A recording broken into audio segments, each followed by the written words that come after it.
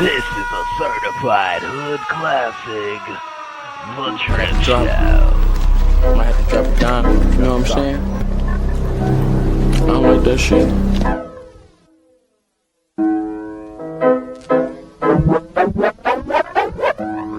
Got the drip, drip, drip, drip, drip, drip. Yep, Drip Nation got 2.5 subs, y'all. Subscribe today. Y'all make sure y'all check out my homie, Drip Nation. Drip, drip, drip, drip, drip. Y'all subscribe. Shout out to Drip Nation. Shout out to Drip Nation. Much love to Drip. Drip, what's poppin', kid? Keep grinding over there, you heard? Drip, what's poppin', kid? Keep grinding over there, you heard?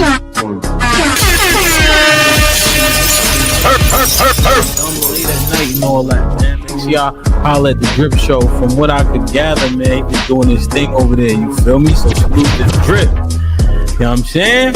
The Drip Show. Look it up. One of the mods will drop it, man. Especially if you need a late night flow. I think Drip go dumb late. I think because he on the West Coast and shit like that.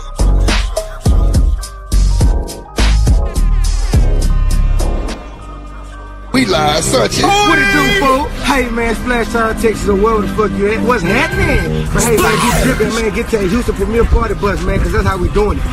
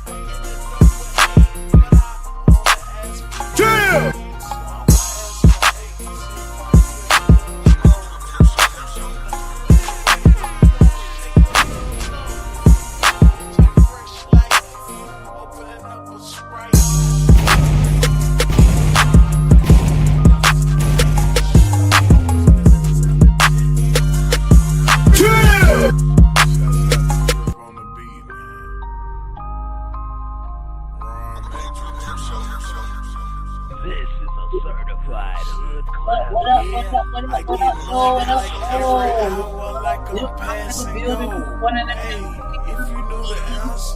Why you ask me for? I give a game, I'll be but then I popping have in to the go. Cause the move I just made, always I gotta really make some noise. And the money I just made, I gotta make some and not noise. too far.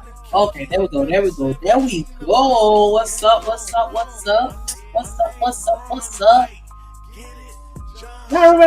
ladies, what's up? Fellas, what's up? Hey. What up? Let me see some ones in the chat. Let me know y'all can hear me. You're going to be bringing the watermelon head ass. You know he late. CPT time. He can't say nothing about me being late no more. Even though I was late too. Hey, look, we skipping past that because he was later than me. So we're going to put all the focus on him. Appreciate that, BJ. Thank you so much for letting me know. Y'all can hear me. We trying to get back to business slowly but surely. So, you know, we transitioned a little bit. So, you know, he might pop in. He planning on popping in. He said he's going to be here, but you know. When she started taking that more, them pharmaceuticals, ain't no telling, but nah, he'll be here in a second. So y'all can make sure y'all give him some shout out. But it's still all on me right now. It's still me. So, how y'all doing? Good evening. Hope y'all had a good day today. Shout out to everybody in the building right now. Shout out to Cold Jet. The greats. Yes, I said that 3 times. Shout out to Cynical One in the chat. Shout out to American Tradesman. He didn't even say hello, just straight rich. Now.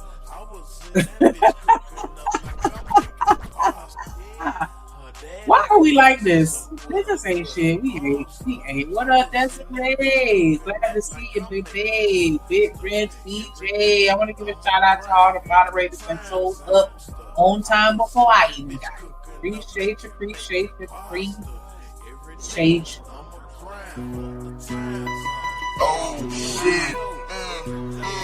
Oh shit. I be sweating like a dog and I might slip. So with the right hits I get a tight vice grip.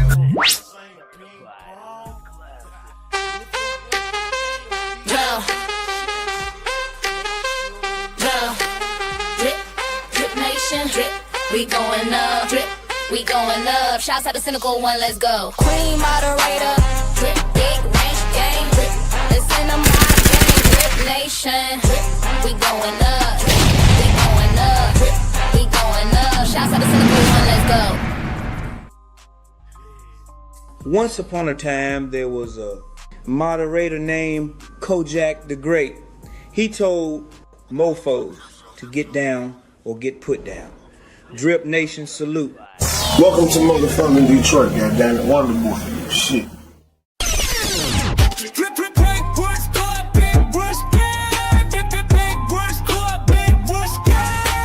Get down, no get put down on for them. Salute to the Motherfather, he emperor. Project 313 to great the Motherfather. Shout out to the Motherfather, DripNation Breaking.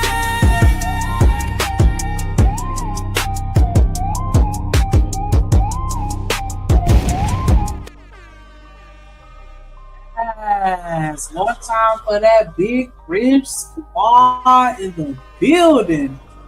Boy, we couldn't do it without you, so we definitely appreciate y'all. I absolutely appreciate y'all for helping me hold it down in Drip's absence. Like I said, he gonna be popping up. He was supposed to be here now, but you know, he half black, so he gonna be half on time, half late. I don't know. Just make sure y'all all hail the Supreme Emperor Kojak. Get down or bow down. Yes, I know that's right. He definitely earned that title. What's up, Raj? Will in the building. Appreciate you for sliding on us.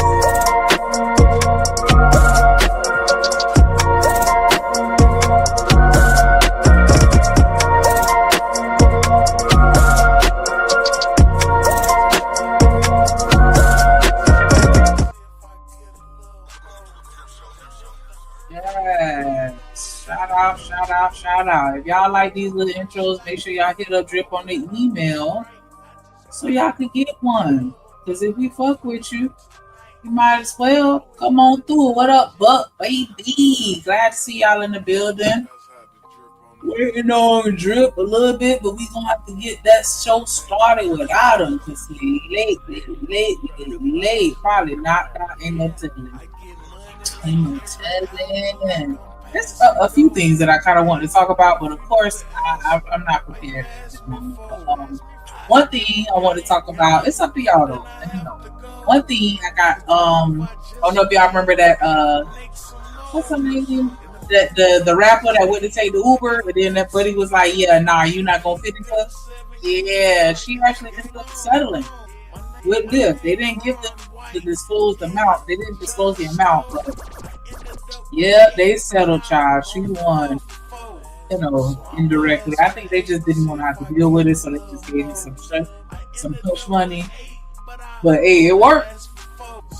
She tried to get the points that she got. I also saw this story on Papoose. If you know, we just been praising him. And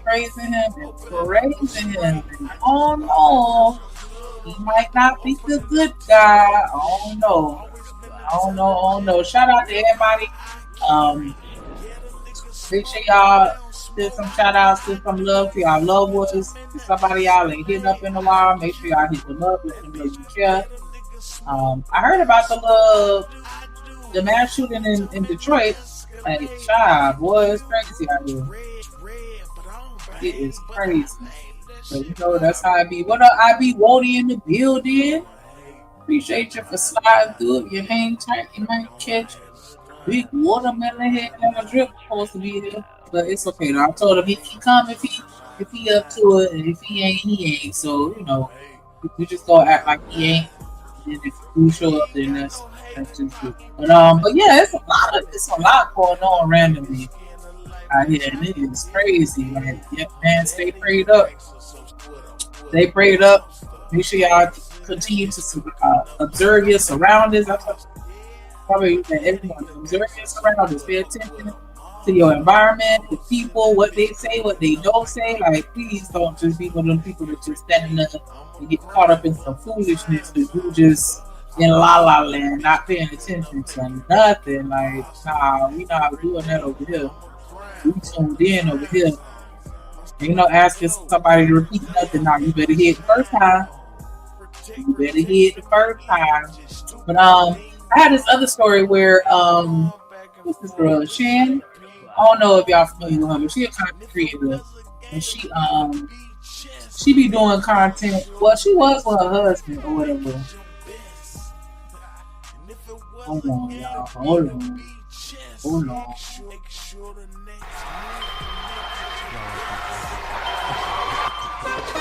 Drip Nation, let's go. Coming to the stage.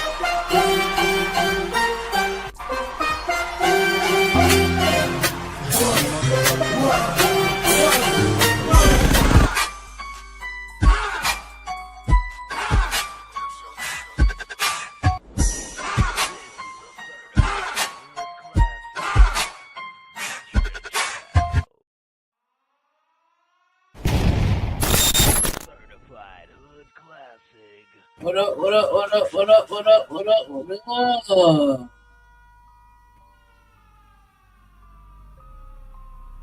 You talking? I can't hear you, honey bunch. But until you get that together, right? She does sex work or whatever, and she was talking about the surprising request that men keep paying for. I don't know if y'all ready to open up that bag, but yeah, it's so crazy. Like, to hear them talk about it, it's just like, child. But yeah, she talked about the number one thing that she requested, and she say 98% of her clients is married.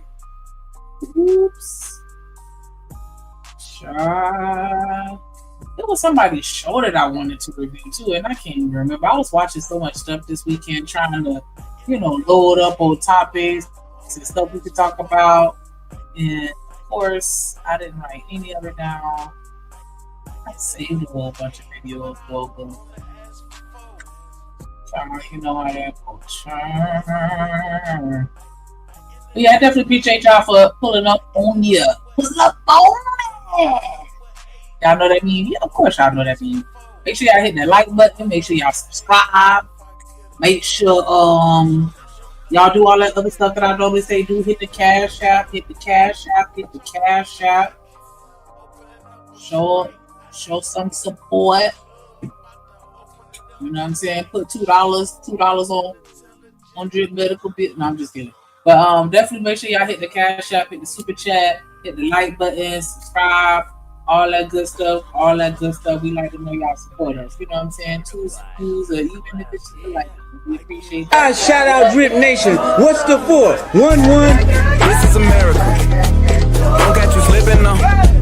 Don't catch you slipping now. This is America.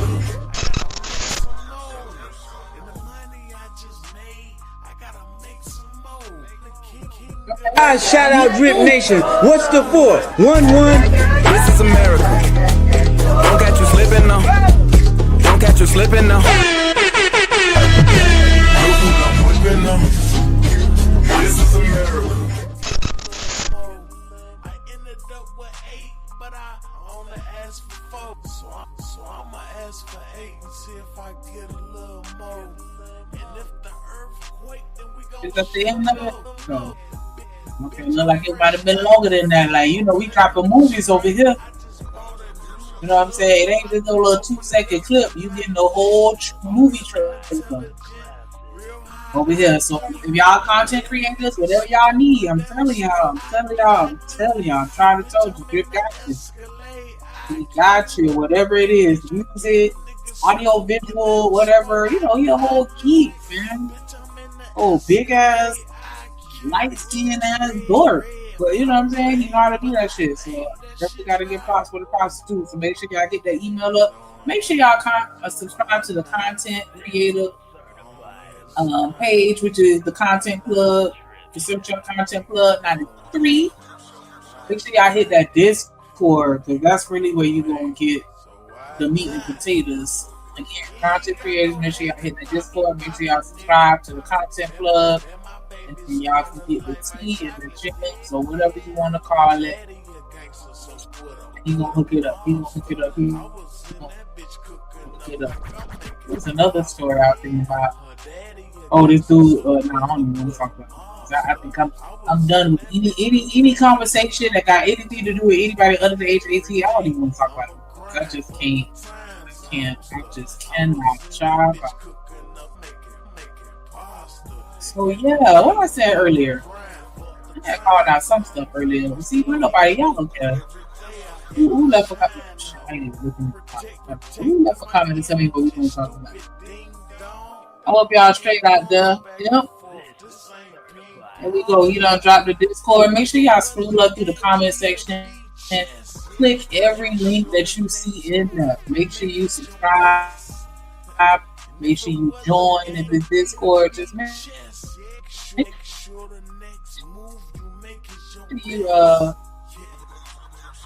you hit every link and do what you.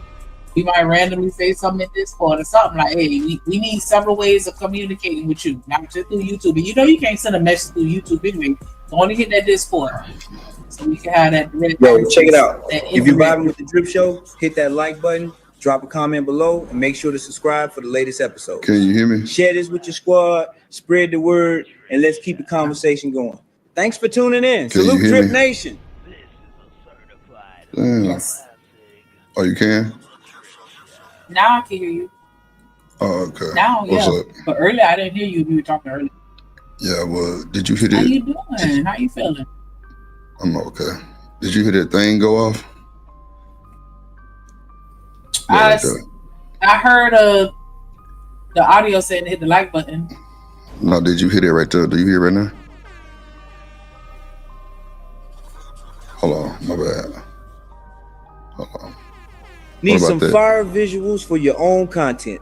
Head over to the Drip Show's resources page, the plug, to grab exclusive background graphics and templates for your intros and thumbnails. Level up your game and make your content stand out. Check the link in our description or comments below to get started. Drip Nation and the plug salute. Okay. All right.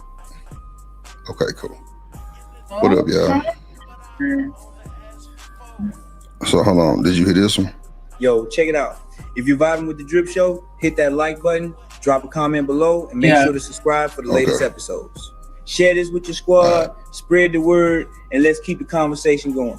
Thanks for tuning in. Salute Drip Nation. Okay. Gotta take that one down. All right, go ahead, Shanique, my bad.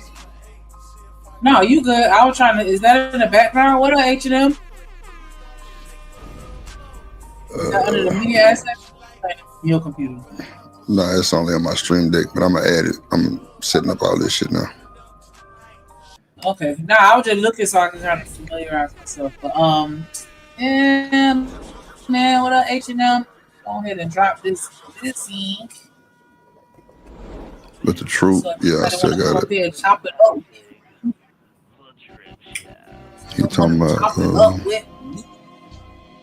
Liv only say you got that one beat still, that one that was all mixed up with truth. All I do is think of you. You let him hit it raw. You talking about that one? You let him hit it raw. You let him hit it raw. You let him hit it raw.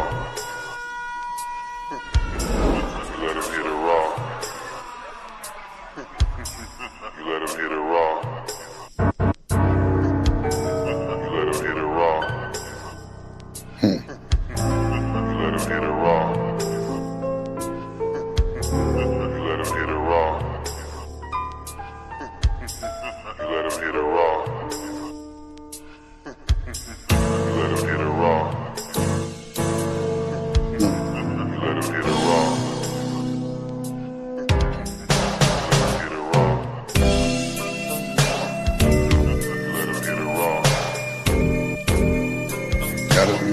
chop, man. Gotta be screwed chop, man. Yeah, you know we still rocking living humbly. What's up, everybody? How y'all doing? Y'all doing all right? Yeah. What up, Vaughn? Dr. Quantum in the building. What up, BJ? What up, Dr. Quantum? Coach Jack. Buck. What up, nigga? My nigga Buck down in this house. My name is Buck, and I fuck with Buck. I fuck with Buck. What up, living humbly? What it do, man? What up, Raj? Cynical. What it do? Aww. I be Wody. What up, nigga? Feeling a little bit bad. What's wrong? What up, BJ? Love you, nigga. Cynical. What up, Desiree? I feel all right. I'm just sore than a motherfucker. Doing shit I ain't supposed to be doing already and shit. Doing too much. What up, tradesman? I gotta get tradesman his wrench, nigga. Bro, been cool. Who else in that motherfucker, man? Hustling Muscle, what up, boy? Robert Platinum, what up, nigga? My boy Vaughn in this hoe. Nah, I appreciate you, but you know you my dog, man. What up, King Hitter in this motherfucker? You say drip action 2025. Grassroots, bro. You gotta be from the south to know about, well, from the north and the south to know about this shit. The drip action. Nah, I was in an 18-wheeler accident, Vaughn. And my voice a little shaky. Motherfucking ribs fucked up. I got a broken femur. Got like 262 stitches all over my fucking body. It's crazy work. Got a black eye. 2 broken fingers. Man, that's a bunch. I got a fucking piece of meat on my back. It's like 3 inches deep from the glass from the car. Got a piece of meat. It's on my cheek. It's just a bunch of bullshit, bro. I'm tired, bro. I'm fucked up. I ain't gonna hold you. I'm fucked up. Nah, I appreciate you, Buck. Yeah, for sure. I already know, Coach Jack. I'm gonna be sorting the bitch. What's up, nigga? Standing, cuss my ass out 32 times today already. Shit, it's going. What up, Raj? I be having to breathe. Like, these motherfucking shit they got me drinking for my ribs. Got me, that shit helped me breathe because nigga be gasping for air because my ribs so inflamed. So, yeah. I'm just taking it day by day, bro. Day by day. Yeah, the motherfucking ran the light and T-boned me and the car flipped 7 times. You know, I was unconscious for 2 days, no bullshit. My mama say when they took me out the car, they got pictures. It was like I was just laying in a bunch of pillows from all the airbags and shit. Nah, for sure, but what up, Cynical? Appreciate you too, Cynical. But nah, man, I'm just chilling. I tried to smoke a blunt today and shit, it was hard to breathe, shit. I'm like, yeah, this some bullshit. This some bullshit. Robert Platinum, what up, boy? She was on here crying. Robert Platinum, Shanika, let me find out she was on here crying. You were crying? Yeah, Seneca. It's like I think it's like 262 or something like that. It's a bunch of shit. I got gashes and shit everywhere on I got a bunch of bandages and shit. Told Stan I was wrapped up like a mummy. No bullshit. I got a broken femur. My femur fucked up. I got a motherfucking air cast on my shit. It's crazy. But that motherfucker, I don't know, this shit here different. Yeah, my femur broke, fractured. I got 2 fingers, and like on my fingernails, on my broken fingers, the nails gone, bro. It's crazy. They said it's probably for me trying to brace myself. But yeah, nigga, I got a black eye like that boy Tyson stuck my bitch ass. I ain't gonna hold you. Yeah, 7 times. What up, Yvette Marie? How you doing, sweetie? What up, Church? Appreciate you, bro. Appreciate you. Yeah, man. I just want to clarify Robert Platinum is a liar because, like, what? I'm a thug. I don't even cry. Like, sometimes the ducts in my eyes, like, malfunction, but it was none of that. It was none of that. You was on here crying, nigga? No. Kojak, she was crying? No. Kojak ain't gonna lie to me. BJ ain't gonna lie to me neither. He said, if I can't take a pain pill, I can smoke up. Nah, for real. They got me drinking this foam shit, though, for my ribs, though. That shit nasty as fuck.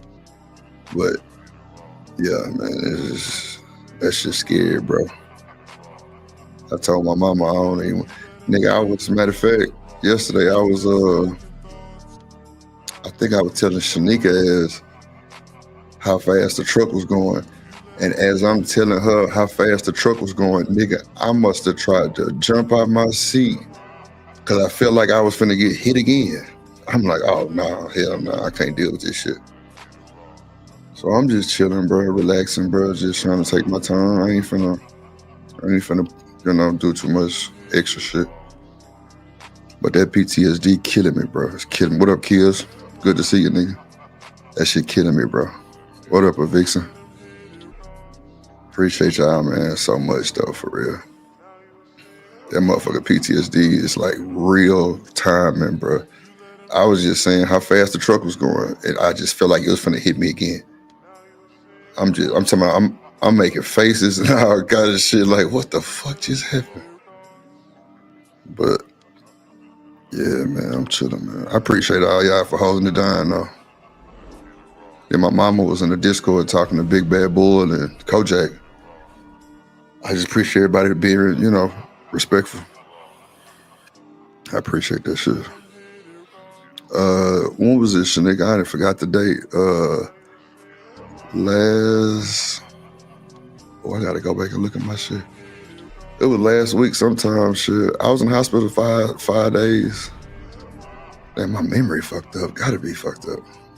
I was in the hospital like 5 days, I think. Yeah, 5, 6 days. 2 of them, I was unconscious shit. I had so many surgeries, skin grafts and shit. Cause like, it's like chunks of, I don't know if it was a glass or what, but that motherfucker had me like missing chunks out of my skin and shit. Like the meat. Like, it's a gash on my back 3 inches deep, no bullshit. I had to sew that shit up. And on like my ankle got like 6 gashes on it. It's crazy. I don't even know how that shit even happened. But that glass a motherfucker, bro. That glass a motherfucker. That glass is a motherfucker, bro. Nah, you spared me for sure, Vaughn. I can't do nothing but... Vaughn, you know what's crazy? I called everybody who I had a problem with, or even, bro, I called and told them I'm sorry, bro. Ask Shanika shit to you. I called and apologized to everybody, bro. Cause I ain't supposed to, bro. The tow truck dude, when he seen me, he say, wait.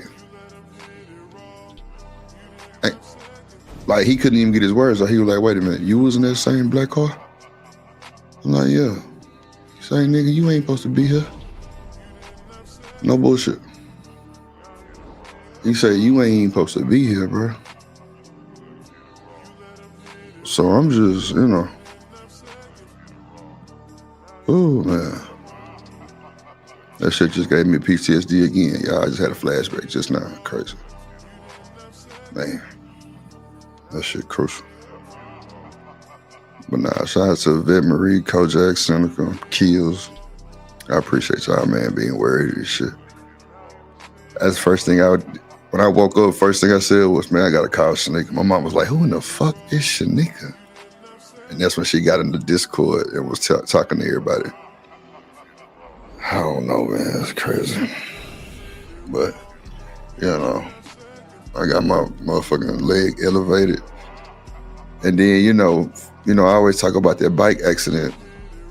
This motherfucker on the other leg, so it's triggering like a motherfucker. Oh my God, it's triggering. But, I appreciate y'all. I don't want to make nobody tear up or get sad. You know, what I'm saying? The show got to go on, I guess. Yeah, God is good for sure, Yvette Marie, for sure. I appreciate you being here too. But, you know what I'm saying? A nigga just sore. I'm really, really sore.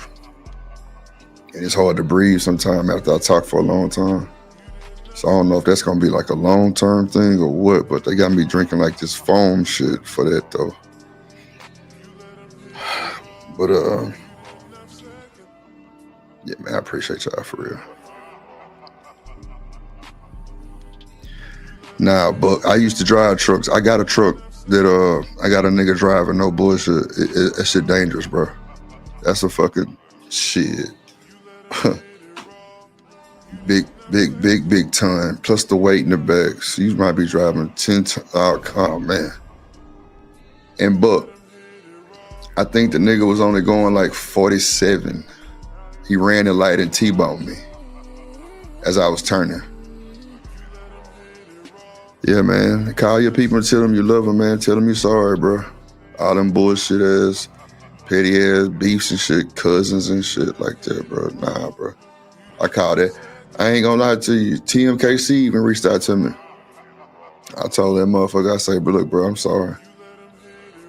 You ain't deserve all that shit. Straight up. She cried. Straight up.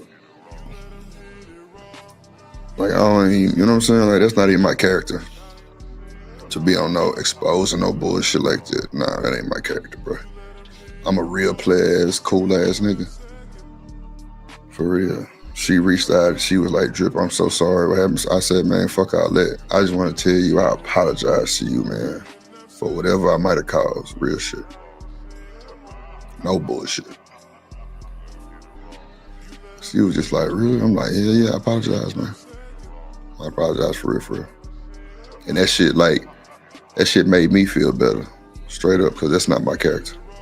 I don't be on no messy ass, drama ass, exposing shit. Like, nah, that ain't me. Ain't never been me. So, you know, whatever came with that bullshit that I caused, any part that I caused, I apologize. So, I was even fussing that sneaker ass the night before that shit happened. That's a fact.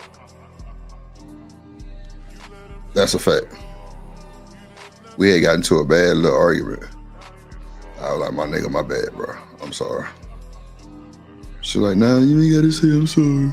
And she broke out crying. I'm like, bro, come on, bro. You gonna start crying on me? It's crazy work. Nah, but I appreciate everybody chopping it up with my little brother and my tea lady. You know what I'm saying? My little brother in Third Ward was chopping it up in the Discord like they partners and shit. It was crazy work. I don't understand, but I just appreciate everybody for just, you know what I'm saying? Appreciate y'all, Big Woden. Appreciate you, bro. This shit, I don't wish this shit on nobody. But nah, man, you got people that you love, man. Call and tell them that you love them, bro. And man, look, I'ma just tell y'all this. I told Sneaker that I wasn't gonna tell nobody, but the motherfucker driver had the truck driver was a truck driver from Sonico, right? Your nigga had THC and alcohol in his piss on site. They took a drug test on site.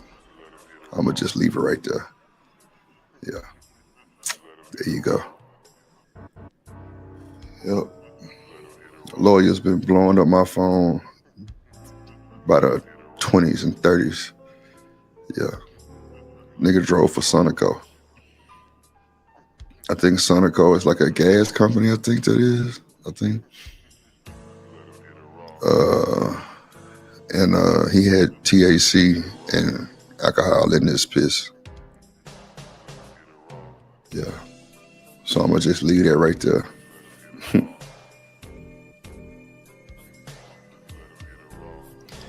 Yeah, I'm definitely on some hill shit. I'll be woden. I'm just doing some shit in the back, just so I can, kind of get this shit. Oh yeah, BJ, I'll call you and tell you. I'll call you and tell you personally, my boy. The suit is like, the suit is crazy, bro. He say, wow, that was a stupid, I'm saying? You gotta stop watching that. Bro, so wait, but I'm trying not to laugh. My shit hurt right now. But they say the nigga JP has some weave in his head. I'm on his ass. What up, Bridget? I'm good to see you, Bridget. I love you too. I apologize for everything, Bridget. You ain't got to be worried about coming over here. I'm gonna give you a wrench and everything. I'm sorry. Nah, for real. Yeah, it was from Sonico.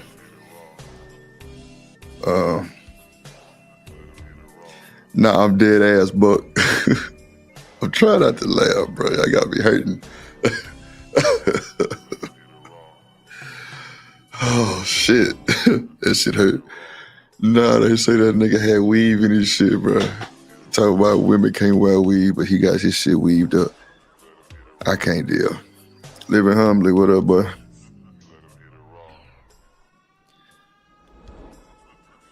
My girl Bridget, man. Good to see you, Bridget. I'm glad you came.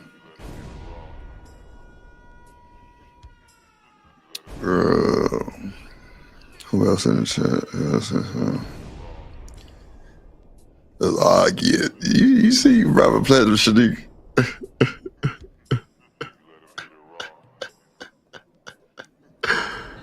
I can't even laugh right, bro, Bridget. This nigga Buck Nine is stupid.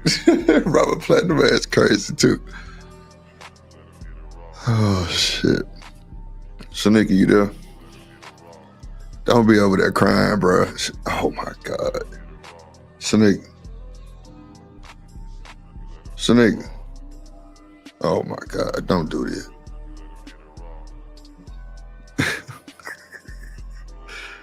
Shanika, you over there crying? Don't do that shit. But this nigga here, bro. I can't deal with Shanika. Thank you, Seneca. Shanika. I'm trying to raise my voice. You got me. She must have stepped away or something. I don't know. I hope she ain't over there crying. I told her don't be crying. Shanika. Yes. You over there crying? No, mind your business. Oh, don't do your boy like that, man. Don't do me like that, man. You know I love you, nigga. Like a fat kid love cake. I love you, bro. Real shit. Yeah, my B-Day did just pass, yep. Robert said, hell yeah, she cried. I ain't talking about Robert. Wait a minute. It was a dude did his hair? Oh no. Wait a minute. Oh Lord. Remember to say he got him crispy though. I ain't see everything. I say him and Bomb fighting. Lord have mercy. You can't fight Bomb. Bomb is undefeated.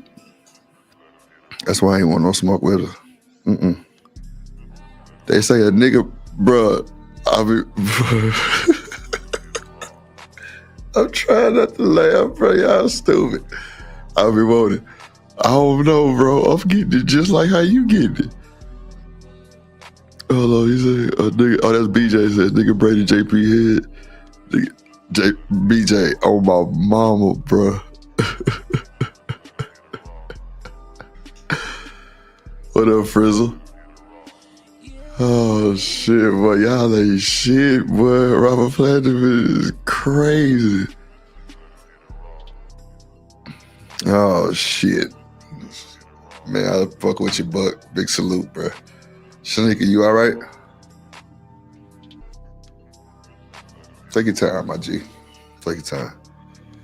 I'm gonna laugh at I'll be Wody and BJ them in the chat for a minute because they ass crazy.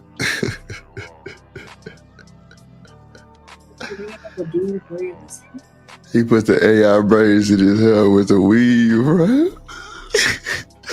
I'm trying not to laugh, bro. It's funny. Oh shit. Oh my god, bro. JP, boy. I'm on your motherfucking neck, nigga. Yeah. Y'all tried to play me with that bullshit. I'm on your motherfucking ass. You talking about women can't wear weave and shit. Nigga, you got a bundle in your shit. Hell nah, nigga. You got a bundle in your shit. Not the Allen Iverson rays, not the fish bones. What up, Corey? What up, third? Corey, my guy. What's up, brother? That nigga had a bundle in this shit, Shanika. I try not to laugh, bro. This nigga crazy. I mean, the dude is doing at the barber shop, right? What? A bundle in your shit? Boy, they have braided. The dudes be doing it at the barber shop. Doing what? Or do they have a woman in there? When men want to get braids and they go to the barber shop, like it's normally a woman, but you know, men be doing the women hair. I seen what up there, boy? I love you, nigga. I seen the women doing the women to do. Well, I mean, it's some women that know how to cut hair. You know what I'm saying? There's some women know how to cut hair real good on you know, on phone them. maybe so. But the niggas will normally do the women hair too, though. What up, Corey? Good to see you, my boy. Oh, VJ, bro, you gotta chill, bro. What up, H&M? What up, H&M? Shit. He still got it in his head, I think so. Oh no, Robert Platinum, oh no.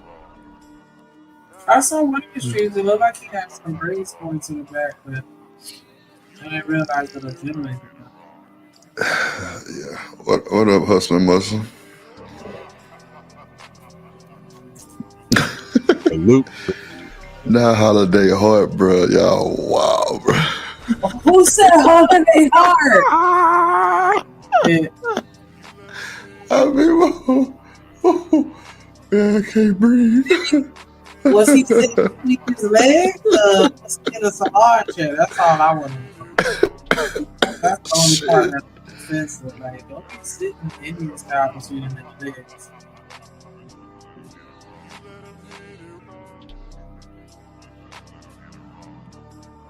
Bruh, that is funny, bruh. That is hilarious, bruh.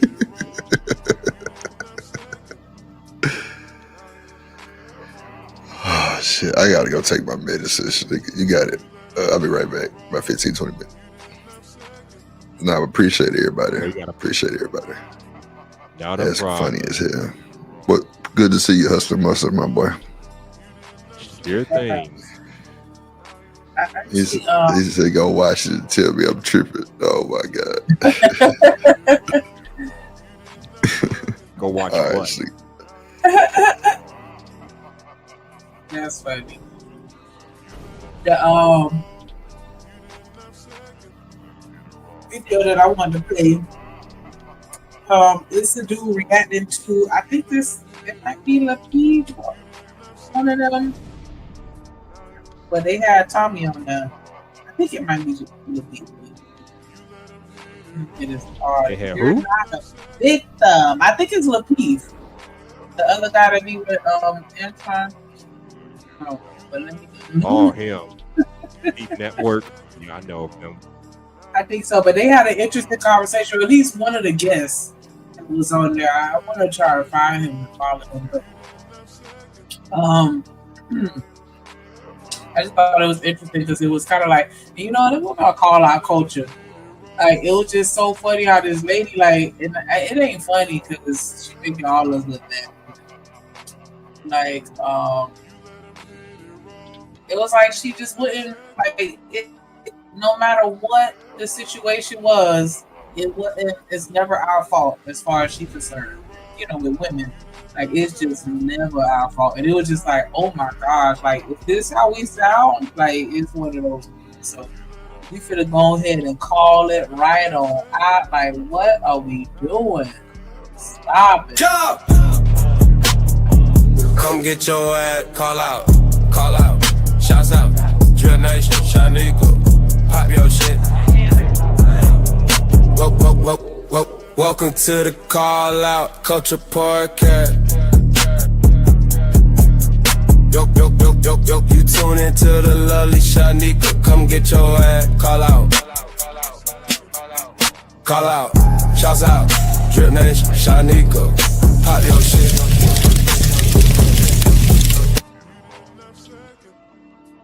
DripNation Fair Use. This content is used under the Fair Use Doctrine as defined in Section 107 of the Copyright Act. It is used for educational and commentary purposes. All rights to the original content belong to their respective owners. We do not claim ownership of any copyrighted material. All right. On to the content. I think when we talking about mental abuse, I think I know we talking about relationships, and you talk about when you're born. Girls are taught they can do what they want. That's what I'm talking about. And this is an anecdotal response that is worldly. I got a twin sister. She's 15 minutes older than me, but I act like the big brother. When we was growing up, I was taught by my mother, you don't hit girls. And you know who heard that? My sister heard that. You know who knew that? My sister knew that. So you know what my sister would do? My sister would hit me. My sister would hit me. She would do all kind of stuff, and I would not hit her back till one day my mother saw it. And when my mother sees her hit me, and she says, why you let trying to hit you like that? Now, I'm older now, so my ad-lib is a little different because I wanted to say, like, B, you told me not to do it, but I'm just joking, y'all. But I said, well, you taught me not to hit girls. And my mother said, the next time she hits you, hit her back. And now, armed up with this new information, I could not wait for Taronda to hit me. And sure enough, Taronda came and hit me. I hit Taronda back, and we never had that problem again. In this society, girls are taught, girls can hit boys, you can't hit that boy back. So by the time you become a teenager, by the time you become an adult, you're armed with this mentality on both sides of the spectrum. It's dozens of examples. I used this when me and Tommy was doing a show before. Ray Rice ain't played football again for hitting that woman for spitting on her, but Jay-Z got ridiculed for doing what a man is supposed to do. Lil Bow Wow got ridiculed for doing what a man is supposed to do. Jay-Z on that elevator, this woman is acting like a complete animal. And nobody said anything about what Solange did, but made fun of Jay-Z because he's standing there like this. And why is he scared to death to touch her? To do anything to defend himself? Because he knows if I even raise my voice at her, they're going to say, why did you do that, Jay-Z? You're the man. You're supposed to be bigger than that. But nobody has ever taught the woman to be bigger than that, to act mature, to act like an adult. Any excuse that they want to use to act like a child and go off with their mouth and be in their feelings, they have a license for it. The viral pill. Yeah, so why does ad play? Because I ain't got no ad blocker. I think that I was waiting on a good time to him to pause, but he was kind of cooking a little bit. Like the social programming have us in a chokehold as women to the extent where we just don't even see it, how violent we actually are. And that kind of leads me to my unpopular opinion right now. Like, if it were a situation where 100% of all forms of abuse was reported, that means the men and the women that abuse other men, other women, and other children, I don't think the numbers would be that far apart. No, don't stab me, don't stab me, don't stab me. Just I'm just saying, like, I think we kind of neck and neck. Even though a lot of people like to, think that men are way more violent, and I think that y'all are to a certain extent, but I don't think it's that egregious of a difference to where we're just completely innocent and saints. I think that we see it that way because we're raised to see it that way, and it's kind of just ingrained in us to the extent where it's like, hey, look, you better not hit me back.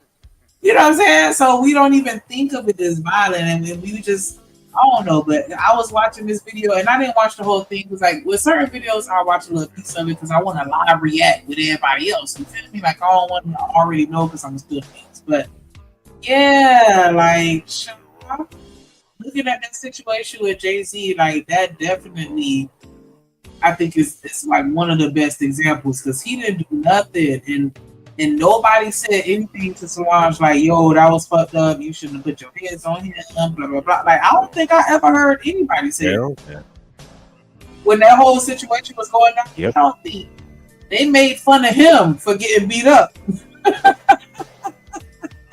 It's not funny. There you go. So it's a damned if you do, damned if you don't. If she had to put her hands on him and hurt him, now he's a punk. He's a sister. He's a lame ass nigga for taking an ass whooping by a woman. But if he put his hands on her, oh, now he's a woman beater. He's a misogynist, all this kind of shit. So either way, he would have lost. Yeah, why put us in those goddamn situations if you know we can't win? Shit. Yeah, and that's what I was gonna say. And it's just my opinion, but I honestly feel like if men were just as comfortable, and I know, of course, you have women that don't report things too, so it's both sides. But I feel like the difference of the ratio is so extreme to where if they were to feel comfortable, and by they I mean men, if men were to feel comfortable actually telling the truth on what's happening, and then even with children. If we include them too, like, yeah, I think we neck and neck, just like with the cheating. We always looked at the dudes like, man, y'all cheated, y'all the cheaters, y'all the cheaters. Then what they do? They start paying attention to us, and then what they say? We cheat just as much. Like, yeah. Child. What up, Rooster? But, oh man. What up? Oh, you don't feel like you gotta hit it again. Hit it one more time. Just make sure y'all hit that like button while we talking about hitting stuff. Hit that like button, smash that subscribe button. Go on and scroll up because I done see 11 links in the chat. Go ahead and scroll up. Hit at least one of them and subscribe. It's free. If you got a couple dollars, go on and hit the super chat. Hit that cash app. It's right there on the screen. Send Drip some love. Whole thing ain't even eating real food. Boy, he about to be fine in a minute. Shit, that liquid diet, boy. Hey. I need to put your business in now. But yeah, shout out to everybody that's here. Appreciate you. Oh, I was trying to say, where did condoms just come from? But okay, I understand. I had to read up. What up, 907? In the building. What it do? Joy, how you doing? How you doing, ladies and gentlemen? Salute, chocolate. Hello. So is Drip all right? Yeah, he was for a second. Take his pain medication. Okay, well send him many good vibes that he get He well. gonna come back. How you doing, Miss Shanika? He's still chilling in the background. I got you. You know what I'm saying? So how you doing, ma'am? What's going on with you? A little better. It's been fuck with me a little bit too. Like, I ain't even gonna hold you. I'm not even gonna lie. Like, I'm a girl. Like, come on. Like, so, I got you. It's the weather. I'm gonna be honest. I think the weather changes. To be real. Yeah, these fucking hurricanes getting on my nerves already, and then they got Spanish names too. Like, I'm really mad. Like, she said, "I'm really mad." For real, like, because I feel like they kind of low key taking over down here, and so that's now the hurricane is all Spanish now. It's like, damn. She said, "Damn." Or shit like that. Like, we gonna have her. Or should keep, you know what I'm saying? Like, girl, it's time to get out of here. Go somewhere where they can take care. Somebody said, "Shit, when you gonna let me up?" Wait, what? Robert Platinum? How you, baby, girl? Right Can I now. just listen? Can I just be real? And I ain't even trying to brag. I'm gonna tell you, I done had some men say some crazy shit to me as of late. Like, I had one dude just invite me to the red. He's like, "Can I just take you back up here to this reservation?" No, sir, you can't just take me away. You can't just kidnap me. Then, I had a date. How was that date? You had a date. Well, how did it go? It went well. It went very well. Yeah. Where y'all went? Where y'all went? Give me some tea, girl. Girl, listen. It was I'm not really a fancy, I live out in the boonies, so it was a let's cook dinner, and he made dinner for me, so it was nice. Okay. Made, was it good? It was good. He made salmon and peppers and sweet potatoes. It's good. It's good. Okay. I was like, okay. Not you cooking for me on the first day. Oh, God. But yeah, so it was grandma. He been in the kitchen with grandma. He was somewhere in somebody's kitchen. For real, but, you said the only thing I will say is the food did end up getting burned, but that's because we got distracted. But the food was good. Ooh. Oh, okay, so it was a vibe. It was a vibe. That sounds good. It was a vibe. Yeah. So, again, like I said,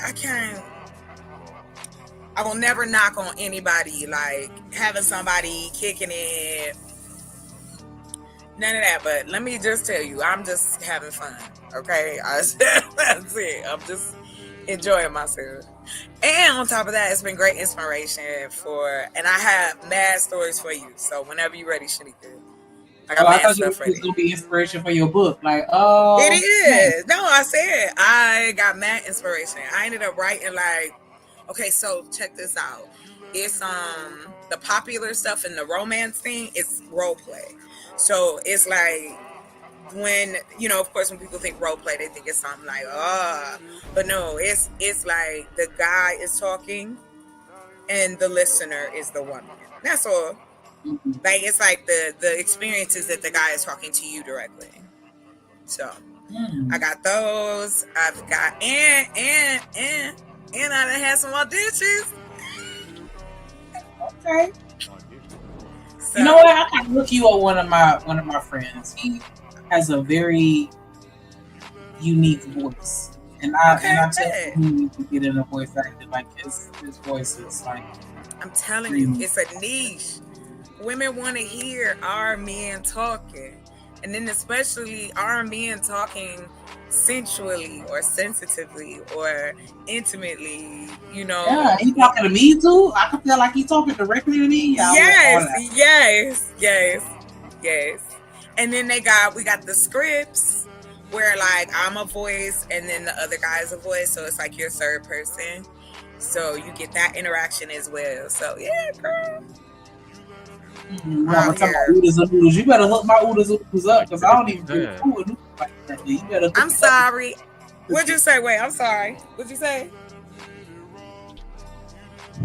Sound like you had a good time. Nice. I did. She's cheesing and shit. Hell yeah. No, I'm just saying. No. The date was earlier this week. It was Friday. Yeah, Friday. It's Friday. So no, I'm just excited. Period. Like the stuff is coming together, and it's just putting all this stuff together. So yeah, it's all the way. I smelling about a lot of different things. So yeah. So my question: when the date ended, did y'all plan the second date, or was it I'll holler at you? We figured out later. Yeah, we kind of I like that. Just we'll figure it out. Cause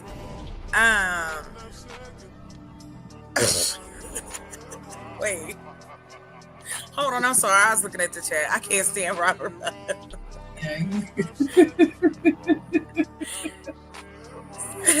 We were watching this video. We just kind of got into it.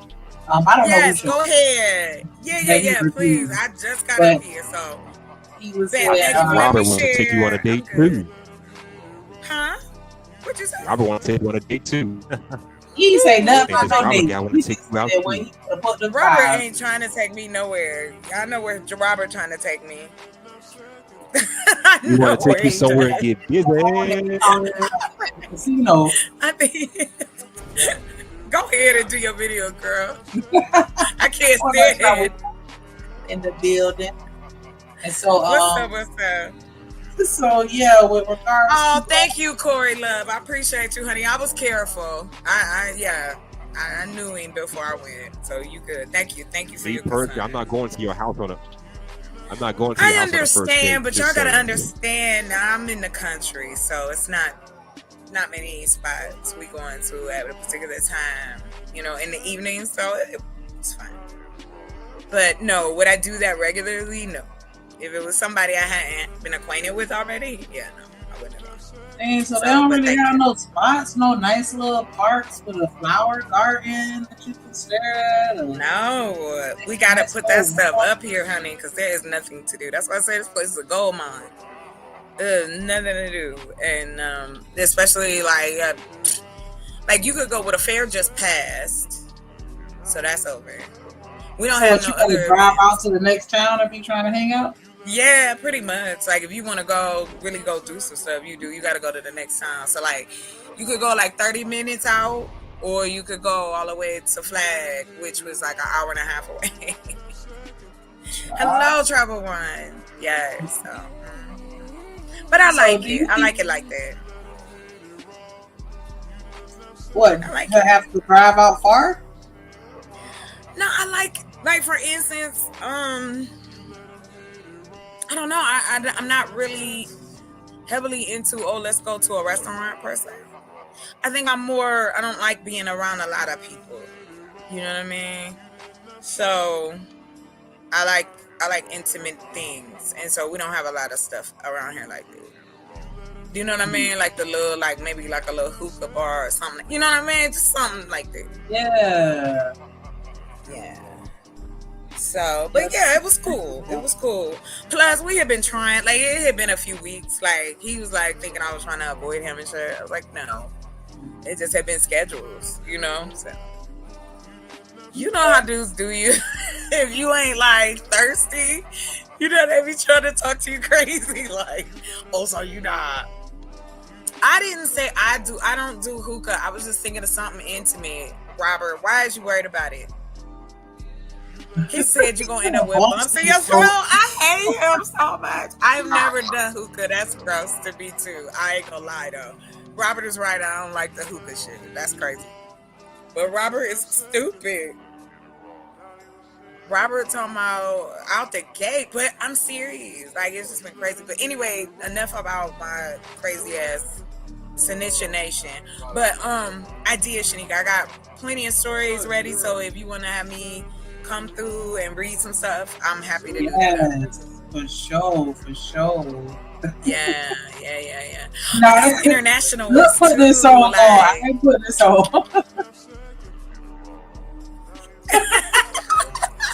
Are you in the background? It is kind of like, yeah. It's romantical. That sounds scary. Not a 2025. Oh no! How are you itching? So,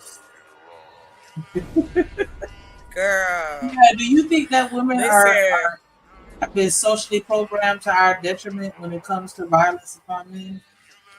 To the extent where we don't even consider it violence, where we are always the victim, even when we're the aggressors? Well, yeah, because it's been set up. Like I've heard men say, "Oh, well, women can't fight, and hitting having a woman hit you ain't the same as having a man hit you." So yeah, I think men and women both, we've continued to kind of socialize each other into believing that it's okay to put your hands on a man, because men put their hands on each other. So why couldn't a woman put her hands on him? And so then we flip that, right? And if that's the case, we don't encourage a man to put his hands on a woman or children. So, I mean, I definitely don't encourage men to put their hands on each other, but that's what they do. However, I do think that there are a lot more men who get abused that don't talk about it because of our social setup. You can't be weak. That, that's weak. Men would look at you as weak. Okay. Well, we just listened to, it's only been like 2 minutes in, and he was pretty much. Oh my God, you should have stopped me. Okay, I'm being quiet. Oh no, you good. This is what we do. We come up here and we play a video, talk for 6 hours. I don't want my ADHD to knock us off what we do. Wait till the C had to call it out. Like, hey, this is what we do over here. It's like, we've been talking for 8 hours. This video is still up here. 2 minutes in, yup.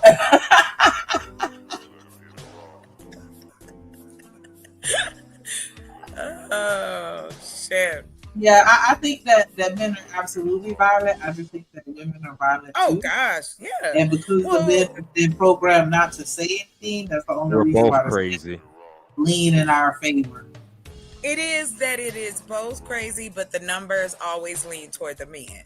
Because again, we've got like 50 something active serial unalivers, and they're men walking around right now currently. That comes from the FBI. We don't that part I don't get. The violence that is when it comes to women, that part you can't make me understand. You know me, I don't like talking about kids, so I'm sticking strictly with adults. I don't get it, and I don't get it if I have to, because there's levels to this. Because what we talking about is, if we're talking about domestic, you know what I mean, domestic abuse to a loved one, no, I don't agree with that at all. Verbally, mentally, physically, manipulation in a bad way, that's not good. Making somebody feel guilty, and that's why I don't like when men say, "Oh, well, being married is a duty." Well, if it's a duty, then eventually you are going to resent it. If it's not, go ahead. I'm sorry. No, go ahead. Oh no, I was just going to respond to Trevor. I'm not necessarily saying that women go around starting trouble. I'm just saying that I think that women can be just as violent. I'm not saying equally as violent as men, but I'm just saying I think the numbers will be closer than what is being statistically shown. Well, sadly, I have to push back. Yeah, no, I still don't think, even with things being unreported, I still think men would outdo it. They just would, because again, when we talk about it in our community, we try to pretend as though the violence doesn't go that far. But it does, just like Vaughn had pointed out, Snap. Yeah, I've watched Snap, but before Snap, it was Forensic Files, and before that, it was HBO, and then ID. So, sir, ma'am, if you want to know the psyche of people who put their hands on folk, I suggest you get your documentary on. Because it is the same MO. Usually folks that want to be aggressive by putting their hands is lack of communication, lack of respect for their partner, and lack of respect for themselves. Because think about them people that go to jail all the time. They fight every weekend. Get loose, fight, somebody go to jail. But then on Monday they're together. Yeah, we can use that example, and that's fine. But the example that's happening every day is that men are not talking at all and unaliving folk. Do you think that the penal system is more lenient towards women, to where they're not being convicted at the same rates? I think that they've tried to, but society, let me put it this way. I'm going to get the society shit out my mouth. Men and women who started this whole setup, it was started with men. Men did not look at women as criminals. Not until the 1920s, right? Mm-hmm. That's when we really started seeing women go to jail for unaliving people. And then it was being chronicled through newspaper. The fascination with women who take lives is still to this day more fascinating. We're blown away by it. Oh, how could a woman do it? Why couldn't she do it? She's just as likely. And I'll give an example. When we talk about women and violence, I watched the documentaries about World War II. They've been, a lot of that kind of talk has been around. And those women that were married to the men of the SS was off the chain. These were some of the worst guards in history. And they were doing these things to other women. Mm-hmm. So, like, that's what I'm saying. Like, no, of course the numbers ain't going to outweigh. But yes, we can be just as violent. But we have been conditioned to believe that it'll be a man first before a woman. You can see that in the way we look at our crime. I've seen the stats, though, where they talk about how if you're a woman or even if you're just physically attractive, they're a little more lenient on you. Yeah, of course, because we're biased. Human beings have prejudices and bias. If we find people aesthetically pleasing, which is, again, has been studied by other human beings, we know the things that we like, we do more. The things we don't like, we complain or don't do them at all. But like I said, I joke and I play around, but the truth is, it's just like in dating. I don't want to look at a man that make me want to cry when I come home. Because yes, his personality might be great, but he looking like a mud duck. My eyes is gonna burn. Or a woman that's requesting a dude that's taller or shorter. Preference, right? So when we talk about our relationships and when we talking about violence, because see, some people would say, oh, okay, well, you like your man to be aggressive with you. That's violent. But as long as the adults are consenting, it shouldn't matter. But when we're talking about you can't say nothing else but put your hands on another person, it's time to go. It's time to go. And yeah, I think they need help from men just like they have it for women. Because they're embarrassed to say. How many men will tell you that their woman is beating them up every day? Or slapping milk out their face or some crazy old wild things that we hear people do to one another.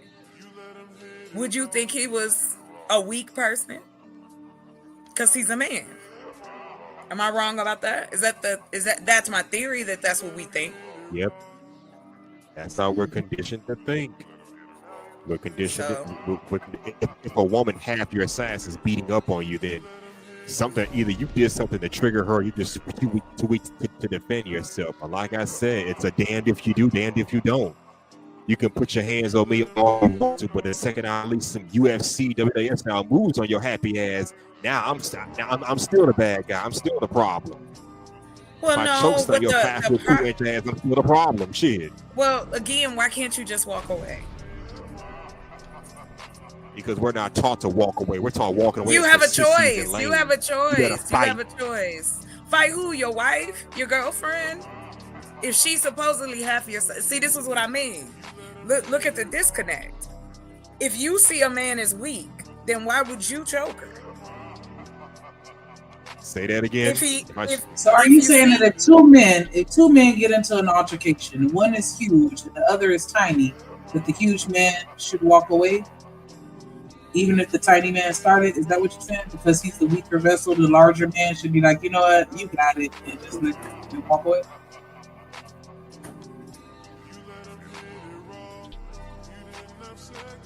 I don't think he's saying that. I'm being hyper. I was asking what you were saying. Oh, me? No, I'm saying you should walk away. Yeah, I think so. Yes, because things could go too far. There's always a happenstance, right? And this is just my opinion. If you are the larger person and you can clearly see that if you put your hands on this person, that you may hurt them to the point that you could go to jail, we're adults. If the thought of your freedom is not as important as you proving a point by putting your hands on somebody, there's something wrong with you, weak or not. Well, you have my question no ability. Is, do women think about shit like you? I'm a woman. I'm think about a shit woman. like this when they go put their hands on women? Sir, I have had women try to fight me. Not in a we ain't in love, but we you know what I'm saying? Yes, of course. We're women. Just like men try men, women try women. Now, if you're talking about in a domestic, if you're talking about relationships, you're talking about ladies that date ladies, that's a different topic. But no, if I ever put my hands on a man, no, not in that way. Because if I date big ass dudes, so I gotta make a decision.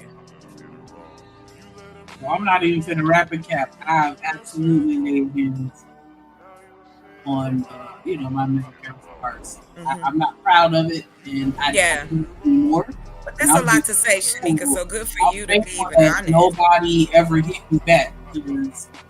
I got you. These men that are fighting back, baby, I want no parts of that. and there are some men who like to fight women. Like these subsections, and I know we want to kind of minimize that sometimes, but just like there are women who take, I've heard men talk about women who like being, hit or whatever like that. There's something wrong with her. Why are you with her? And see, that's the conditioning. That's a good point. Why would you stay with a woman that's comfortable being hit on? And I'm not victimizing anybody. I'm saying, why would a man do that to himself? Go ahead, I'm sorry. I used to ask myself that same question.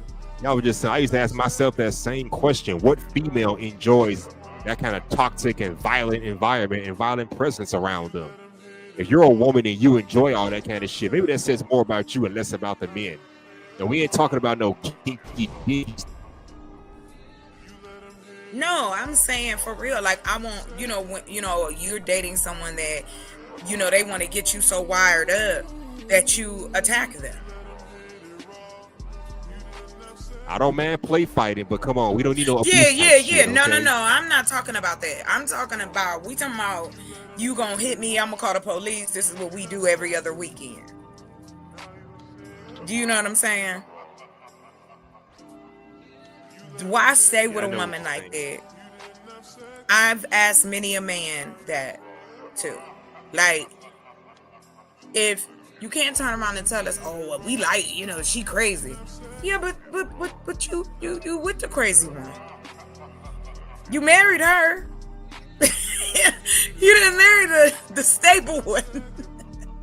Is that the same thing that we have for women that stay in those relationships? Or do we Yes, because those dynamics are the same. Manipulation, pain, lies, fear. There's those the emotional connection to this, and that encompasses all that I was just naming, like all of that in there. And if these people don't know how to cope through that, and they don't know how to talk it through, nobody's gonna leave, and then somebody end up going to jail because somebody hurt or unalived. And that's what I see when I watch ID. Like, I'm in a mood and I'm just watching them shows all day. It's the same story. People unable to communicate. People unable to cope. People unable to let go. I don't want you to leave me, so I'm going to put my hands on you. I'm going to make you feel worse. I'm going to make you feel less. And that, my friends, is an equal. There's your equal right there. A woman can do that to a man can do that to a woman. Well, I'm gonna play a little bit of video, but the only thing that we've been so far, the gentleman in the upper right hand corner, Captain TV, but he was saying with his twin sister, he was taught don't hit girls, and his sister used to tag behind up, and then one day his mama saw him get hit, and he didn't do nothing, and she was like, "Why you just hate that like that?" And he told her, like, "You told me not to hit girls." And she was like, "Next time she hit her, hit her back." And he was like, he hit her back the next time she hit her, and he never put her hands on her again. I appreciate you, Travel One. Somebody's listening. You know what I mean? Somebody. I don't know who. We're going to hear the rest of the story. Dope. Any excuse that they want to use to act like a child and go off with their mouth and be in their feelings, they have a license for it. Okay, I'm going to say this. I don't play okay, I'm going to say this. All right. Statistically, men are more abusive. Okay, that's number one. Men are more abusive because they're somebody. Second of all these little examples that you done gave, you really don't know what's behind the scene. You just caught Solange in the elevator fighting him because of what? A reaction from a action. And we don't know. They probably do that all the time. Whoa, how could you say that? You have nothing to back up what you just said. Now, this victim blaming you're doing right now, ma'am. He might have did something to her sister and she jumped in it and she just, the aggressor, because you see Beyonce, she was standing back like, okay, you know, because they do this all the time. That doesn't mean what you just said. Jesus Christ. You're a problem. Chris, Taurus, Rihanna and him, you caught where he was hitting her. They probably was fighting all the time. We don't know these examples. But me growing up, my brother was the one that was like, my father was telling him, you a man, a woman is beneath you, like in a sense, not saying in a disrespectful way, but like, you the king, you the one, you don't ever let a girl be over top of you. You don't ever let a girl do this or do that. You know what I'm saying? So the same way you're saying something about a woman and you're being taught not to hit a woman, in the same breath, we're hearing parents say that the boy is over top. I got mad all the time. My brother always got away with stuff. He got the first car. He got the first this. He got the first that. So it makes him, in other words, be like he's over top of the woman. What did any of that got to do with abuse? What did any of that have to do with that? Did you hear what you just said? That's a good you question. Started off with Beyonce and Jay-Z and their situation, and then brought up Chris Brown and Rihanna. So you're on a track. How did your brother be taught that he's over a woman, and then him being given a car first, him getting these things first? How did that translate to the other two things that had to do with violence? My mind is now blown. You got me confused. Do you know what you're saying? So the same way you giving examples about how a woman gets away with stuff, we can get examples on how the man gets away with stuff and how what was the example? The abuser because he's trying to have control.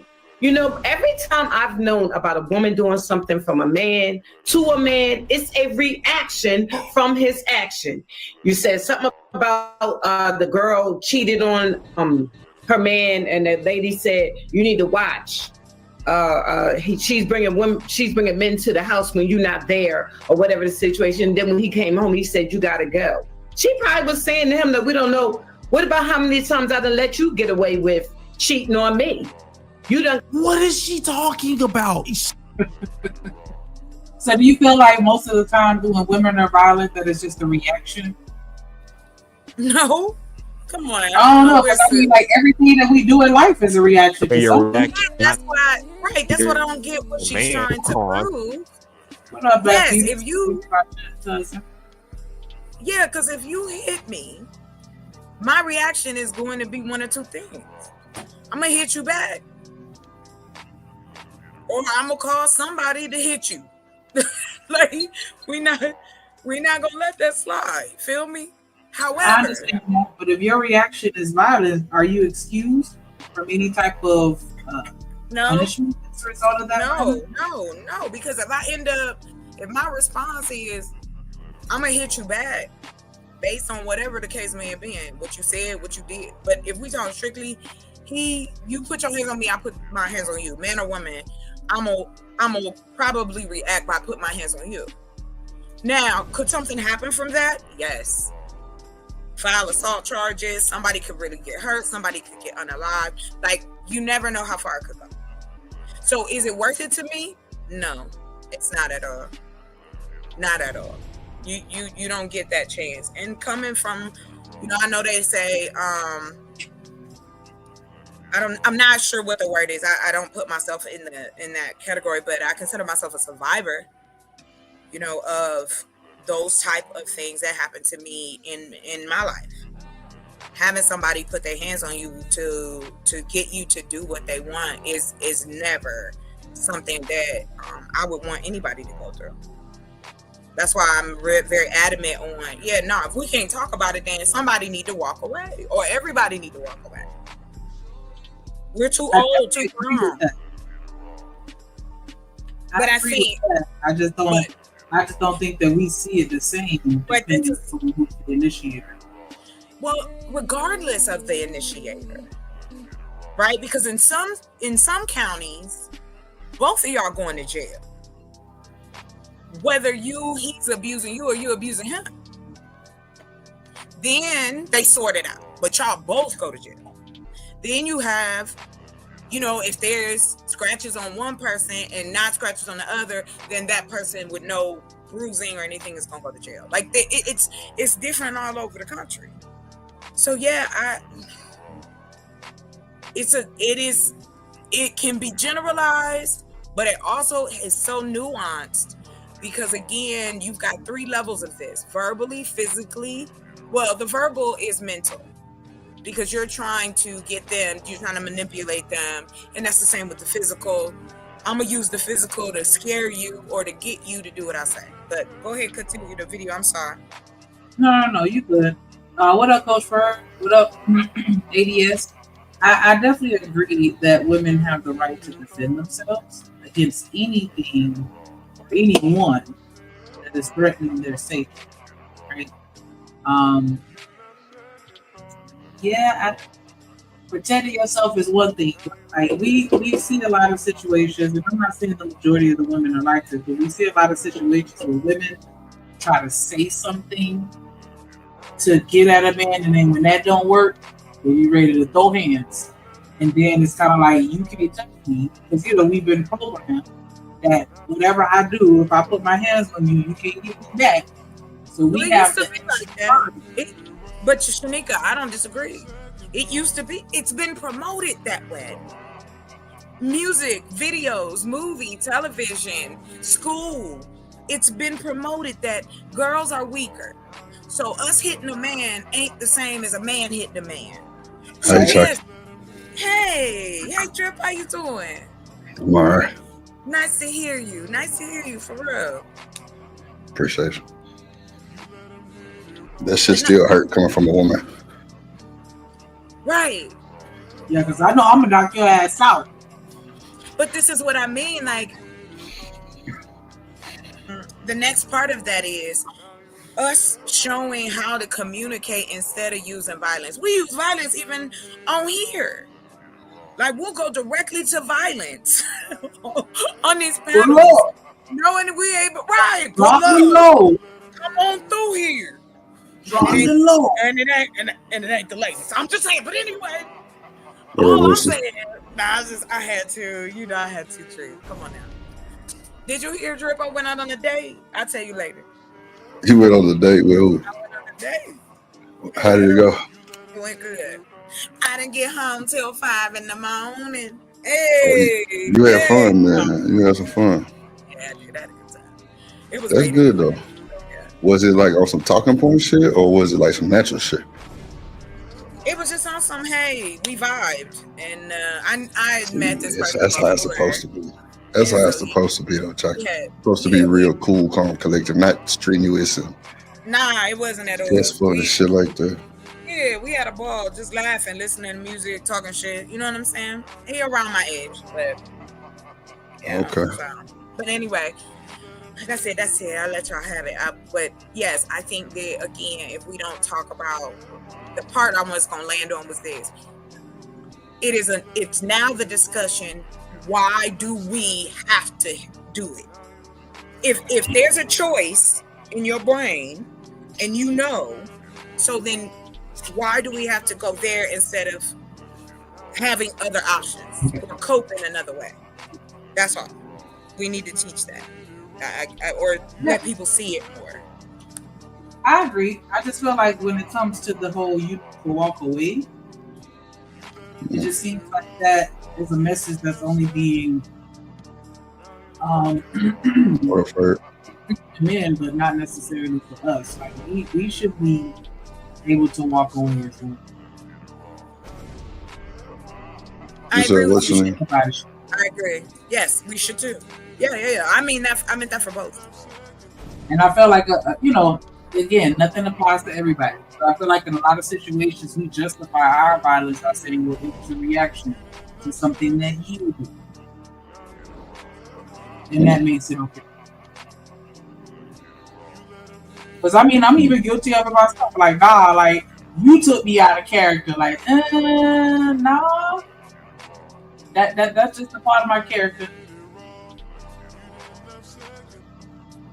You know what I'm saying? Like if you're not a violent person, I don't think that somebody else can make you violent.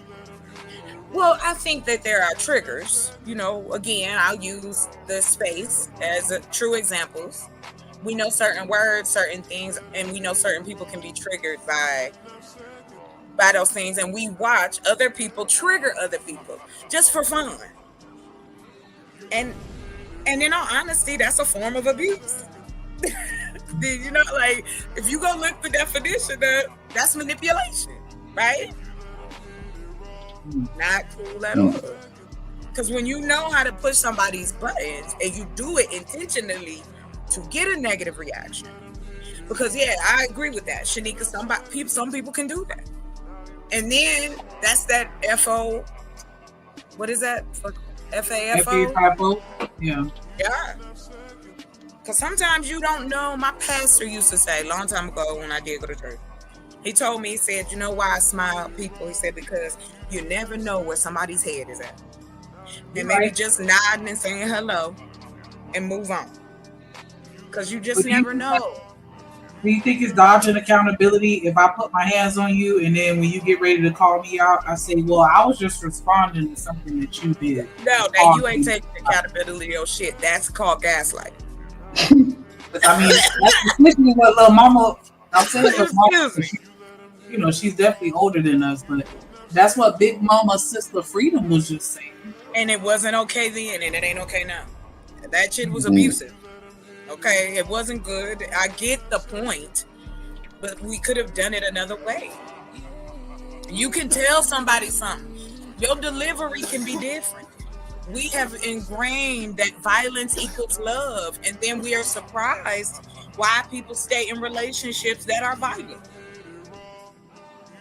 Yeah, I agree. I also think that we are ingrained to believe that any violence that comes from a woman isn't real violence because yeah. Oh yeah, I agree with that. We sugarcoat it because it's your family or it's your man or your woman or it's the kids. Because listen, kids abuse their parents. I've seen it as well. So I've seen some white kids fuck their parents up for real. Right, and it's horrible. And I will say this again, and even in this day and age, if you are not teaching respect for self and others, yeah, you're gonna keep getting the violence.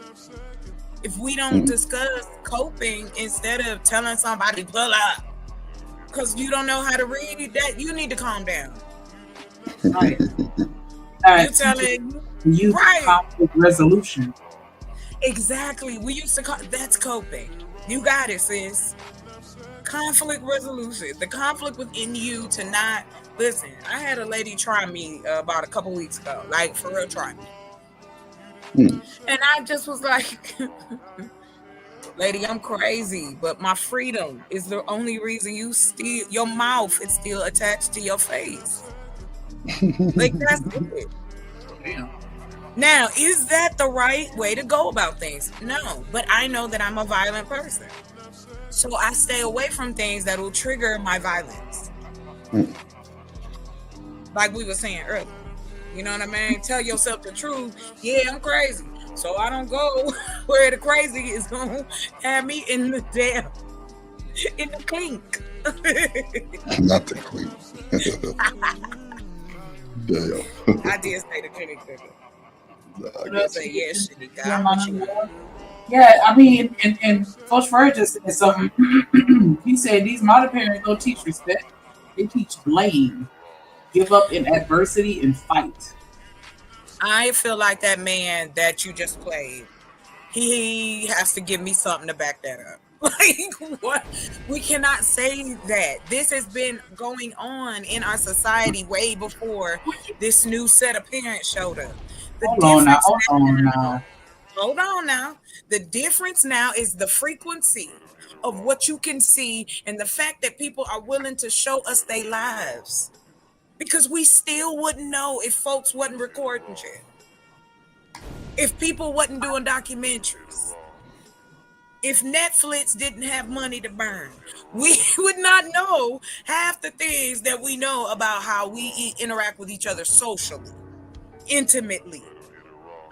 Come on, Shanika. I get That what was you're a saying. smooth I feel like a lot of that has to do with the father's not being in the household because, I'm just going to have to say it. Like, because I feel like with women, that's where we learn how to talk to men and how to treat men and how to be treated by men.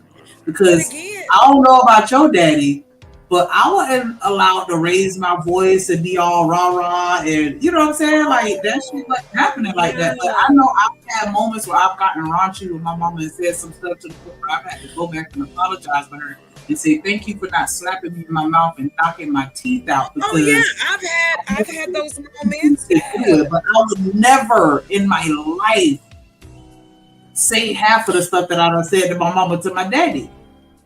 Period. Well, here's where we I feel like that's how we talk to these men nowadays as adults. We talk to them like they women. Well, okay. Here's my issue with that, Shanika. Not saying that every man deserves the respect. No, not at all. But I'm just saying that where we've been groomed to talk to them. we generally in this regard, I believe you and I, Shanika, could generally ride with this one. You know, our lives and paths, of course, are different, but I'm banking as young Black girls in this country. Of course, there was no way I could talk to my father crazy. But when I lost respect for him, I did talk to him crazy. And I correlate that with how I talk to men now. Well, as I was growing up. What I found is that go ahead. Georgia.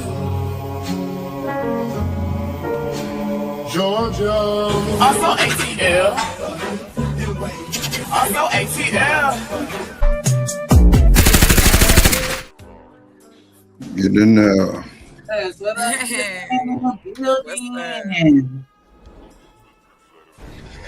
Yeah.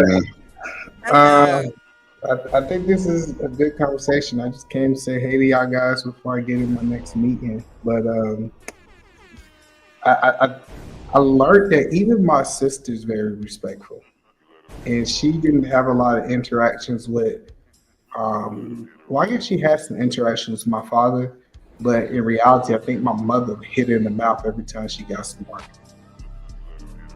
Every time she said something out of the pocket, she got knocked in the mouth. So now I watch her as an adult, and she's just mindful. Like I think sometimes we get so caught up in your daddy didn't correct you. Some of y'all mamas ain't correct y'all either. But no, I'll just kind of say hi. You know what I'm saying? The chocolate was up here cooking. I don't want to take too much from chocolate real quick. No, you good. But I just definitely, I just think that, I strongly think that our parents are supposed to correct a lot of behaviors. And when I see women out here yelling at men, or I see women out here doing these things, it really look bad on their parents, because their parents didn't teach them that home training. But then I also understand the hurt from women, that they done been mistreated by men. They done been taken advantage of. And they understand that when they smile at a man, and that man truthfully and honestly might take advantage of their niceness. So they put up this protected gauge too. So it's like, the one thing that I'm saying is I see it both ways. I can see both ways. I'm not one of those guys who only can see one side of the coin, but we got to get to a point where we at least respecting each other. Like, we don't even respect each other anymore. Like, and I'm just talking to what we seeing, and I know it's people happily married and all that stuff. I'm not talking about that, but we got to just be able to communicate in a way where he shouldn't be yelling at you, you shouldn't be yelling at them. It's a level of peace. Y'all can disagree without cussing each other out. Like, I just don't understand where all this toxicity came from and why we edified in our community. So that's all I want to say.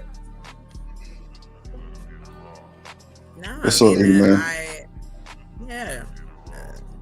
What do you think? It's a part of what. Go ahead. I'm sorry.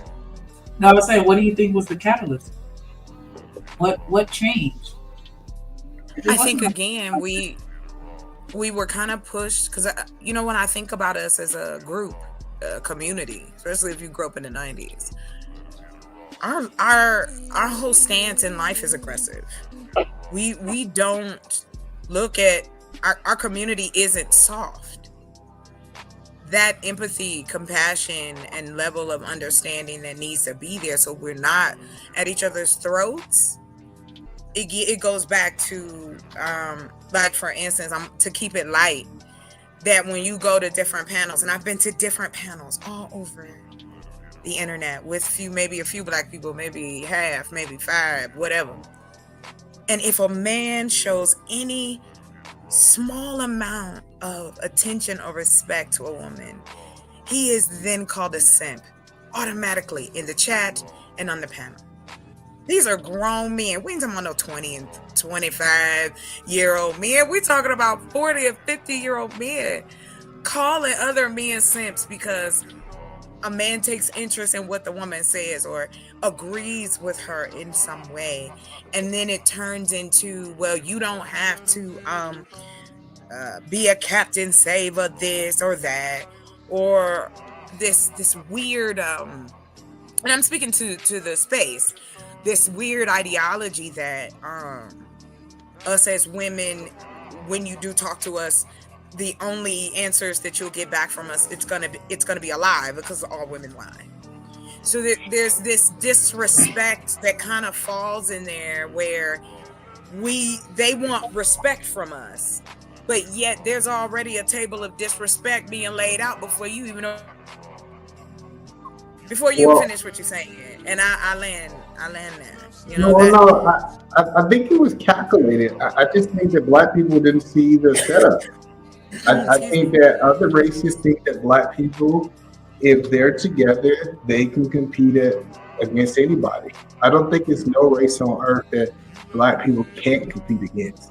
And they said, hey, first of all, if we divide them and we get them to look at that they're in competition with each other, they'll never be in competition with the Asian man. They'll never be in competition with the white man. They'll never, because they're in competition with each other. The fight is internal.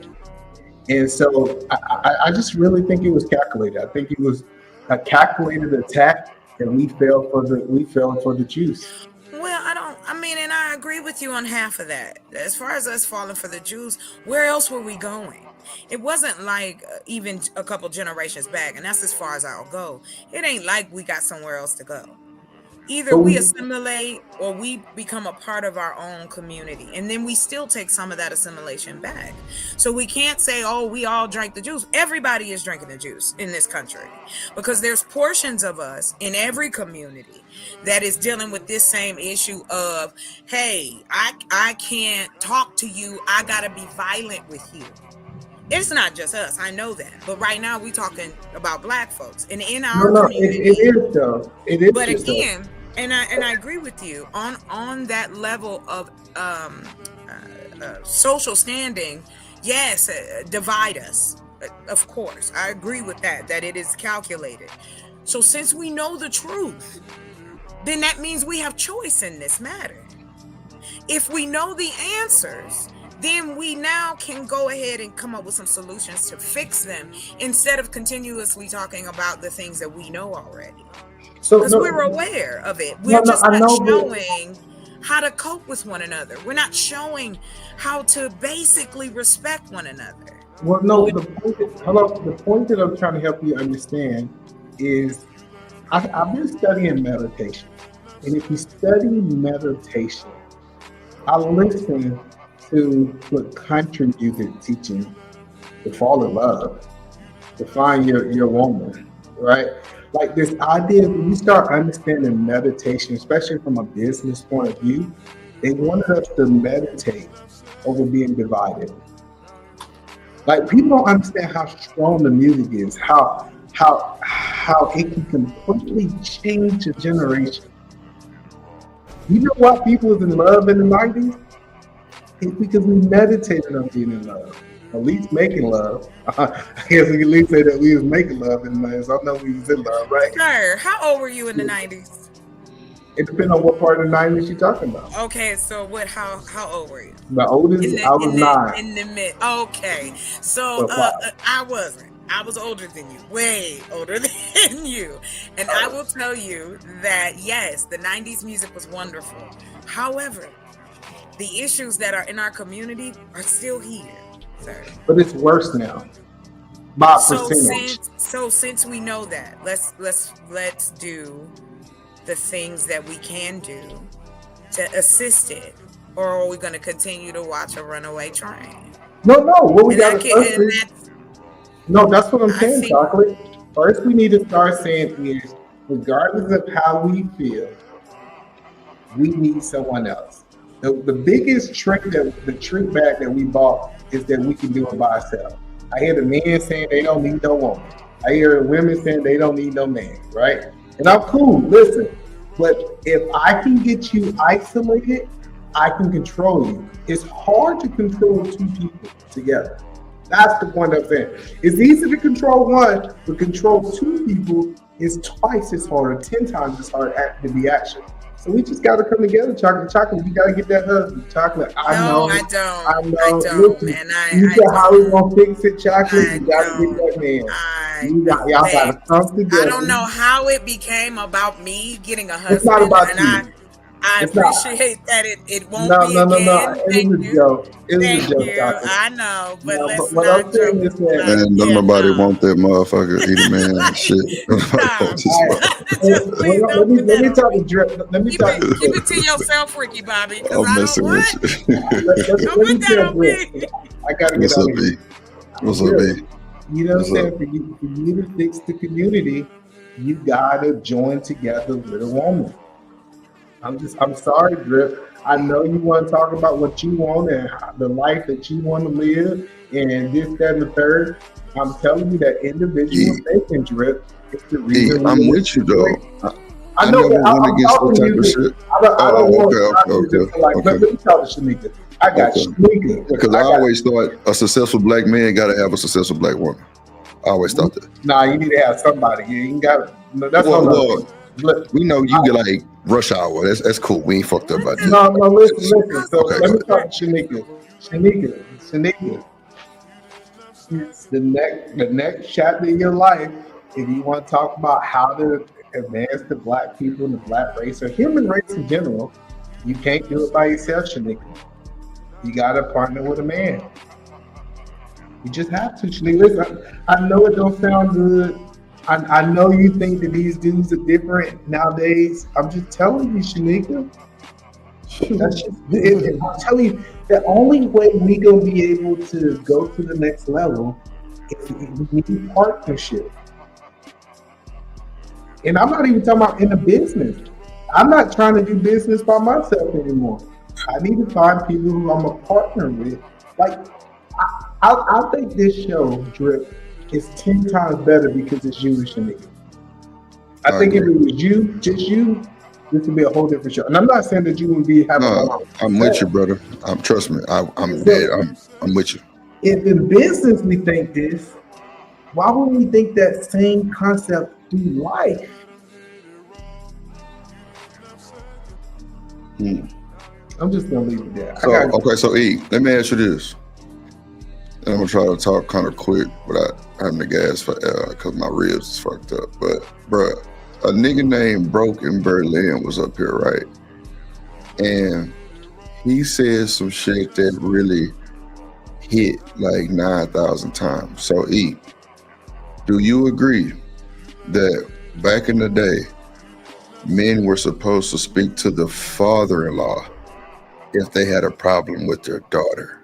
Meaning, like, you said no? Absolutely not. I don't agree with you. I'm telling you, that's not true. Well, like, once you talking about after they was married? Meaning, like, he said that the father-in-law was supposed to be his wingman. Now, I'm gonna tell you why I agree with that, but then when you just said no, it brought a lot of negative shit too, because a lot of these people don't even like their father-in-laws, or like these women don't even like their daddies. So I agree with you on that, right? But the way he broke it down was He was like, bro, if you have a problem with the man's daughter, you supposed to holler at the father-in-law to avoid the argument with the woman. I agree with that, bro. Absolutely not. No, listen, it's some of the worst advice ever. Let me tell you why it's some of the worst advice. First of all, when that father took her down that aisle and released her, he released her. It wasn't no, I'm holding on and I was fresh for you. Listen, I get what you said. I get the theory of what people saying. No. You know what married people need to do?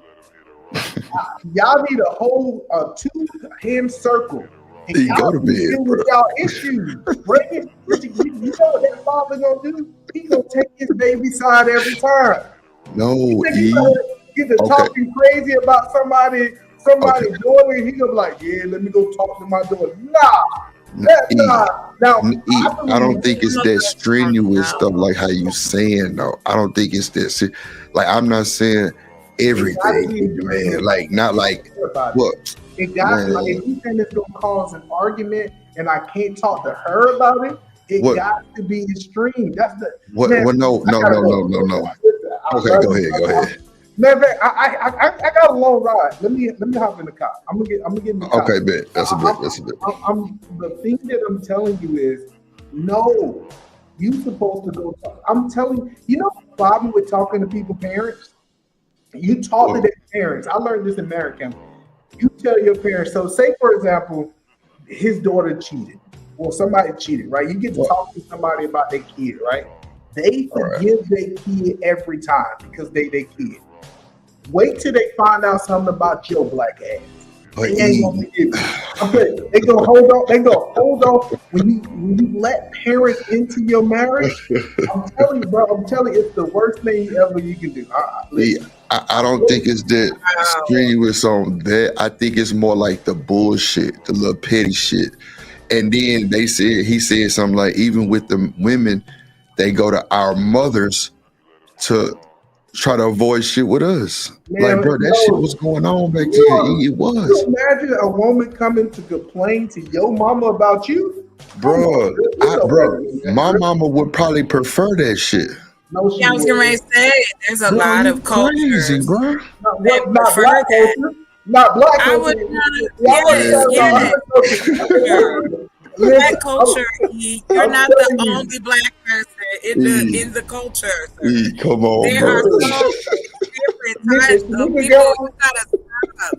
No, you generalizing the wrong I'm trying not to laugh so hard. I can't speak for everybody's daddy, and Shanique and I was talking about that before you came up. So, Chocolate, do you agree? Just give me a second. I'll be back. All right. So, Chocolate, do you agree? What he said? No, I no, don't agree with that. I'm talking about with me. What I'm saying, like, just say me and you were married, and it's just some little small bullshit, and I came to your pops, just like, you know what I'm saying, just what should I do? He would know me, right? He would know me. That's what I'm saying. It wouldn't bother me for you to go to my father, like.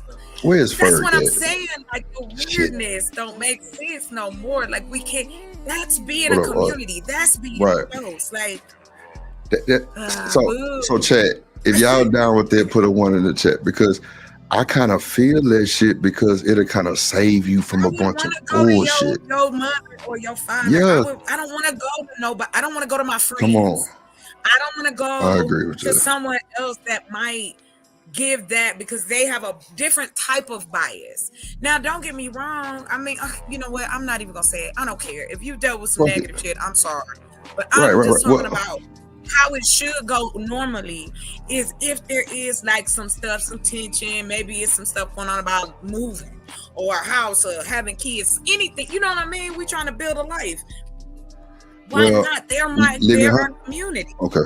What up, Lena? Living home to say it worked back then, but now it's the worst advice. Why? Because what have we changed as human beings to the point that we can't do this? Somebody's telling us we can't create this. Well, Chocolate, I think, and shout out to the chat if I didn't get y'all, man. I just came back in. But I think that a lot of these people don't like their mamas and daddies like that to even give them the authority to get that type of information. You feel me? I don't know that though. We can't support that though.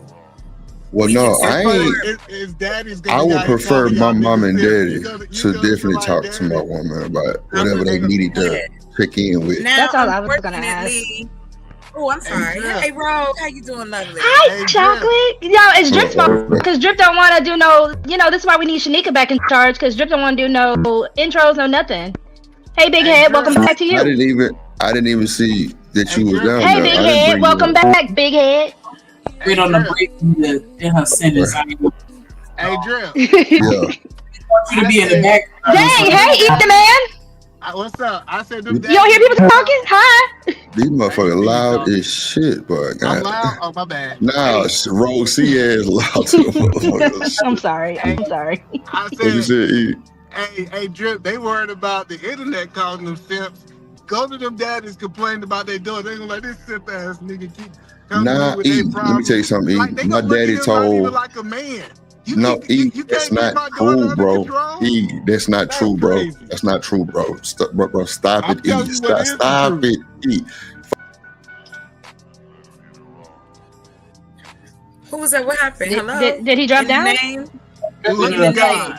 Look What at just God. happened? God told him that You he better was not stop talking it, shit E. up there. You better stop Well, it. Chocolate Earth, that's what I was gonna ask though, and I think Drip was answering it. I was gonna ask if he's allowed to go to my daddy. Am I allowed to go to his mama about him? Of course. I'm going yes. right to his mama. Yes. Going I'm going straight there, up through there. And this is what I'm saying, bro. When y'all was talking about that earlier, I'm not saying that there. Yeah, I'm saying this.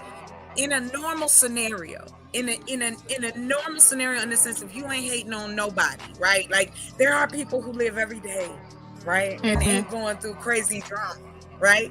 So let's talk about them for a minute. The boring shit, which is, hey, we don't want to move, or we don't want to redo this house, and it's frustrating, and I'm trying to talk to him, and Drip don't want to listen. So, what do you think he want to do? You know, just making it where we're a community, but it ain't gotta be trifling and backstabbing. You just Can trying y'all to hear get an me? idea of your man, and that's your wife. Nah, so look, Chocolate. Eat a man ain't worth shit, right? And I don't know if y'all can hear me, but I can't talk too loud. But this is the thing. When my daddy gave my sister hand in marriage, he said, when you take her away, you bring her ass right back if you don't want her no more. The same way you got her. But He that's say, not if you what we need talking any, about. hold on, E, let me finish, bro. He say, if you got a problem, anything, don't be afraid to knock on the door. Bro, he's came at my pops with a few little bull, small little petty shit that I know my sister would have probably raised the roof on his ass. And it worked out for him, E. That's crazy. I'm just How is telling it you. crazy? Listen, I learned something being married. Bro, he know her better than he do. Listen, I don't think you should go to them for everything, but No, I not think there everything. are Well, go ahead. right. Well, I'm just saying I think there are appropriate things you should go with. Like what? Because, like you said, there.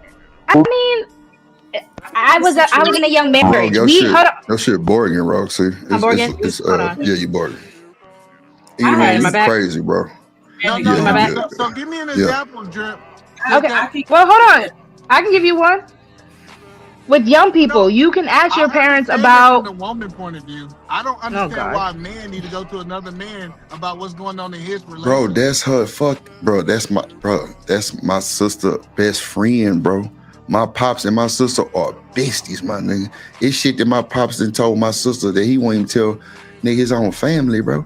And nigga, they kept that shit bonded. No bullshit either, man. Okay, you talking about an exception. No, I promise you, exception. listen, Here we go. Here we go. No, it's a reason. Listen, I'm just telling you, like, you can do what you want to do. If you want to go talk Is to that another him? man about your woman, go do it. Listen, I'm just Is he telling you. Borgen? I'm Borgen? No, you're not Borgen either, man. Oh, no, so what I'm telling you is, cool, I get that y'all think that y'all can run over to somebody's daddy, they little girl, they princess, the one that they believe that don't do any wrong. I'm telling you the delusion that most fathers in. E, it's not like he gonna tell my daddy I'm fucking your bitch. Like, no, bro. Give me an example. Drip, please, give me an example. Okay, I'm gonna have to find out. Okay. Your I have an daddy-in-law. example, either man. What up, Bolo? Appreciate you for coming through. Oh man, boy, here I gotta What up, Bolo? I hope Bolo on me and him on the same page, but I think that's crazy. So I'm gonna wait. go to my I father-in-law. had a situation where I was dating this dude, and he had some issues like with getting mad, not at me, but like, you know what I'm saying. He had a temper on him, and I was talking with his mama about it, and she kind of put me on to some shit that he had mentioned Yes. in the past, and she gave me some tips on how to calm him down whenever he about to, you know what I'm saying, get upset. That's perfect. I see it from a woman's point of view. I done said that 10 times. All right. Bro, it's almost the same thing. First of all, The same thing. eating Going it. to another, like, so Drip, you talking about you can't calm your woman down? No, it's not calming down. Okay. It's not the same No. Okay. So, Edie, man, you're absolutely right. You're absolutely right. Hold on. Shit. You're absolutely right about that, Edie, man, right? I'm not saying about nothing that strenuous, like calming her down. Meaning like something that maybe she snore, or maybe he like, who is just, bro, not just just. Wait, I'm you coming would go to my daddy if I snore? I mean, I don't know. Like, How does that work as another man? Look, You go to my daddy and say, "Man, Rose, he be snoring, dog." I'm saying he gonna be like, "Look, brother, you gonna have to put the pillow in the earplugs like I do with her mama." You feel me? Like, I'm telling you, it's a better look. I'm texting my sister right now, E. So I'm gonna kind of. So y'all gonna trauma bond with my daddy? Yeah, that's crazy. You gonna trauma bond with my daddy? Okay, so I'm gonna. What's up, Bolo? I'm gonna let Bolo get in there and see what he says. Hi, about Bolo. This. I need to pray out too, Bolo. I need you to pray for your boy. I just got to the hospital, man. Are you okay? 18-wheeler accident, man. I'm banged up, but that's why you ain't seen me streaming in a long time. But I'm glad you're here, brother. Yeah, I'm here. Thank the Lord. Appreciate you. I think that you guys are having two different conversations. Oh, okay, talk to us. And I think that's where the confusion is coming. When you marry, to what he was saying, when you marry, you and your spouse become one flesh. You're a brand new unit. That means your loyalty and your trust shifts from your parents or your spouse's parents. It shifts to each other, right? Running to a parent to complain invites a third party into what God has designed to be sacred and intimate between a husband and a wife. Now, if I'm just going to, let's say, my wife's father for advice pertaining to her personality, or maybe there's something that I came across that I need advice on, it's different. Okay, Bolo, that's what I'm trying to say right there. You just hit it on the head for your boy. That's not right. Go ahead. Having issues. My loyalty is not with my mom and dad no more. That's why it says that you become one flesh. A man shall leave his house and cleave to his wife. That means now we're together. There's no more loyalty to my mother, my father. My mother's not my number one anymore. My wife is. Right. Father is not your number one, your husband. I agree. We're getting the conversation mixed and jumbled in it, and that's why you're having the separate, the discontent in the conversation. So if it's just to get some background on something. Yes, Bolo. Either man, his extra stuff. He wanted to. Right, he made it worse. No. He jumped out the window. I said something small to where you can avoid. No. I said something small to just avoid a petty argument. I didn't say nothing extreme. The earlier conversation. Well, I'm literally responding to. You said I had a guy over here earlier, and he said, okay. I got you. Hold on, I'm gonna tell you what you said. Now see, because you already messing up my words, Edie, man. I didn't say anytime you had a problem.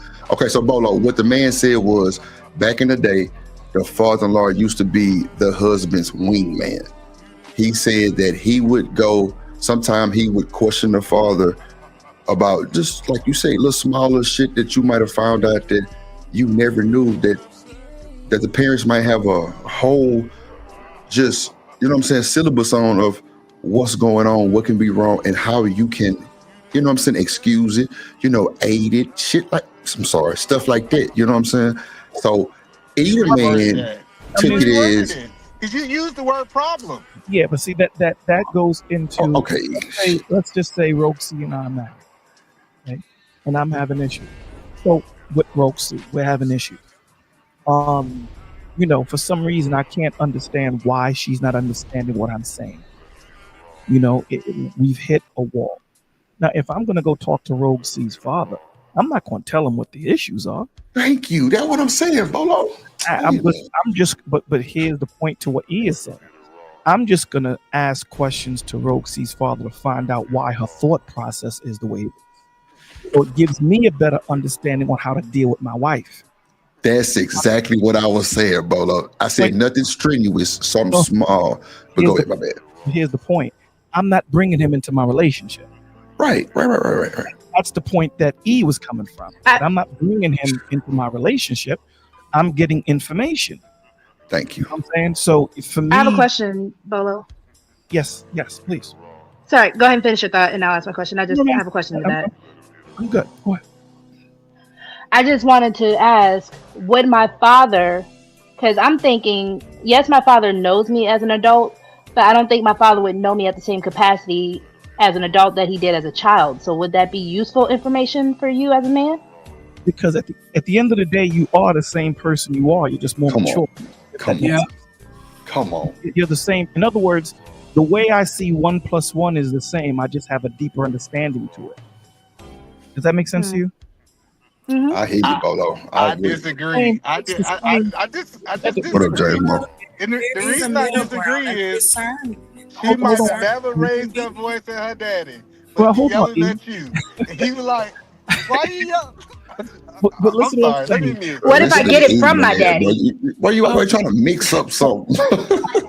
Right, exactly. Because it went from, we were talking about one thing, Drip and I were talking about one thing. We were saying that, Polo, hi, how are you? How you doing, Is sir? this Chocolate? And I, me and him and I was talking because he asked me, he said, well, Chocolate, how do you feel about it? And I said, well, even though my parents aren't here, but if, like, say we were saying, if Drip and I got married, yes, I would want him to have a relationship with my father. There's Why nothing not? wrong with that. There's nothing These wrong are with the that. men now in my life. No, hold on, stop. Because regardless, if y'all talk about community the way that you do, and men are the leaders of the family, then why wouldn't I want my husband and my father to team up together? But again, it's not about them not liking each other, Chocolate. It's more so would you want your man. No, I know. I'm asking. Hold on. Let me get it out. Would you want your man going to your father and be like, man, Chocolate did this bullish again. Man, Chocolate getting on my nerves. Like, would you want your man doing that with your daddy? Nah, but I wouldn't go for that type of situation, though. I'm not saying you. I'm just asking a question, yo. Okay, I got you. Sorry, Ro. We was using each other as the example because of, just a real life, hey, how do you feel about it in real time? So right. No, I'm just asking, would you want, because there's community. Yes, your father and your husband should have a relationship. Because I'm not going to lie. Y'all know I'm an open book. My ex-husband did that. He ran to my brothers at any point in time he wanted to complain. I didn't do that. I didn't go to his family. That's why I'm like, it's weird. He went to my father to complain about me. You're complaining to your father is insane. 1 second, guys. Well, go ahead. Yeah, I got it. Hold on. One mic. This is really important. Me and my father-in-law have a great relationship. We talk about everything but my wife and the problems that we have. I'm not telling people not to build a relationship with their father-in-law and the community that's around them. But when it comes down to the issues that happen to my wife, because I'm telling you, I've just seen this happen. What happens is, it's easy. Like the spouse forgive they forgive the other spouse for whatever wrong that they did, and the parents hold on to it. Come on, E, bro. Everybody's not like that, E. I'm just telling you. Everybody. Yeah, that's what I'm saying.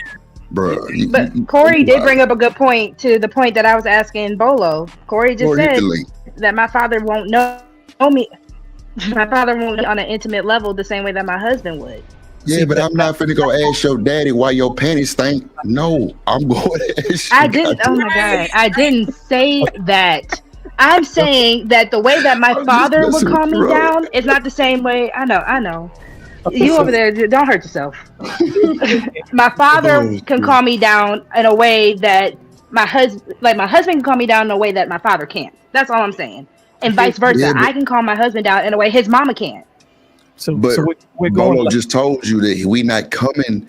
He just said that we separate ourselves with something like that. We wouldn't come at y'all complaining like that though. It's for like the small advice shit, or you snore too loud. It's just more for the lighter stuff. That's what we Yeah, was talking like about.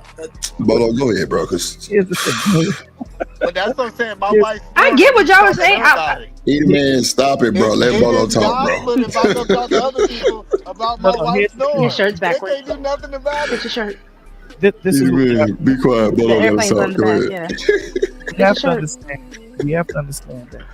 You know, my wife is my wife, and that's possessive. She's mine. She's no longer his. Okay, that's not her. You know, I know that's his daughter, but she's my wife, and that relationship supersedes her father.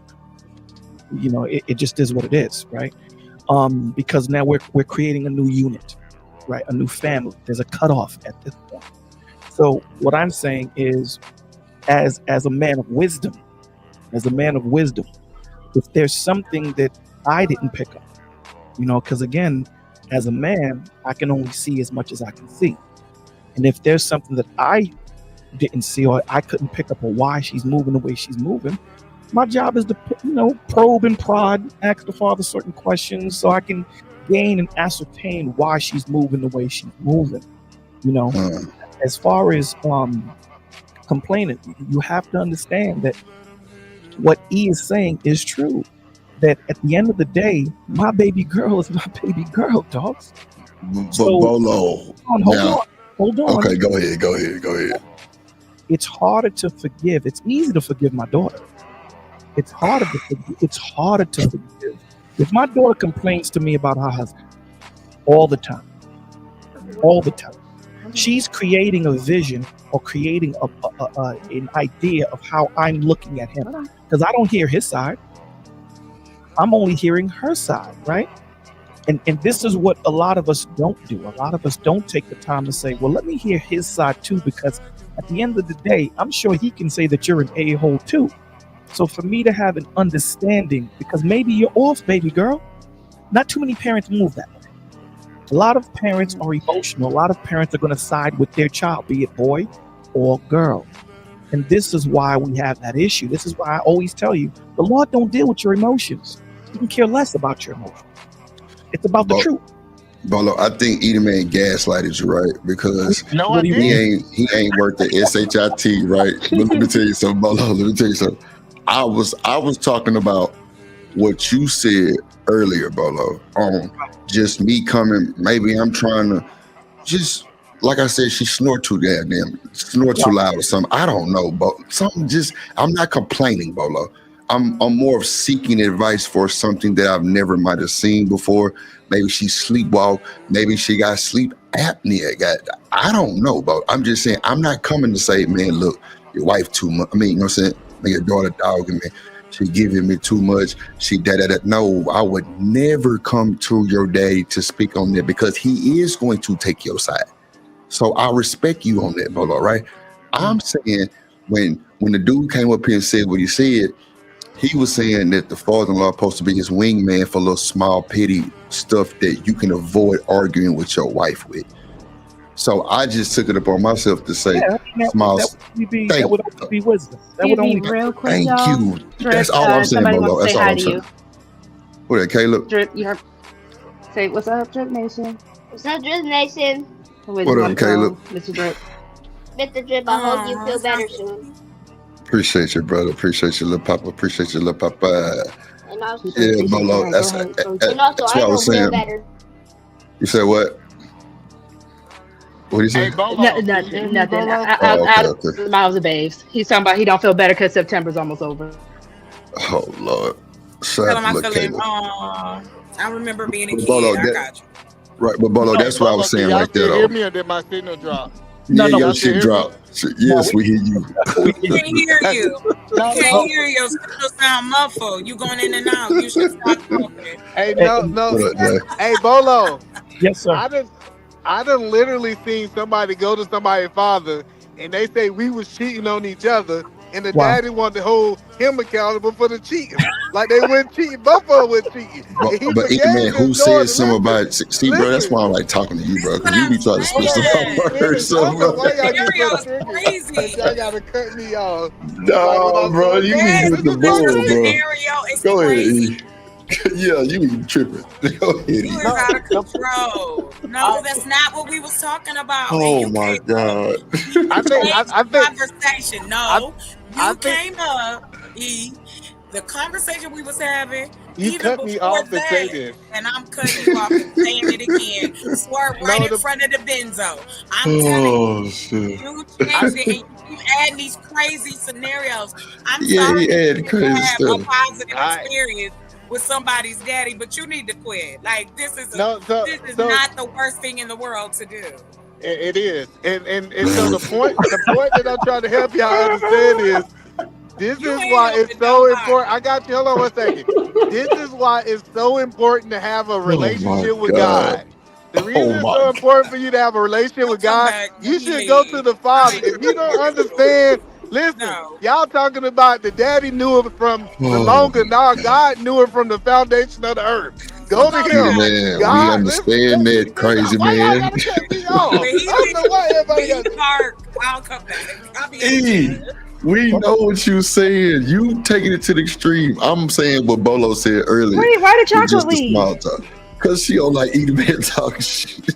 It's okay. Listen, Oh I'm telling Lord. you, you better Hey, go to bro. God. Listen, when I Oh didn't God. understand my wife, I What didn't up, go to LA? no man. I said, Father, what? Because you know what God taught me every time I didn't understand my wife? It was something I needed to change. He ain't had nothing to do with her. He was E. like, yeah, listen, hold on. Why you want to cut me Go off? ahead, You E let ready. Go everybody ahead. else I'm gonna put talk. And myself on then mute. I'm gonna put myself. So what? Go what ahead. I'm telling you is, I don't think I should have to go to Lord. another man. Because you know one thing, God gonna see both sides. Her parents ain't gonna see both sides, but God gonna see both sides, and He gonna correct both of us.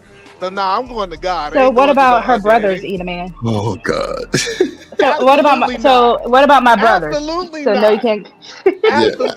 I ain't I'm going not to your going to brother listen. neither I'm though. not. I ain't gonna hold you. I So ain't gonna okay, That hold is you. wait. my wife. What's the difference? Wait, hold on. Let me ask the question. Dang. What's the difference between my brothers and my daddy?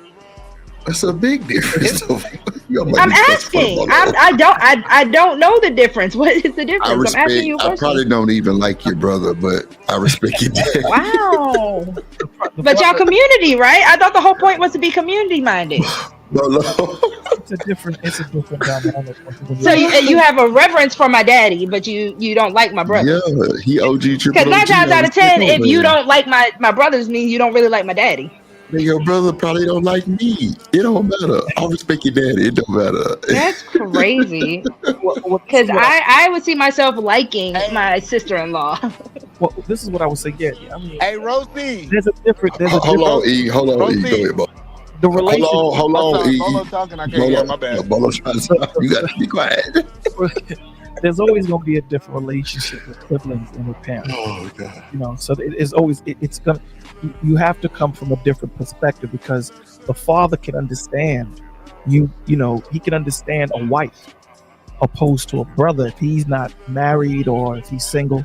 It's a different perspective. Mm-hmm. You know what I'm saying? So I would walk more lightly and tread lightly, with the brothers than I would with the father. You know what I'm saying? Again, with the father, like I said before, I would want to understand the childhood, not just from your perspective, because that's what I would do, right? I would talk to the father, try and get a clearer understanding of what the dynamic of the household was. And that would give me a clearer picture of how you moved in it, how your brothers moved in it, how the family moved in it, and why you moved the way you moved to a certain extent. So it gives me better information on how to deal with you, if that makes sense. So that's the reason why I would go to the parents or to the family side or whatever. But listen, I left you a message in the back channel. I hope you got it. Roxy. Yes, sir. Yeah. Mm-hmm. Yeah. So again, that's the only reason why I came up, because again, we have to understand, especially when it deals with men and women. A lot of the times, you'll have a man say when they get married, my mom is always going to be first. You know, and you'll always have a woman say, "My father or my mom is always going to be first." That's all. And absolutely, Corey. Corey said Absolutely. you do all that before you But marry her. you can't cover it all. You know what I'm saying? And this is where the conversations become convoluted. You can't cover it all. It takes a lifetime to know somebody. You don't know somebody in 5 I'm not gonna years. lie, Bolo. I've been burned by it. When my About ex-husband decided to do that and to complain to my parents about me, and it right, wasn't in a constructive way. It wasn't in any kind of way to fix anything. He just wanted to complain and kind of like a nana boo boo, I'm gonna get you in trouble kind of situation. And right, that's where I'm not gonna lie, I lost a lot of respect for him as a man and because I'm like, we're grown. Why would you?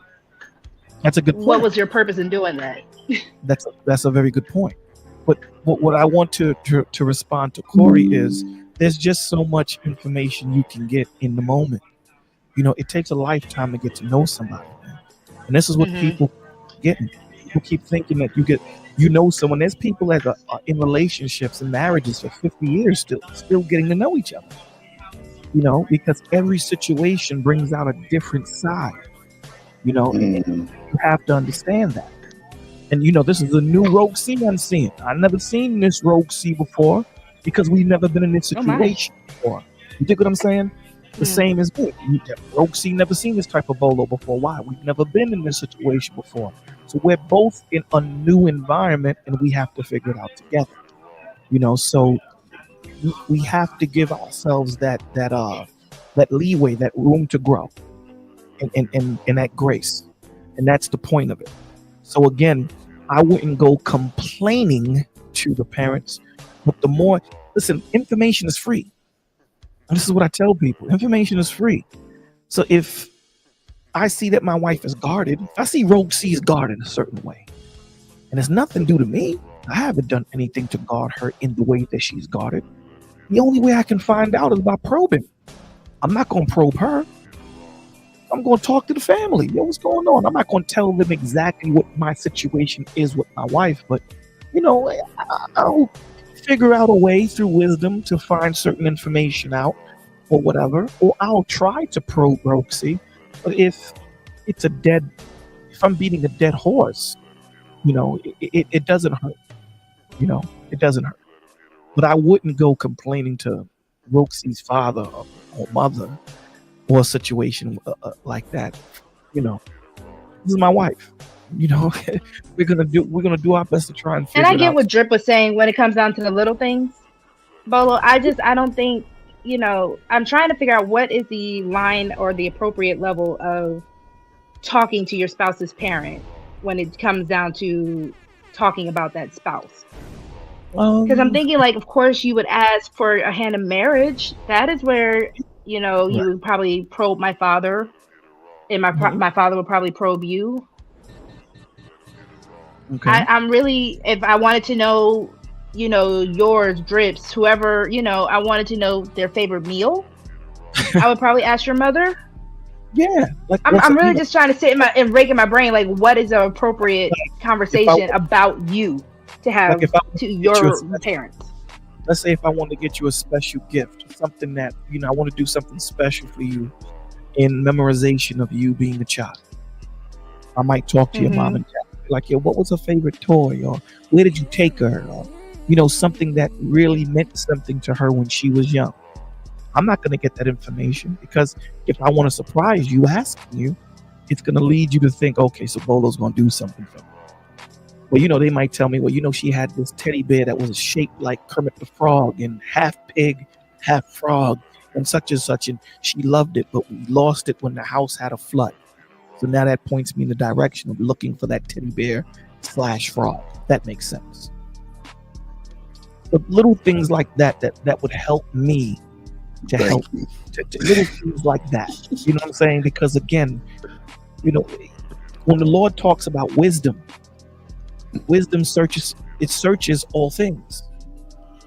So again, it's only going to help me to be a better husband in that aspect, right? So that you can say, damn, I've been looking for this frog / teddy bear. I couldn't find it. How did you know, Bolo? Come on now. I'm in the streets. You know, chances are you gonna know I spoke to Not your I'm in the parents. streets. Because that's what I'm like. Are you gonna admit that my parents? Because You know, no. Because I'm like, what you do? You read my high school journal, my high school diary? Come on, baby. You know how we do. You know, so at the end of the day, these little things that you do because I wasn't there. You dig what I'm saying? So it's only creating another environment for me to share with you, even though that I wasn't there because that preceded me. And vice versa. You might talk to my mom or my dad and such a was Bolo's favorite, this, that, and the third, and such a whatever the situation might be. Well, he always loved this thing, and whatever. So, you know, it's just what it is how far will you go to create that environment of trust, to create that environment of love. That's what it's all about, right? So let me about also love. say this, because I'm not against having a relationship with my spouse's parents, family, whatever, right? Like my relationship with them is my own relationship. That's why I'm like, I don't have an issue with the idea of my husband being cool with my brothers. I don't have an issue with, me and his mom gonna go get pedicures and stuff like that. Like I don't have issues with that. It's just the concept of talking to your family, and maybe again I've been burned by it.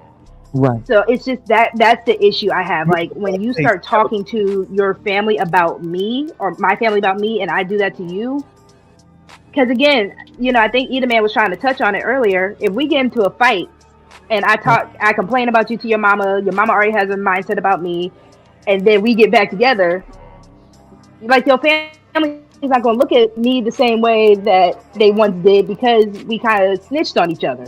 See, but they know our dirty laundry a little too much. See, that depends, because men will have a certain connection that women won't, and vice versa. Women will have a connection with each other that we won't, right? So, my mother talking to you as a married woman and you being a married woman, she can give you advice on the Bolo men. Well, let me tell you something about the Bolo men. They loud. I'm saying Bolo men, they this, they that. So just be careful of such and such and know this, that, and the third. So she can give you advice because she's raised 4 Bolo men and she's been married to a Bolo man. And now you're coming into the fold. So she's giving you advice. Now you could take that advice or not. You dig what I'm saying? It's totally up to you. Information is free. And the more information you have, the better decisions you'll be able to make in the moment. So even if, we talk, because again, there's never going to I can't absolutely say to you, Roxy, I'm never going to talk to your dad and say, let me tell you, your daughter be bugging sometimes. I'm not going to ever tell you that that's not going to have a conversation. It wouldn't be brought to him in the aspect of I'm complaining to him about it. But I want to have a better understanding on what this is. And who has a better understanding than your dad? You know what I'm saying? Especially if you have siblings that are sisters. You'd be like, listen, the rogue sisters, the rogue women, let me tell you something about them. This is what they do. This is such and such. And it only will give me information and put me in a position to help me to understand better on how to deal with things and how not to do it. Does that make sense? Essentially, Trip was saying earlier, like you're not going there to complain and criticize, but you're going to them to learn, Absolutely, absorb, and how that can benefit your relationship. 100%. That insight that you wouldn't have had access to. Yes. And even if we're having issues, the presentation is everything, because I can have a problem with you and I can talk to your father, and I'm not presenting it to him as a complaint. I'm presenting it to him like, this is what happened. You know what I'm saying? This is the situation. This is how I handle it. Now him, let's just say he's a well-leveled-headed dude. Now again, what my relationship with him will determine what information I give. We can't leave that out, right? The relationship I have with him and what type of man he is, if he's a level-headed man, is he a man that says my daughter can do no wrong? Then I probably won't go to him, but not, to talk about certain things. at all. But if I see that he's an even-keeled man, regardless of whether it's his daughter or not, he's gonna call it, truthfully. He should be able to give me a better understanding. You know what I'm saying? Well, maybe you might want to take this aspect or attack it from this position, from this perspective, or such and such and such. Not even talking about it as my daughter. This is just father to son. I understand that you're seeing it from your position. This is your first time married. Take it from a man that's been married for 45 years. You might want to come across this way and see how that works. Yeah. So can y'all guys hear me or no? Oh, we got you. Hold on, real quick, Shanika. Did you want to do Romelo's thing first?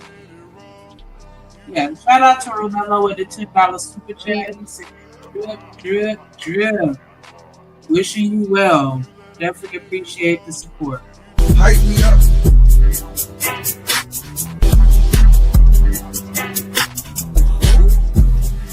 On me, you the one.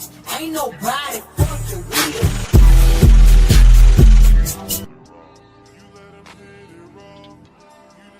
Eat a man after you. I want to go after. Well, I'm sorry, Shanika. No, you good. I appreciate you. Go ahead. You got to eat.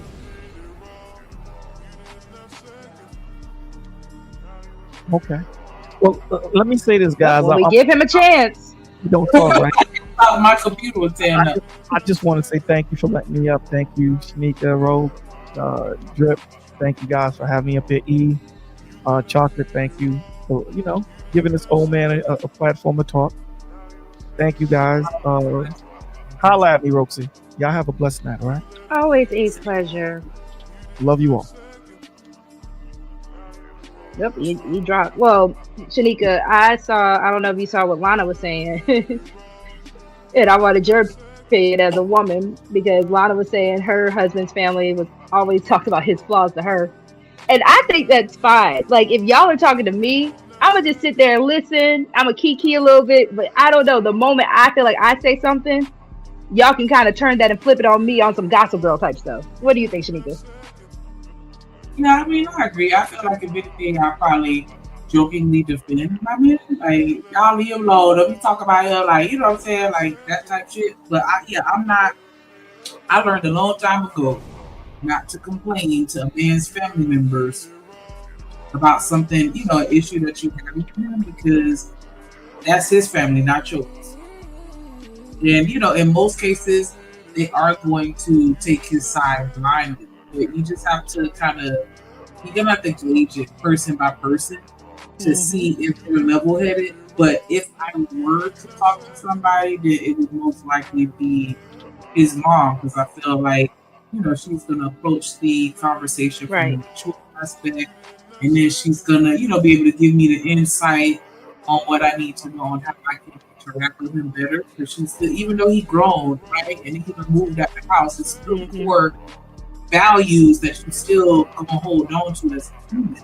You know what I'm saying? As you get older, so she's still going to know him. One of them where I feel like she gives me some better So I'm advice. gonna sound like Eat a Man for a second. I'm gonna sound like Eat a Man for a second, because he wanted to talk about, daddy's little girl. What if he's mama's boy? And mama don't play that. I experienced that. When I went to the mama trying to get some understanding, and she just completely enabled, and you know what I'm saying? Like, she enabled this bullshit. And I was like, all right, I ain't talking to you. And that was the end of that. For the artifact, like, dead ass. Like, and that's why I say you have to kind of just gauge that person and just see how balanced they are in life in general. And then, how they respond in their own relationships. And then, then maybe you can consider getting advice from them. Because it should be the same, for anybody that you seek advice. But I do understand what he is saying. Like, just go ahead and pray on it, and y'all try to work through it together. But sometimes you just have those situations where, that person is not going to want to open up to talk to you about whatever it is. Because I don't know if you were here, that B-Rock was here, and he was telling us about a situation, his wife, where she just refused to talk to him. And he's trying and trying and trying. He wouldn't, I'm not going to expound because that's his story to tell, but it was just a situation where, despite his best efforts, she still wouldn't, be vulnerable enough to talk with him about it. And that would, to me, would have been a situation where maybe, the family could have provided a little insight. And I'm not gonna lie, there are, I think, certain extremes. There are extremes that you shouldn't cross, but there are extremes that you probably would need the family to lean on because, again, it's supposed to be a village effort. And that's the issue I have with, I guess, more modern mindsets towards marriage, because you're inviting all these people to the wedding. The whole point of inviting people to your wedding was for them to be witnesses and saying that, we are going to pretty much have this couple's back to make sure that they survive this thing called marriage. So a lot of these times we have all these people at our weddings that really don't give a darn about our marriage, and even some of them would rather watch it fail. So it's like, who do you trust in your family, his family, whoever, to make sure that they got your back and make sure that this marriage is going to be however successful it needs to be? You're just gonna. For me, I feel like it's a matter of praying for discernment and assessing each person on an individual basis, because every family dynamic is going to be completely different. You gonna have the crazy part of the family, or members of the family. You're gonna have the ones that are a little more level-headed, the ones that are this, it's like a microcosmic society within the family. And you have that person that fits that archetype, regardless of what it is. I think it's just really a matter of getting to know the whole actual family. Because every time I've been in a relationship, I've gotten to know the family on a friend level before we even started dating. Because I need to know your people and how they act. The same way I want you to know mine, because they're a little off. So, I gotta break into that. I can't just you know what I'm saying? Like you gotta experience them for yourself. And so I definitely think that we need to get back to the village mindset of where we're actually getting to know the family. Like you said, all the people at the wedding, they just gotta get drunk and full. And that's it. You know what I'm saying? You walk down the street, right past them, and they probably won't even recognize you because you don't have a relationship. Like, we need to definitely have that, that system in place with everybody. Hell, I mean, some of them don't have a relationship with their own family, though. Because I think you and Coach Ferg are saying the same thing. And I wanted to ask you, is it a deal breaker if you don't get along with everybody in his family? I don't think it's necessary for me to get along with everybody in the family, but it is important for me to get along with the core, like the parents and the siblings.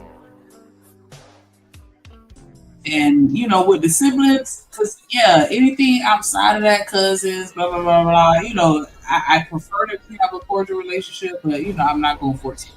But, I think it's important with the parents and the siblings that you at least, have a decent relationship. Not saying you got to be best friends, but I don't want to. Say goodnight, Miss Shanika. Good night, Miss Shanika. Good night. Don't let the bed. Come on, you got school in the morning. Go. Sorry. Oh, you good. But I think that because the whole family is essentially supposed to be a part of your vetting process, right? Right. I agree. So how it's gonna happen if they don't get it going? So I'm that's why I'm like, and I want them to have those conversations. And again, I'm not mad at certain conversations. Again, I just told y'all I've been kind of burned. So I got to be real careful, I guess, of how much a man wants to approach certain things.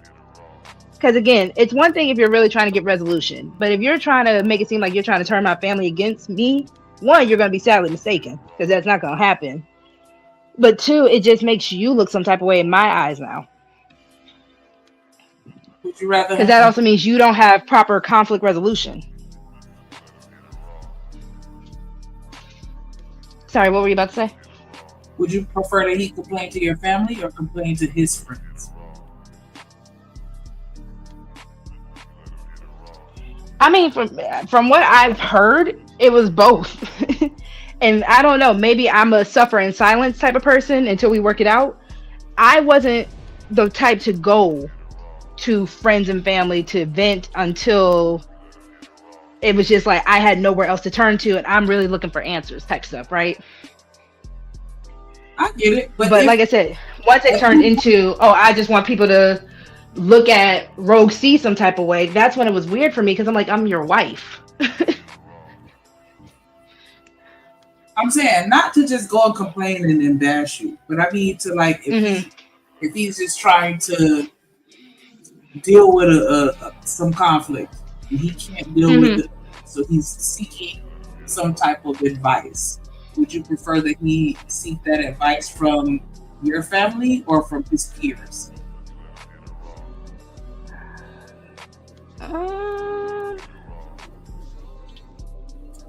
Okay. I'm going to say my family, just because going back to what the men were saying earlier, they would know me better. And again, in the least extreme situation, yeah, going to my family's not an issue. But if you're trying to get inside my head, I'm also just wondering what's stopping you from talking to me. That's correct. Because I was raised to that you keep everybody out your business. Everybody's business, nobody's business. That's what I want to say. You sound like my brother. That's like everybody don't need to know everything about everybody. Like, especially within your relationship, especially to Edelman point, like now we mad at him.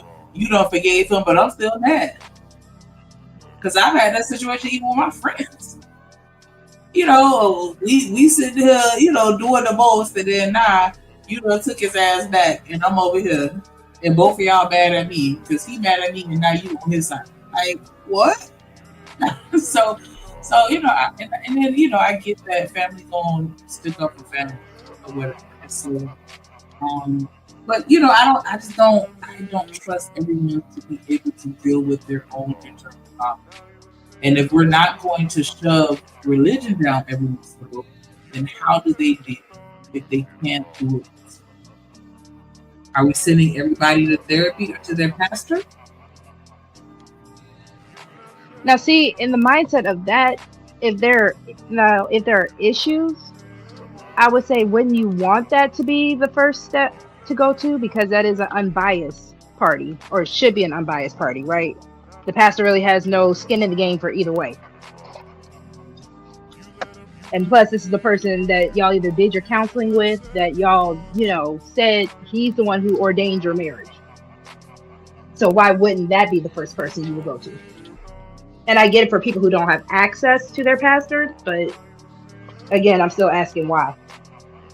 What about the people that aren't, into religion and spirituality or anything aching?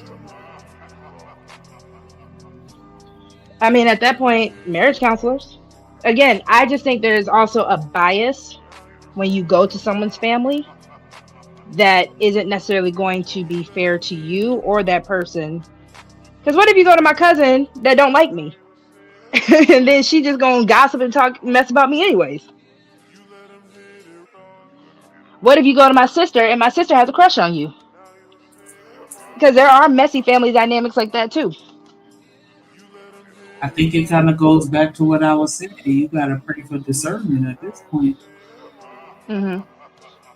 Because, I don't know, but I mean, and I grew up, my people, they old school, so they feel like, we should resolve everything. They the ones that be like, if two people, my family, they fight a lot. I used to talk about that all the time. I don't think I've really been talking about this situation. But, my people, they fight. And so when they get to fight with each other, they be on some, don't call the police. We're not going to involve them. We're going to deal with it internally. And I don't know, a piece of me understands, I don't know, I'm in the middle. But I can see the benefit with that. We could have handled this. No, and I'm not disagreeing with you. I'm in the middle too. I've been on the opposite end where it was to hurt. And that's kind of why I'm just, it makes me kind of squeamish, I guess. But I get why it would be important. And that's why I was saying, like, is it really that bad to talk to family as opposed to going to pastor or. Because everybody. I feel like if you really want to be a cynic, you can discredit anybody. Because I can look at the pastors and be like, "Ooh, they might be trying to sleep with you too. Don't go in there with the wrong dress on, like or you with the therapist." Because I'm like, hold on, this person has never been married, and so they're just going off of theory with regards to concept, but they've never experienced it before. But this is the person that's giving you counseling with your spouse. Like, right? Can I get somebody that's been married for 30 years to be my therapist? Like, you know what I'm saying? So that's why I'm like, I feel like you have to really attack everything if you want it. I'm not gonna lie. As far as like marriage counseling and marriage therapy, I'm the person who I'd rather go to a couple therapy. Like, there are like couples who do therapy together, like marriage counseling. They're both psychologists, psychiatrists, whatever.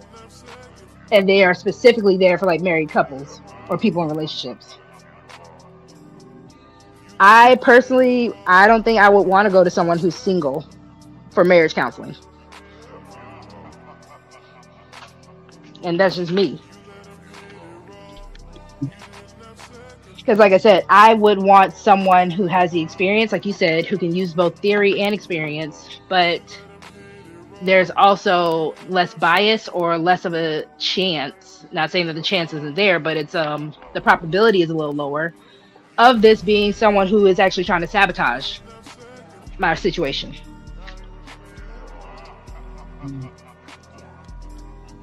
Yeah, I don't know. I feel like I'm about to just go back to Edom and default. Like, we need to get back in these Bibles, get back in these churches. That is true, but you even said some people might not believe. So what do they do? At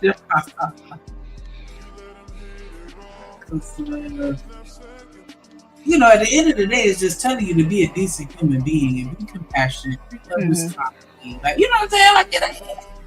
Like, fellowship with one another so we can keep each other on track. Because I think that's the most important part of it, just really the fellowship. I mean, yeah, and understanding it and developing a relationship, maintaining. I understand, of course, that's first and foremost. But I'm just saying, like, and then, like, oh my God, that's good.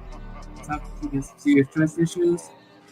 I do, Big Bad Bull. I just told you why. You've been burned. That's why I'm like, I'll admit it. But again, I'm not against it. When things are done in a healthy way, when things are done in an appropriate way, I'm very much for it. I tell people all the time, I'm able to see through trial and error. When things are done in a toxic or an abusive way, it's not going to work. When you're doing things to manipulate a person, to control a person, you're never going to get the results you want because you're not supposed to try to control that person, especially if it's someone you love.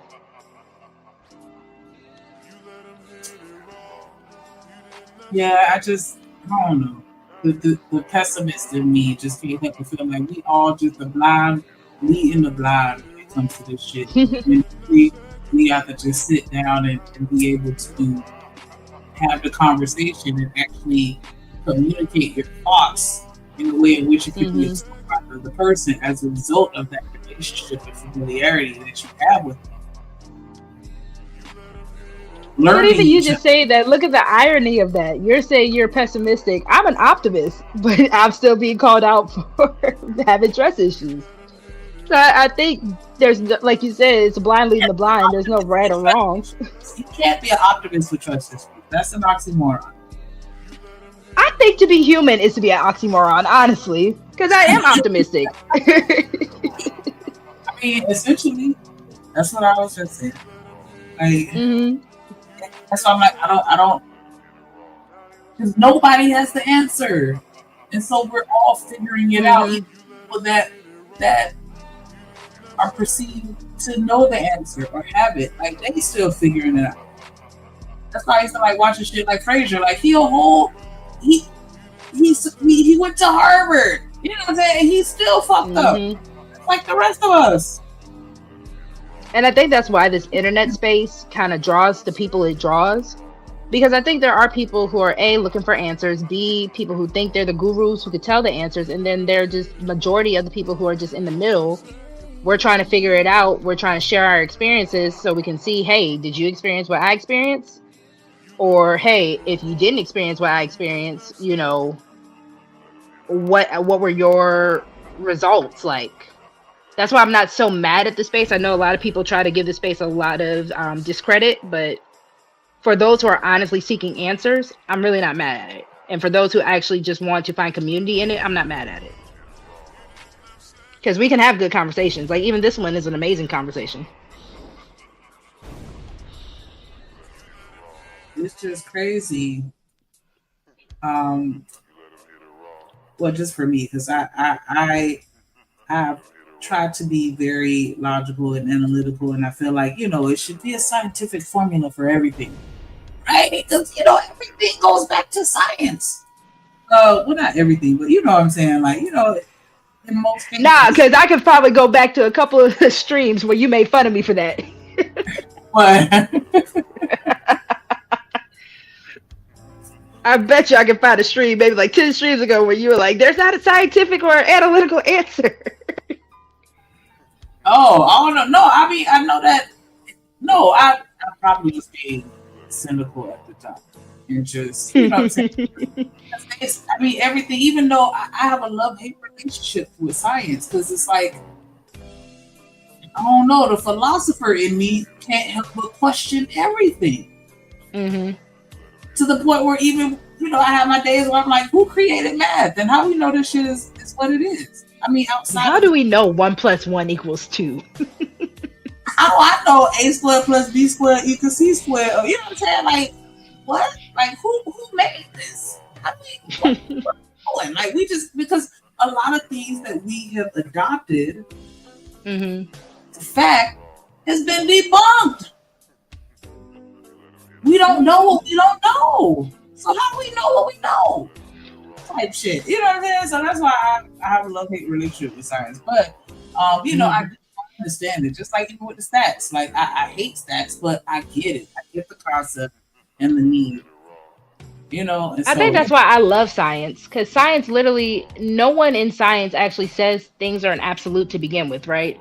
The first step of a scientific method is the hypothesis. I have a theory, I turn it into a hypothesis, and then I test it out a couple of times until I get the results where stats come in, where I get the results enough time to say, okay, statistically speaking, this is going to happen more versus not.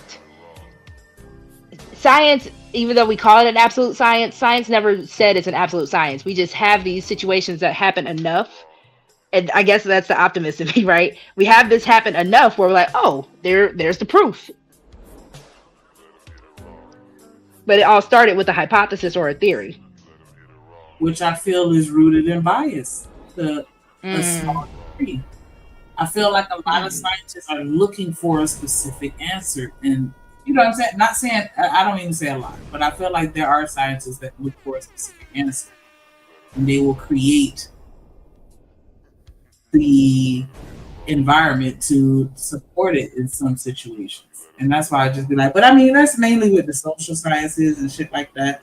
You know what I'm saying? So, I mean, but yeah, like, I don't know. I be trying to figure it out because I feel like we should have like a blueprint that everybody should be able to follow. That's my problem. I want It'll make life easier. Like, everybody I don't know, and that's where the Christian in me, I'm like, I guess God, like, does God see us as like a Sims game? Like, if you've ever played The Sims and you're just like, I wonder what would happen if I just put these people in this scenario. What they gonna do? There's no one answer that works for everyone. That's the problem that I have. Like, I want A plus B to equal C every time. And that's just so crazy. Two people could do the exact same thing and have two totally different outcomes. And they'd be like, damn, that's wild. And you know what's interesting? Even when you look at certain statistics, like even look at the marriage rate. For the marriage rate to be 50-50, divorced and married, It's literally just saying that people are split down the middle. If you really look at it. Yep. Are we going to say that the people who are married got it right, though? Or are we going to say the people, and again, that's like how you said, setting up a bias. For someone who wants to be married, yes, those 50% who are married are right, versus the ones who aren't are incorrect. But if you flip it... I didn't mean to interject, but I was just going to say, because women out men, it's not practical to assume that everybody's going to get married. So what's wrong if a woman decides that's just not for her? Like, Shanika, remind me to never be in a blunt circle with you, man, because you're going to have me thinking about some stuff. I'll be like, damn. I'm just saying, like, I feel like, you know, with men, they should have their circle of protection. You know, their wife, their children, maybe her sisters or something like that, where they're grouping in, you know, some extra women to account for those that aren't going to be married. That way they can still, you know, be protected to a certain extent. Not saying that we can't protect ourselves, but I'm just saying, like you know, hey, I can call my brother-in-law if I have an emergency. If I don't got no boyfriend, you know, I know I can call my brother or my uncle, or, you know, whomever. Like, but you know, again, that's going back to the big shit, like, because you should have a lifeline of people. Like, I got a couple uncles I can call on, like, hey, I need ya. Right. Like, I don't have to depend on no man at all, unless I want to. And that's why I don't agree with what Eda Man was saying earlier. Like, I shouldn't have to go to another man to talk about my wife. That's why I'm like, I do see the bonus, or I guess the, like you said, the circle protection of that, right? Because there are certain things that I'm not going to be able to get away with as a woman if you call him my daddy. My daddy going to check me up real quick. Right. And I think that's what he was saying about, you know, father-in-law being the wingman. Because he has a level of authority over you. Not, you know what I'm saying, like that, but I'm just saying, it's your daddy. Like, you going to come correct. You can't just say whatever or do whatever. Like, if it was him, his friends or a therapist or any other person that came in to mediate the situation. You're not going wild out on daddy. D-Rock said, nah, just being married is not enough. And I say that about love. Love is not enough. Once you are actually mature, you're past the puppy love stage, you realize that it takes a lot more in a relationship. I mean, at that point, I would say respect. I would say trust. Love is not enough. If you remember Anthony Hamilton, cool. we ain't got to worry about no groceries. We can feed on love alone. No, the hell we can't. Is it possible for me to love you and not trust you? Absolutely. I actually say that all the time. I feel like a lot of women end up in relationships with men they don't trust. Or they don't trust them to the certain extent of what they say they want in a man. My definition of love, or maybe I'm tripping. Maybe I mean, if you go from biblical love, yes, love is patient, love is kind. You're supposed to trust, all that kind of stuff. That's why I say a lot of people get married or get in relationships during the infatuation stage or the honeymoon stage. I'm just saying, as far as relationships, whoa, you can love them and not trust them? Absolutely. What? Yeah. Okay. I how can you love But that's why I said somebody and not trust them? If I can't trust your ass, why the hell would I want to love you? Do you not know how many people love a person that cheats on them? But you think they gonna trust that person? You know how many people who love people who gamble, knowing that they might gamble away the very bill money that they're supposed to have? But that's what I'm saying. You have people that will claim. I hear you. I hear you. Yeah, I hear you. I challenge the label of love in those situations, because for you to know that he has a problem and you're like not actively working on it together, both of you, then are you not enabling it? But you have a bunch of enablers. Look at like shows like My 600-Pound Life. You have people who literally, they swear it is, Shanika. They swear I love this person so much, and it hurts me when they. Yes, watch 600-Pound Life and listen to how the enablers speak. Yes, And again, we're not going to sit here and pretend that love can't be abusive. Y'all do know that love can be abusive, Really right? can. Yep. You hear all the stories of women being in these all abusive relationships. Oh, he loves me. He's having a bad day, but he still loves me. Get the fuck out of here with that bullshit. That ain't no love. But even mothers who toxic enable love their within such sons, term. women who enable, yeah, that is exactly what it is. That's why I said love technically can't be enough. He can love you and put his hands on you.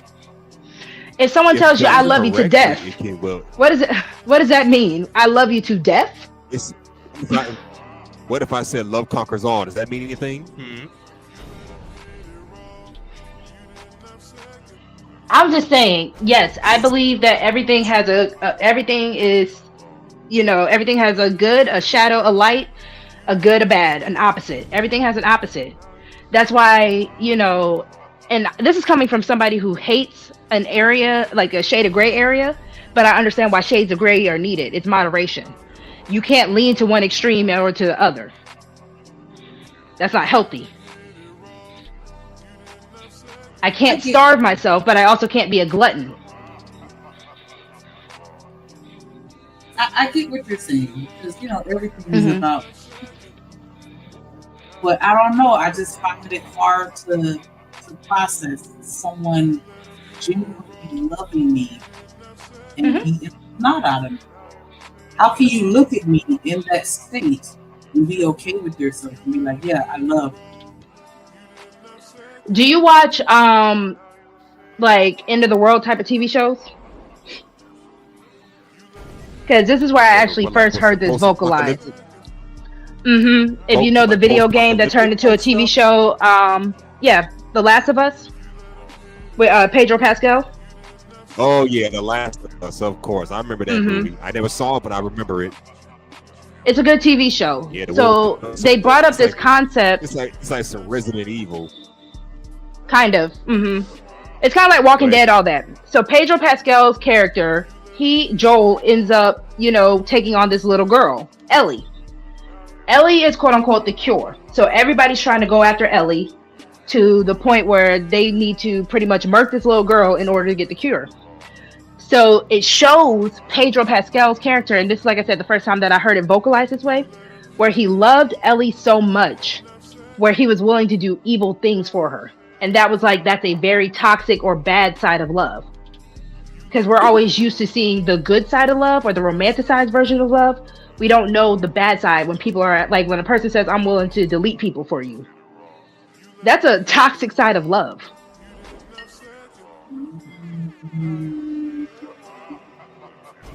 I don't know. I feel like we get confused. We sometimes, and this is my opinion, I feel like we sometimes confuse the emotions with love. I feel like that's why I even called it infatuation earlier, or you can even say obsession. But those are still under rooted in ego and self.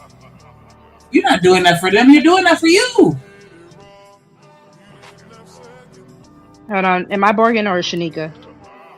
I don't know. Say that again, Shanika. I didn't hear you. No, I said a lot of times I feel like that's rooted in ego because you're not doing it for them. You're doing it for yourself. And I don't feel like that's a part of love. The reason why I say this is because I genuinely believe that there are people who believe that they are justified when they do certain things for the name of love. Whether it's good, bad, right, or wrong, it's because I loved you. And I feel like a lot of people try to. That's why we even have the idea of acts of passion as a crime. Hold on. Even in the crime of an act of passion, they're saying I did this because I loved you so much. I was so passionate about you. That I ended up losing my mind and I did this terrible act of deleting you, hurting you in some type of way. Like, those are actual terms. That's why I had to start realizing you have to live life in moderation. The moment I live too extreme, it's not good for me or you. I do understand. They always say too much of something is never a good thing, no matter how exactly. No matter how healthy it may seem for you, I understand what you're saying, and I'm not disagreeing with it, right? Because there's definitely passion.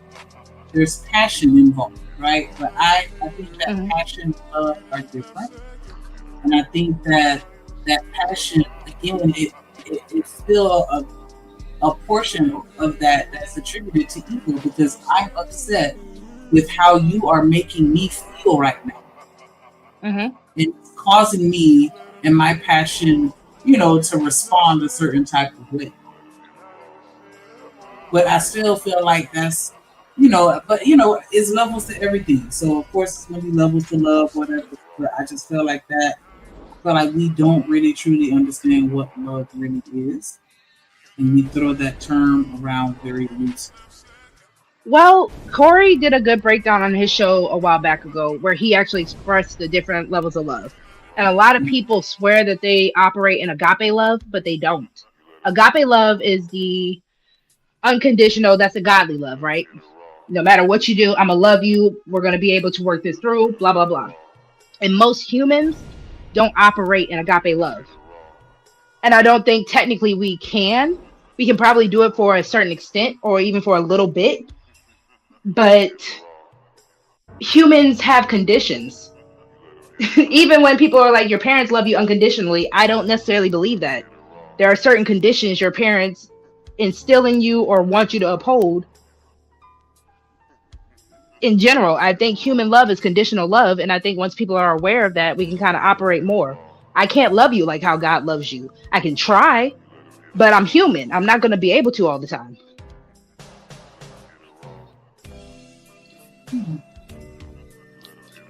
And even still, if you want to go biblically, God technically loved the world so much that he gave his only son.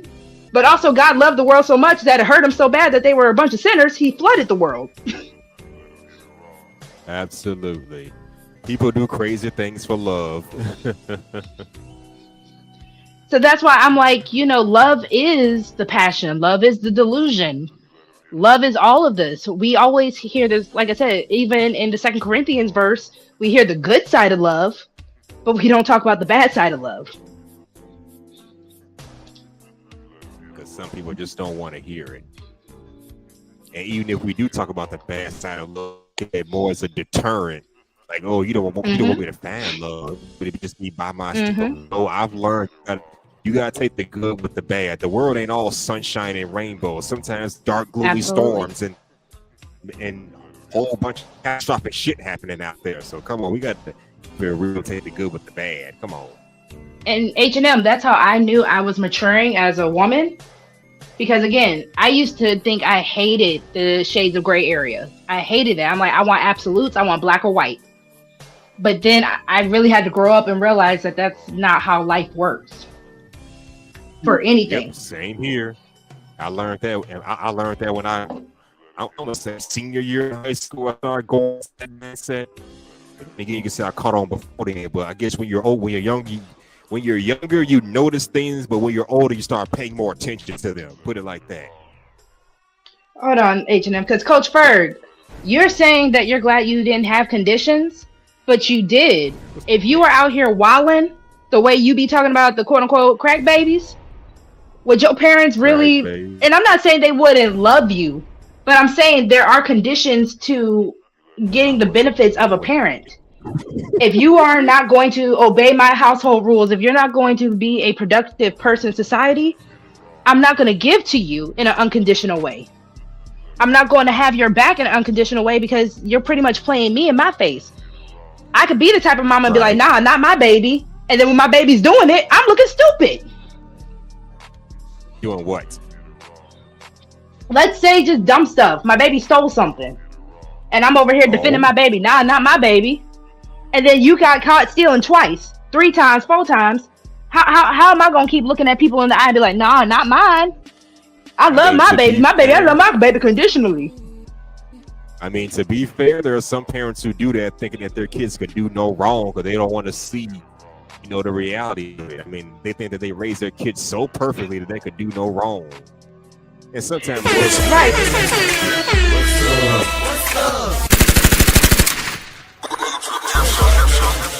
What's up?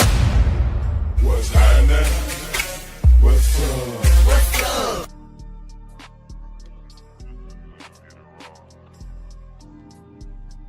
And there's nothing wrong with conditions. I don't understand why people think you have to have such a freedom in life.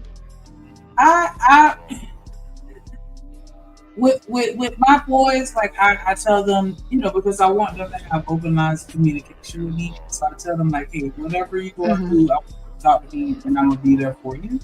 I may be disappointed, and we may have to take certain actions to justify. I mean, not justify, but to fix whatever that problem is. But I don't really feel like it's anything that they can come and tell me to where I'll be like, nah, I'm over you. I hate you. Even if they were to become addicts, like I feel like I would be that parent that'll be trying to put them in rehab and, put them in an environment where, and I know I can't force them to do what I want them to do, but I feel like I would be, you know what I'm saying, trying to help them get through whatever it is that they deal with, whatever demon it is. So Coach First said, teach the child with conditions to learn to respect hard work. That is a condition, though. So you're not loving them unconditionally. Respect and hard work are conditions. But yeah, I can also say that it would be some conditions on my end, because it's like I can only take you but so far. Like you have to want it for yourself.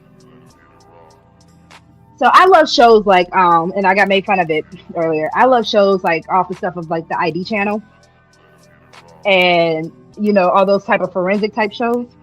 And I always wonder for the parents who end up, being unalived by their children, those children that commit matricide, patricide and all that. Do you still love that kid? And I want to say yes to an extent, but not like that. Like if my kid unalives me, how much could I really love you that way?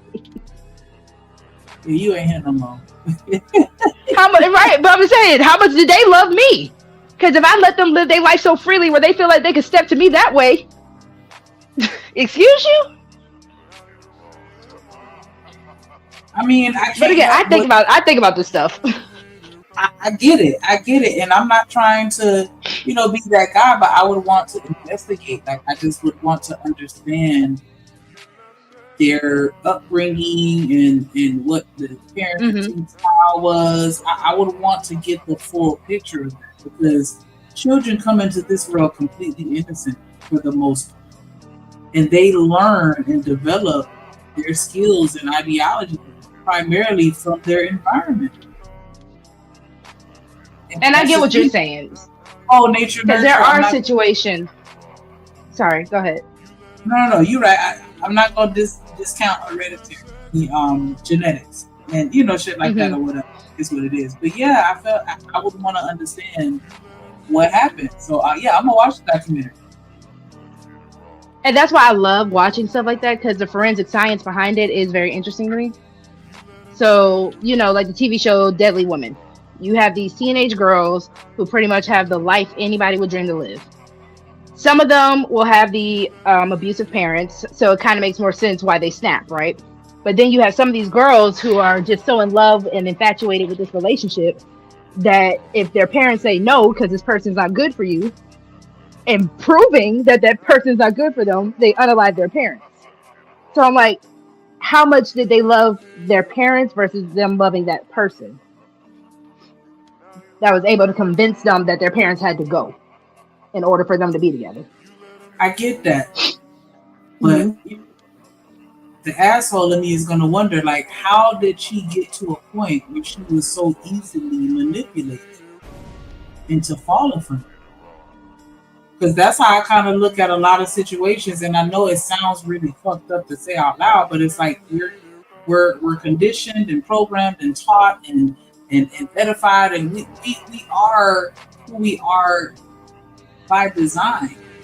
And it's just like, it's something that like I just can't help but want to understand. Again, I want to investigate. Like, what is it that you have?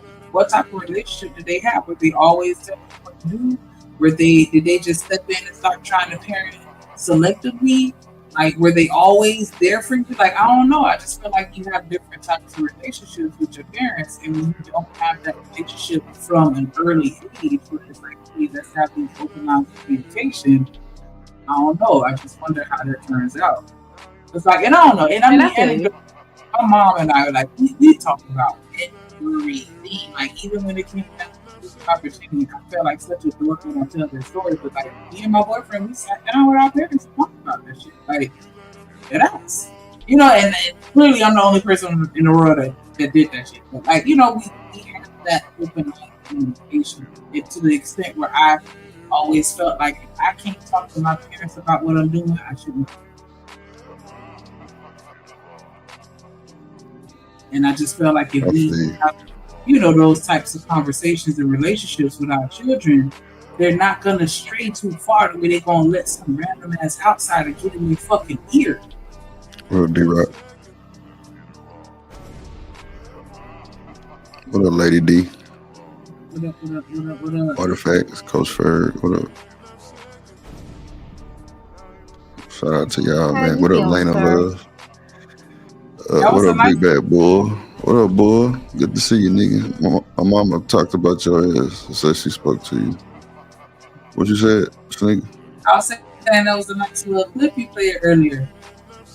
Oh, it really was. It was fucked up, but this is the new one right here. Hold on.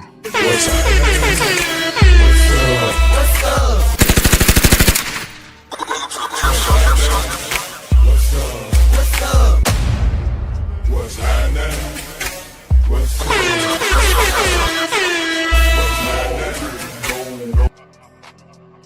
Round one. Oh, that's cute. Fight. You ain't hear me talking to you, sir? What you said, Rose? I'm sorry. I was asking You how said you how I'm feeling. Yeah. Just sore. Negro. Yeah, just sore in the motherfucker. Earlier was a little too much when I was talking shit. I had to get up out this motherfucker. It's too much. Mm-hmm. Are you taking medicine? Are you able to eat and take medicine? When I'm still on the liquid diet until Thursday, this fucking broth shit is not for a big nigga. I'm sorry. So you can't do like protein shakes? You can only do clear liquids? Well, I'm just sticking to what the hospital told me to take. Really on the cool. I ain't tried to venture off. I ain't trying to. Plus, I went to like 4 doctor's appointments. See, like, so I'm starting to gas for air a little bit more normal than I was earlier. I don't know what that's about, but I went to the doctors and I went like 4 appointments today. It was crazy work, but they was saying I'll just stick with the liquid diet because my ribs and this foam shit they got me taking. It's like, man, it helped, but some odd reason today I'm like gasping for air a little bit more. I don't know, that's weird. I don't know. Maybe I'm tripping. Yeah. Your body is weak. That's just like me trying to run and talk at the same time or sing at the same time. Like, that shit is a challenge already when you're healthy. It is. You running your mouth a little too much. Y'all stop fucking calling him and let him. And yes, I've tried it. It's exhausting. Shut your ass up on this motherfucking panel a little bit too. You get a earlier. That's why I don't know if you saw my message. I'm like, hey, stop doing too much. Let her be your mama. She in her mama bag. I love when she can get in mama mode.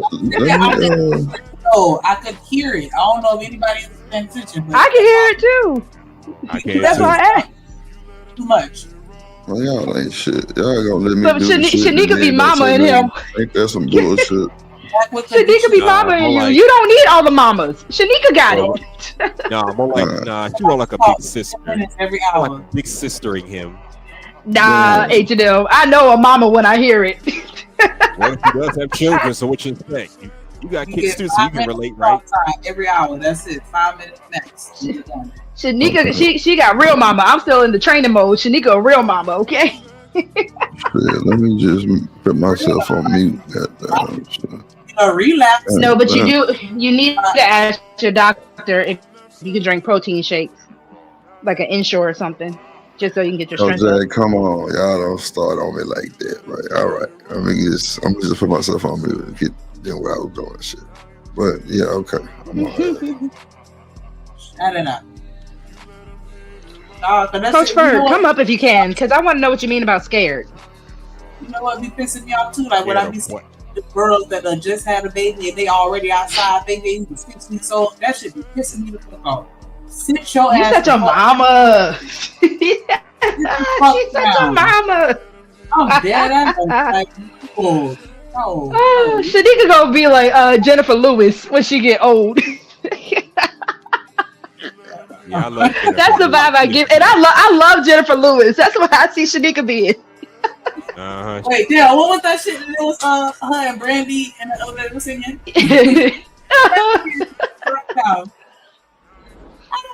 That's gonna be. That's the type of grandma you about to be. Don't come Lord. Yeah, that's for real. The longer the need to. I always like her little sassy attitude. She cracks me up in every show or movie she's in. I ain't gonna lie. Oh, Jennifer Lewis is amazing. I'm trying to think. When I had Caleb, I wasn't outside. I couldn't. I was scared to be outside. I'm not gonna lie. Because, I mean, I was just like, my immune system, his immune system, I didn't want to play with it. I've seen females go to the clubs pregnant. That's not cool either. Shit. They just had a video of a girl at the Chris Brown concert with a brand new baby in her hand, and she got headphones over the baby head, baby crying in her hand. Wow, that's crazy work. On the motherfucking forehead, and she just singing along to the music like ain't nothing wrong. Like, what? You are couldn't we get a doing? babysitter? What exactly? What are we doing? I stayed in the house for at least. If I had to go out, it was to Caleb's grandmother's, and of course, doctor's appointments.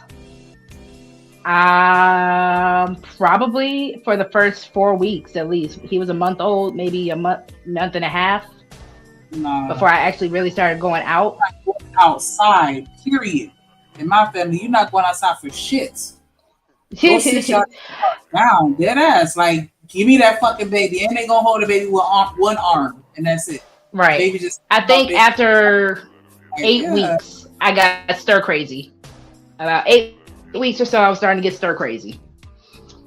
So I would go to the store, but I don't think I took Caleb with me. All that trauma you just put your body through, and you out there, you trying to be outside. Sure. Okay. Yeah, I couldn't see myself twerking or going to a concert after giving birth. That's crazy. Exactly. Now, my question is this to the ladies. How long when y'all have a give birth, how long do y'all normally have to wait before y'all can start being active again? 2 months, 3 months? What is it? I know. What kind of active? Are you saying sexually active, or are you saying just going around, moving, exercising? I was going to say the latter, but since you want to throw all that shit in there, let's say all that combined. No, Okay. you should be. 6 weeks. I'm sorry. Okay, as far as you go first. doing exercising and going out is concerned, when should you go back to doing that? I mean, you could walk and get I waited about 3 months. Man, you should still be walking a little bit, but you really got to give yourself 6 weeks. 6 weeks, okay. Yeah, like that. Yeah, I said I started back around 3 months. Now, as far as the sex part goes, I don't know if I want to put my dick in a pussy that just pushed out a baby. That's just me. I'm gonna give it a while. Hilarious. They say 6 weeks for that. That's why I was asking. Yes. But, you know, somebody like exercising and stuff. Oh shit! And somebody was telling me that it's okay to have sex. Drip, go to sleep. I'm actually finna get off, man. Y'all have a good night, man. Appreciate y'all. Okay, take care, Drip. All right, that's a bit. Appreciate y'all, Slim Muscle. Yeah. Get well soon, buddy. Get well soon. And don't overdose. While you're pregnant, technically it's not an issue. I'm not going to promote what Cardi B did, but yeah, while you're pregnant, it actually helps you. Say you're a woman who wants to, if you're past your due date, Damn, she hopped off. She dropped down. But yeah, 6 weeks. 6 weeks you need to give yourself before you start doing anything too strenuous. And it really just depends on your body. You know what I'm saying? Because some people, you know, in better shape than others. I'll just say that. And so, you young, you can bounce back easier. When you older or you got some type of medical complication, then yeah, you got to be a little careful. Yeah, you put a lot of stress on your body having babies. And they just be ready to go right back outside. And it's like, I get it, but you got to do that for yourself. If nobody else does. You don't want to have no complications. Yeah, it makes sense to me. I want to play some more than the video. Not a bit. She's just saying nothing right now. Got away with it, so now that I'm cheating, you want to put me out. I ain't going nowhere. I'm just saying we don't know that. I mean, every time I've come across a woman doing something to a man, it is a reaction from a action. But it still doesn't make it right. You know what I'm saying? I'm not saying that it makes it crazy. No, wait a minute. I'm not saying that it makes it right. I'm just saying that because you were saying you made it right. We shouldn't be doing nothing disrespectful to each other, period. I'm not going to say I don't agree with a lot of things that Tommy and Captain Tazariak is saying, and on what Sonetta is saying. We are not strong as you are. We are not as strong as you are. We shouldn't be hitting you. But sometimes you can take us to a point where at that point, we don't care. I'm just being very honest. At that point, we don't care. It's getting ready to happen. And you can best believe y'all might be stronger than us. But that's when the grits and the knives and all that come into place, because we know you stronger than us. I'm being straight up. Since I wanted to go there, that's where it's going to go. Whoa. We know you stronger than us. And the older lady on the side is shaking her head saying yes to this? This is actually destructive, what she's saying. Why you get the grits and the oatmeal, and we can't wait till you go to sleep, and all that kind of stuff comes into play. It's an action. Wow, do you know what you just did? Yeah, you're making our point. Yeah, you're making our point. So whether I'm making a point or not, I'm being very, very honest. Most of the time, a woman appreciate it. It is right. A reaction from an action. The most is of the that time, about being honest? Isn't it about understanding the honesty that you're given? Wait a minute, Tommy. Most of the time, she's even cussing you out and saying because you done did something. Again, and you make women have to be constant victims. But wait a minute. She victimizing us. Sure sound like it.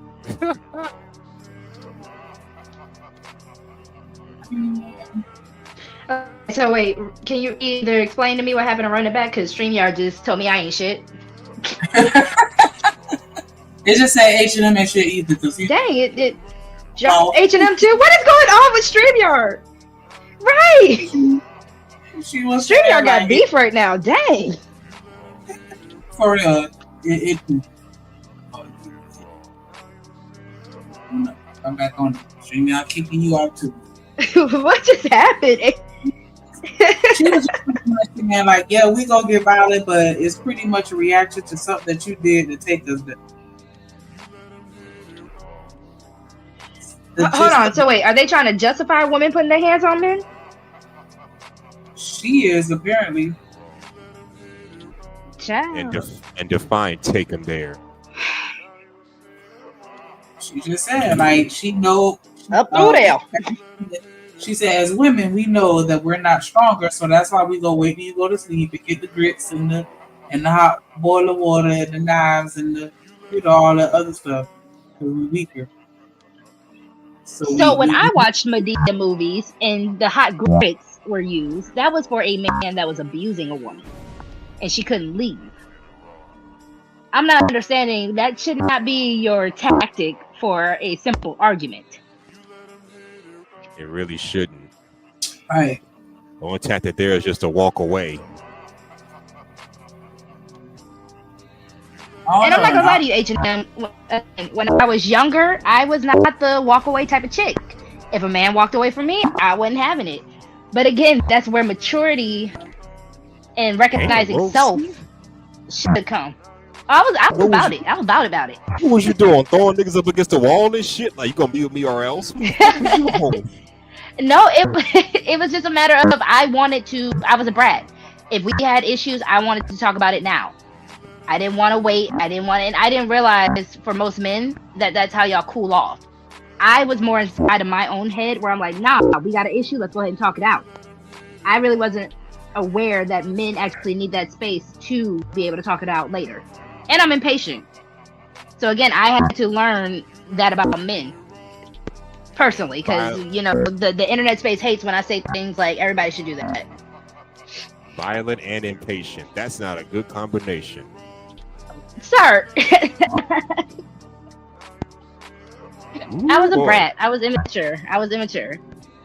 No shit, but at least you grew out of that stage. Rogue C learned a lot.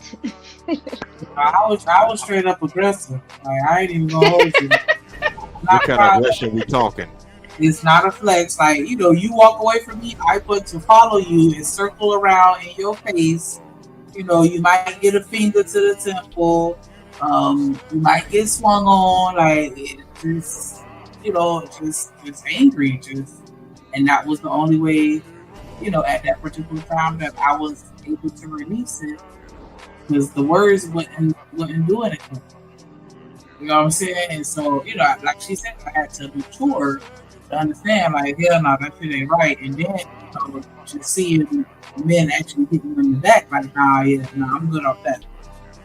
You know what I'm saying? But, just learning restraint. So I walk away. From everything. As soon as you start raising your voice, I'm going to go in and walk away.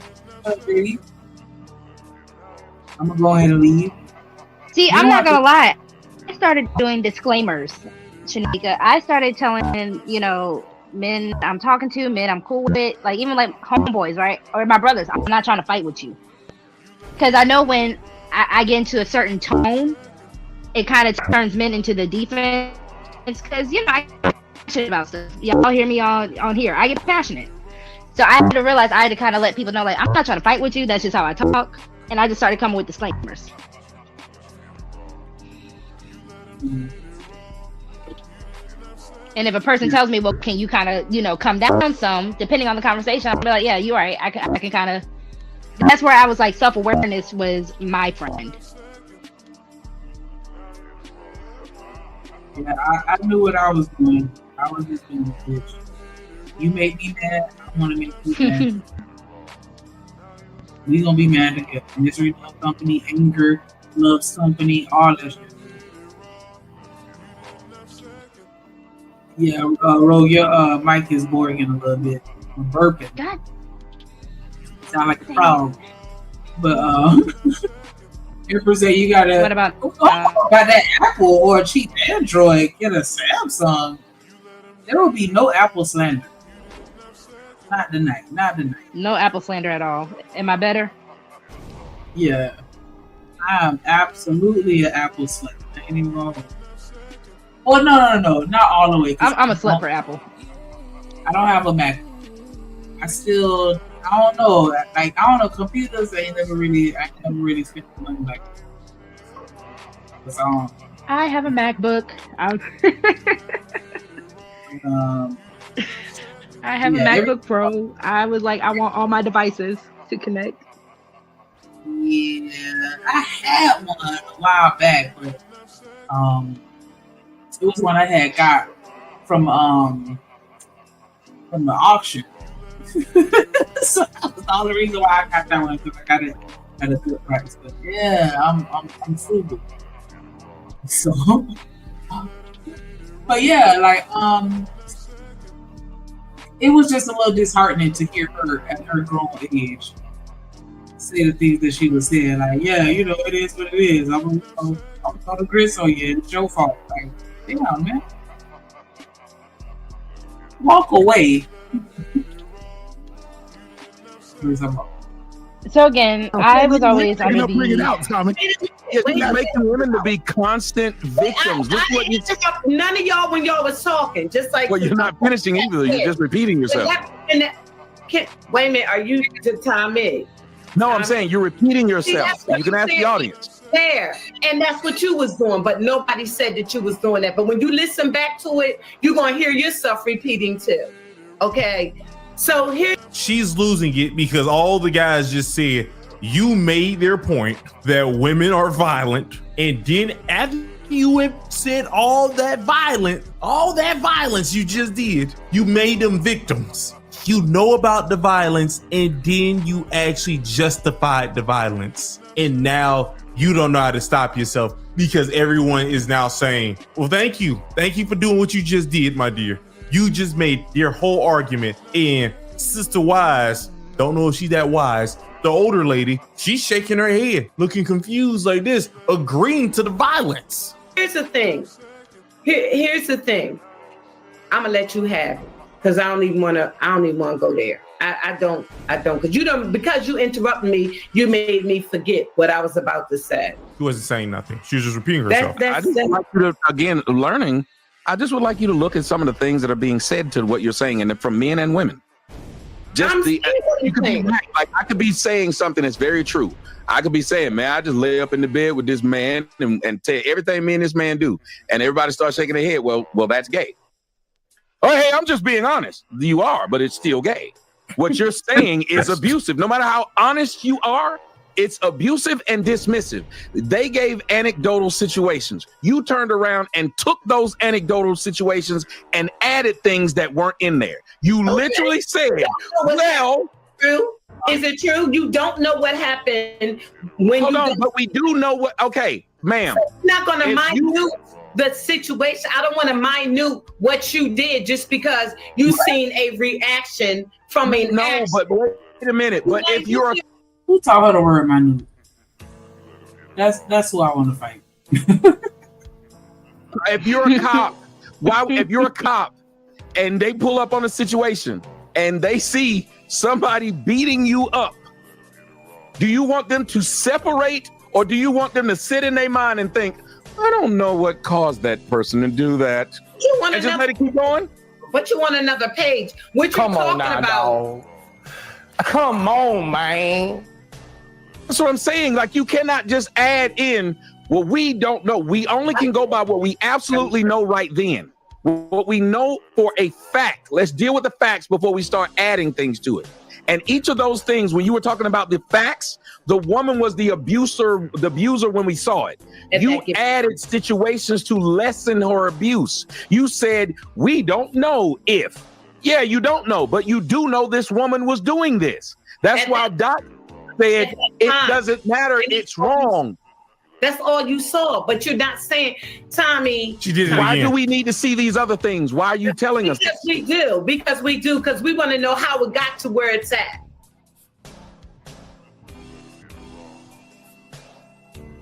Monday.com. The opposite. I was literally just talking about how I like to investigate. But that in no way is me saying that you're excused from your action that you chose to take. I just want to understand so I can know who else is included in this. Because I feel like you can't get all the blame by yourself. Like, you know what I'm saying? Somebody else may have contributed to that. So that's why I want to investigate. But no, you're not going to get away with that. What's concerning me is... I'm sorry, you go ahead. No, I was just gonna let my plan to say, just like with Diddy, like, yeah, I can understand that you may have been exposed to certain things at a young age that put you in a certain mindset, but that still doesn't excuse what you did to say, like, yeah, you don't deserve to do no time. And that was it.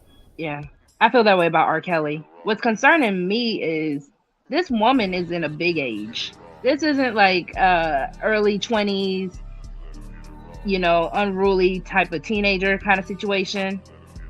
That's what's it's really scaring me, because when do we grow out of certain mindsets? You're right. That's exactly what I said earlier. Like, it was just very disheartening to see her say that at her grown ass age. Like, what? We need to understand what she did. She was in the elevator, and everybody knows there are cameras in the elevators. Well, at least I would like to think that most adults know that. Like, she didn't even give a fuck about cameras. Mm-hmm. She going Someone time in. out, Coach Ferg. Time out, Coach Ferg right now. He said, when sisters put on makeup and get dolled up for YouTube, they get sassy, wave their hands a lot, and overtalk. Time out, Coach Ferg now. I ain't gonna lie, some of them do that. To his point, some of them I do that. it. Damn it. That's why Coach Ferg ain't right. I do it sometimes. Yep. If I'm feeling cute, I'm extra sassy. At least you honest about it. We like a little sass, a whole. That's how we like it. We like a little sass, a whole lot of class, and a whole lot of, well, you know. You and these rhymes, H&M. Someone time out H&M too. Because if I'm feeling good about myself, if I feel like I'm a bad B, I'm about to act like one. I ain't even gonna hold you. Well, my hair is blonde. Child, you can't tell me I'm not a celebrity. But nobody like. I don't know. It's just something about that blonde. It just. I don't know. Okay, so wait, are you a winter fall blonde, or do you only do it for the summer? You know, I haven't actually done blonde in a really long time, but that means you got to do a winter fall. I made the mistake of dyeing my natural hair. No, ma'am. Yeah, so I did that at 16. No, ma'am. Completely bald after that. Cause yeah, of course I wasn't gonna do what I was supposed to do. Once I cut that all out, I kind of strayed away from it. Yeah, like a honey blonde. And I remember, man, I found this one hair. I gotta look for it again. It had like little highlights of purple, like but very, very, very muted, like just 3 strands here and there type shit. But yeah, like so. I'm gonna need you to get in your grown woman bag. Get you a fall winter blonde. I need you to get an ash blonde because black women with ash blonde, oh my god, amazing. Child, you ain't gonna want to interact with that bitch. listen. If she's stunting on people, she just got to stun on people. Black woman ash blonde is amazing. You're like you're not qualified to talk to me. You're not qualified. What did Nikki say? Oh, these bones try to touch me. Ew. Yeah, that part. Like, don't even look at me longer than 3 seconds. How dare you? How dare you breathe the air I'm breathing? Whole celebrity. But yeah, of course, the way we look is going to affect the way. And I mean, that's why, you know, you got the women that act the way they act. When they throw that wig on and them lashes and the beat face and all that other stuff. Yeah. Baddie. Why did Kojak said Negro peeing? I can't stand y'all in this chat. Yeah, now y'all are horrible. I've done a 613, but like a lick. But, oh no, I can't do a 613. Not a whole head of it. Fall winter weave is diabolical. I can't stand y'all in the chat. Y'all stay out of women's business. Y'all tell us to stay out of men's business. Y'all stay out of women's. The women's. Yeah, because I can honestly y'all don't say want to. It's just for a change of look. Because I have no issues with walking outside with my natural hair, and even shrunken. Oh, absolutely not. Even shrunken. I get bored. But that's yeah, why when people are like, "Oh, you should lock up your hair," I'm like, "Hell no! I can't commit to a hairstyle. I get bored very easily." Yeah, because you could do other stuff with it when the hair is shorter, but once it gets too long, you're gonna have to style the locks. Like, don't do it. I used to have a pixie cut back in high school, and I just rather, if I want a pixie cut look, I don't feel like cutting my hair because I'm like, I took all this time to grow my hair, so I'll just do a pixie cut unit. Yeah, that 27 piece. Girl, the 27 piece. That and now they just make units. Yeah, when you don't want to cut your own hair, yeah, that's perfect. Just give you the fake shave side, and I'm in. Even with braids, I could do a 1B2, but sometimes I want to pop out with some color. That's why when I hear men who are like, they don't like women with color in their hair, again, I'm creative naturally, so I like to express it through my hair. But you know, it's not permanent. It's temporary. So if I want to pop out with a green wig just for a day, just because I feel sassy and I want to wear green, I will. I ain't even gonna I'm not gonna wear it to church. I have some green hair wax that I put on my hair because I got quite a few colors. But yeah, I'll throw some of that temporary wax in my natural hair. And that shit will be purple, blue, green, like orange, all that shit. Not like orange, but like a BJ, Kojak, time out, Coach Ferg. You see what he said in the chat? Everybody don't have big. Time out that man right now. That's why you gotta shape it. Look at Coach Ferg's avatar. He told me that's how to milk this. For real, you projecting. You just projecting. I like my big head. That means I got a big brain and I think a lot. Oh, you're damn right. So then wouldn't that person who did it, again, always have an excuse then, which goes back to what I said at the beginning.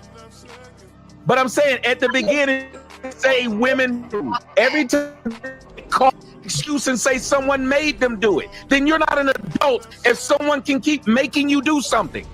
You're an adult. You just had a reaction from an action. Drugs. That's just drugs right there. That's pure fentanyl right there. Ma'am, you don't understand. You are showing us, you're letting us know how clean that cut is. Like, not stepped on at all what you're doing. You're not an adult.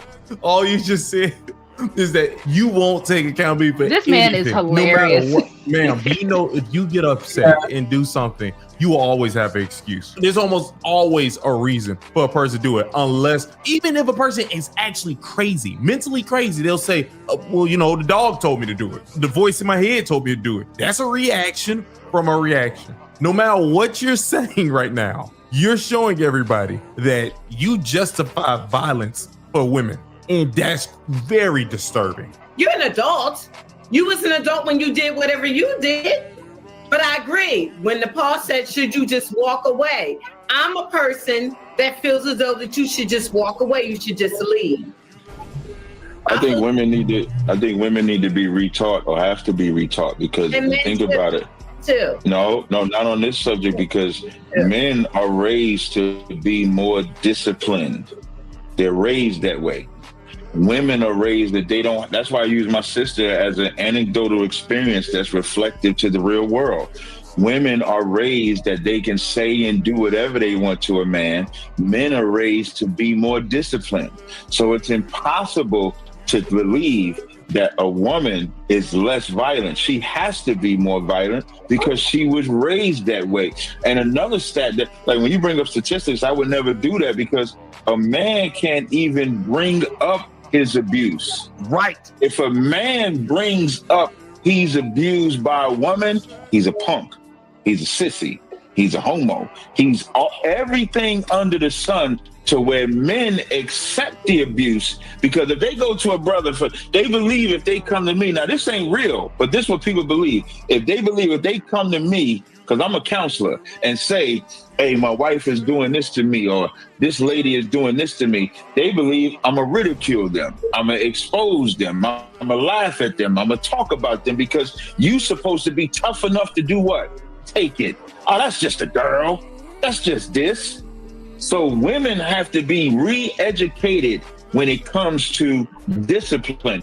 Even as Sister Freedom keeps saying, she's not faulting, she's not taking away the blame, but this is the reason. A man can't use that reason. So if a man can't use that reason, then a woman can't use that reason either. And you agree with that?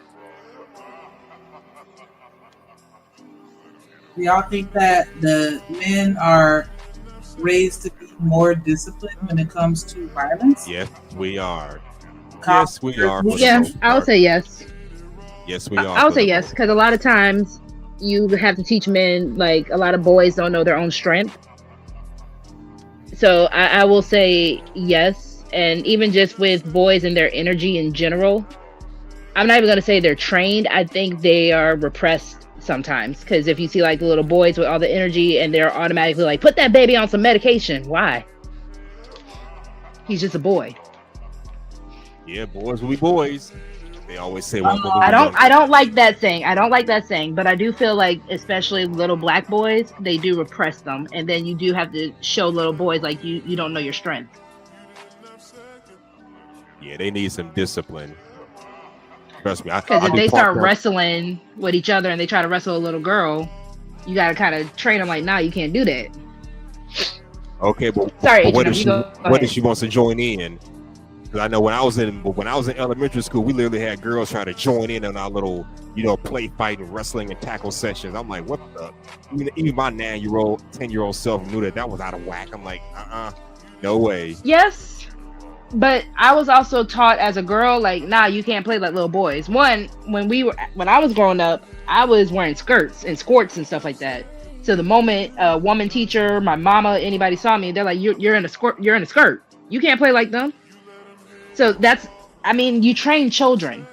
Now, for some children, either they take the training and go with it, or some children, like you have your tomboys.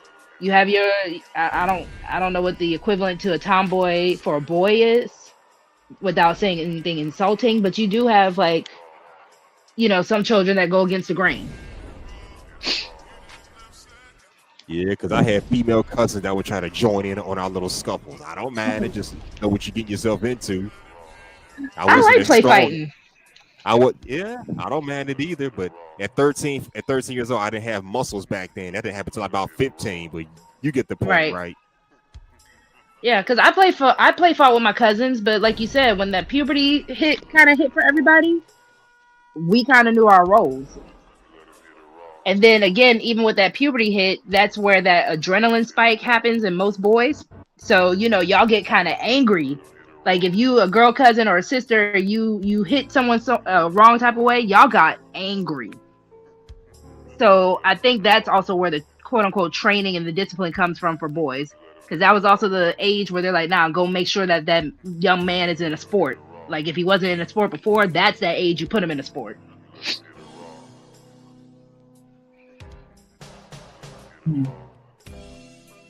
So do you think that women need to be reprogrammed?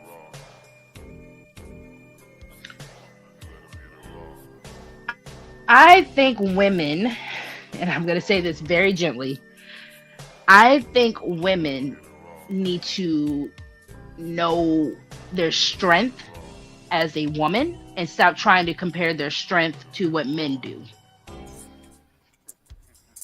Yep. I mean, when I was young, I used to they can do. No, they can't. I used to hear girls say, "We can do anything boys can do, maybe better." Well, nah, it won't go that far. And they probably. I'm not even going to disagree with that. There is a multiple ways to skin a cat, and I think when women find their way as a woman to skin said cat, that they will find out I don't have to do it the same way a man can do it. I have my own way of doing it. And I think that is the balance and the beauty of women and men. I don't know. But I do understand that there's more than one way to skin a cat, but I feel like there's some cats that we just not going to be able to skin. Okay, I get what you're saying. And that's fair. We need to be okay with that and stop still trying to do it any fucking way. I mean, so let's way back when the conversation about changing the tire happened, right? That's a cat I don't want to skin. That's a cat I'm not going to skin. But for some women, they can. She said everybody rolled past her. You know what they probably were thinking? You got it. Mm-hmm. I be looking helpless. I'm gonna give all the signals that I need you to handle this. Mm-hmm. Hey, Rosie.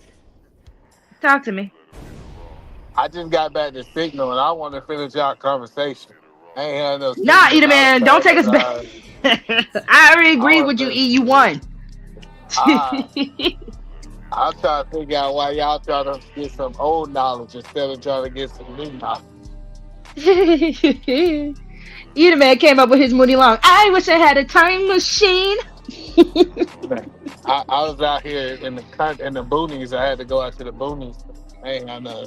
So they talking about. So this conversation asking is women more valid than men? Is that what I heard?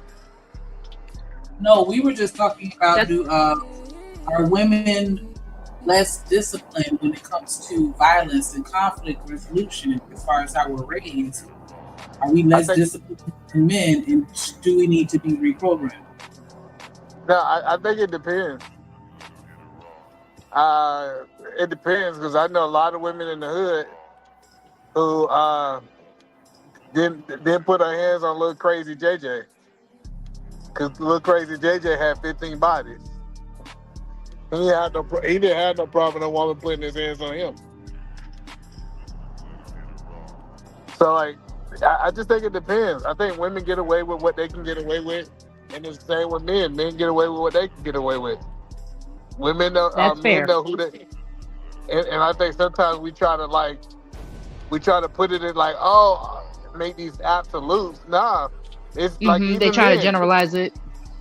Yeah, even men, like men who all touchy and want to hit people, put them in prison. All of a sudden, he not keep his hands to himself.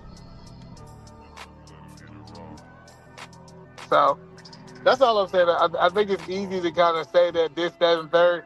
If a woman going across your head and you're a man, that's because she believes she can get away with it. So I'm not gonna lie, because I went through a situation. Because I'm not the type of girl. Like I said, I had brothers that I used to play fight, so I was in a technical abusive relationship, right? But it turned into a mutual combat type of situation. So if you put your hands on me, I was putting my hands back on you. And it wasn't because I thought I could get away with it. It was more so, well, if this is what we're doing, I'm not about to just sit here and cower. I wasn't raised like that. Now, I wasn't raised to stay in a relationship. That was my toxic side, because I should have left that relationship, but I stayed. Going back to what we said earlier, Shanika, because I thought I was in love and I thought I had to endure for love. So I stayed. And y'all was trying to say earlier, this man that's put his hands on this woman need to go to her daddy and say, "Hey, Pop, we just hit each other every now and then." Shut up, eat a man. No, seriously. No, because I'm not gonna lie. That's not every woman's. That's not every woman's story, right? You do have some situations. A woman is not gonna fight back. A man might not fight back. Putting your hands on somebody is not right. In that situation, even when it became mutual, that was not a healthy relationship in any way. Both of us should have stopped being together way sooner than when we were. But you gotta understand, y'all like that toxic stuff. I don't care. Anybody who stay in a toxic relationship and y'all hitting each other, it's something that you like about it, right? I was young and dumb. I had horrible self-esteem. I thought that's what I deserved. No, I didn't like it. I was comfortable in it. There's a difference. No, you liked it. See, listen, when a person say, "Hey, I thought I deserved this," you like what you deserve. It was a toxic side of you that you had to heal from. I guess I wouldn't say I liked it though. Eda man, I get what you're trying to say. Like is not really the word I would have put into it. I would have put into I was comfortable in it. Right. And I didn't think I deserved or I could get better. And it wasn't until I really started getting better that I realized I deserved better, if that makes sense. Because my mama always told me, because she knew about the situation, and I went back. So every time she tried to pull me away, I went back. So she's like, and she told me about this with women in general. A woman's not going to be sick and tired until she's sick and tired. And unfortunately, you have a lot of women who end up being unalived by that, or you have a lot of women who leave too late. Luckily, I got sick and tired early. But the point that I'm telling you is both of y'all deserve better. It wasn't that you deserve better. He deserved better that he didn't have a woman putting his hands on him. And you deserve better than the man. Like it was like, it's almost like toxic bonding. You know how they say trauma bonding? It's some toxic bonding be going on with people. Like either man, the reason why I challenge you on that, he was the one who introduced it. And again, it was kind of more so, I was 18 with this guy, right? I was 18, he was 25. So that should have already been a red flag, but I didn't know any. I was thinking, oh, it's fine. But he introduced a lot of toxicity to me. Now, granted, you could say he deserved better because he probably should have been a better man. And the same way I said I didn't leave until I deserved better and I had to become a better woman in order to be better to leave, he didn't want to be. He was happy and complacent being where he was. That's why it was easier to get a woman to introduce it to me or to someone like me. You got to understand, I don't think it's a problem with mutual comeback. If two people want to hit on each other and they're in agreement that they want to hit on each other, ain't no problem with that. It's a problem when you got an abuser. Like, I get what you're saying. You saying that he initiated all the time. That's what I hear you saying. And you might not be saying that. I'm saying when she initiated sometimes, go across his head, and he initiated sometimes to go across, that's mutual comeback. They both toxic. They both, I done seen it. Like, I done seen a situation. No, I'm not disagreeing with you on that at all. We be talking, and next thing I know, this woman just go boop boop. I'm like, what? I'm trying to figure out what happened. I'm like, why does she feel so comfortable two-piecing you right now? Right? And I know that guy, if I went there, he might would have two-pieced her ass back. I just know it. Like, so that's the point that I'm saying, is that sometimes people have just kind of endured these toxic behaviors. And yes. And it's toxic. But I also need men to understand, especially when you hear men who swear they want a woman to follow their lead, right? What are you leading her to? Because she is going to follow. Like I said, I was 18, he was 25. I was technically following his lead. He's the one who introduced it. So I'm like, okay, I guess this is what we do. So if you want a woman who's going to follow your lead, and that's why I need men to, recognize self and men to really work on who they are. What kind of leader do you want to be? Because, like, that toxicity was in you before him. And the way I know is because how you told the story. You said, hey, I was raised by brothers and we fought. Like, I mean, we didn't fight like that, but I'm just saying, I wasn't the type of chick to just lay down and take someone hitting on me. Nah, I was fighting back. I know, but that's what I'm saying. Like the first time, if that wasn't in you, like the first time he hit you, you would have been done. You would have been out. It would have been so foreign. But you growing up with brothers, it was easier for you to accept it because you had already seen yourself physically going back and forth with a man, with your brothers. Yes. Now the difference is my brothers loved me enough where they didn't. And again, I'm not telling you you're wrong. Again, that's why I even said my self-esteem, all that played a part. I did not think I deserved better. My brothers never played with me to the extent of a busted lip. Any type of stuff where a man isn't holding back. My brothers held back. They're boys, like how we were just saying. Boys are trained or disciplined to hold back. I'm just telling you, you just found in that man it was the final stage. And I'm not excusing his action. Like, I'm not disagreeing with you, E. I don't want you to think I'm disagreeing with you. I'm just elaborating more for context. I done seen it. I done seen the situation. Like my sister got in them hands.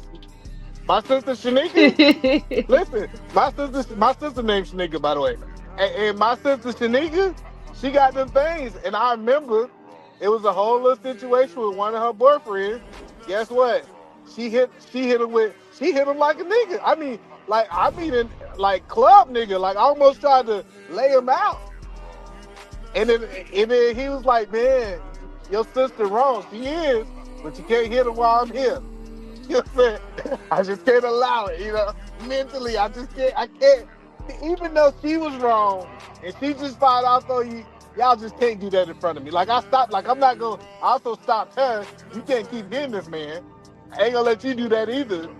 But I just realized me and my sister fighting growing up, my sister fighting with our cousins growing up, she looked at men as equal.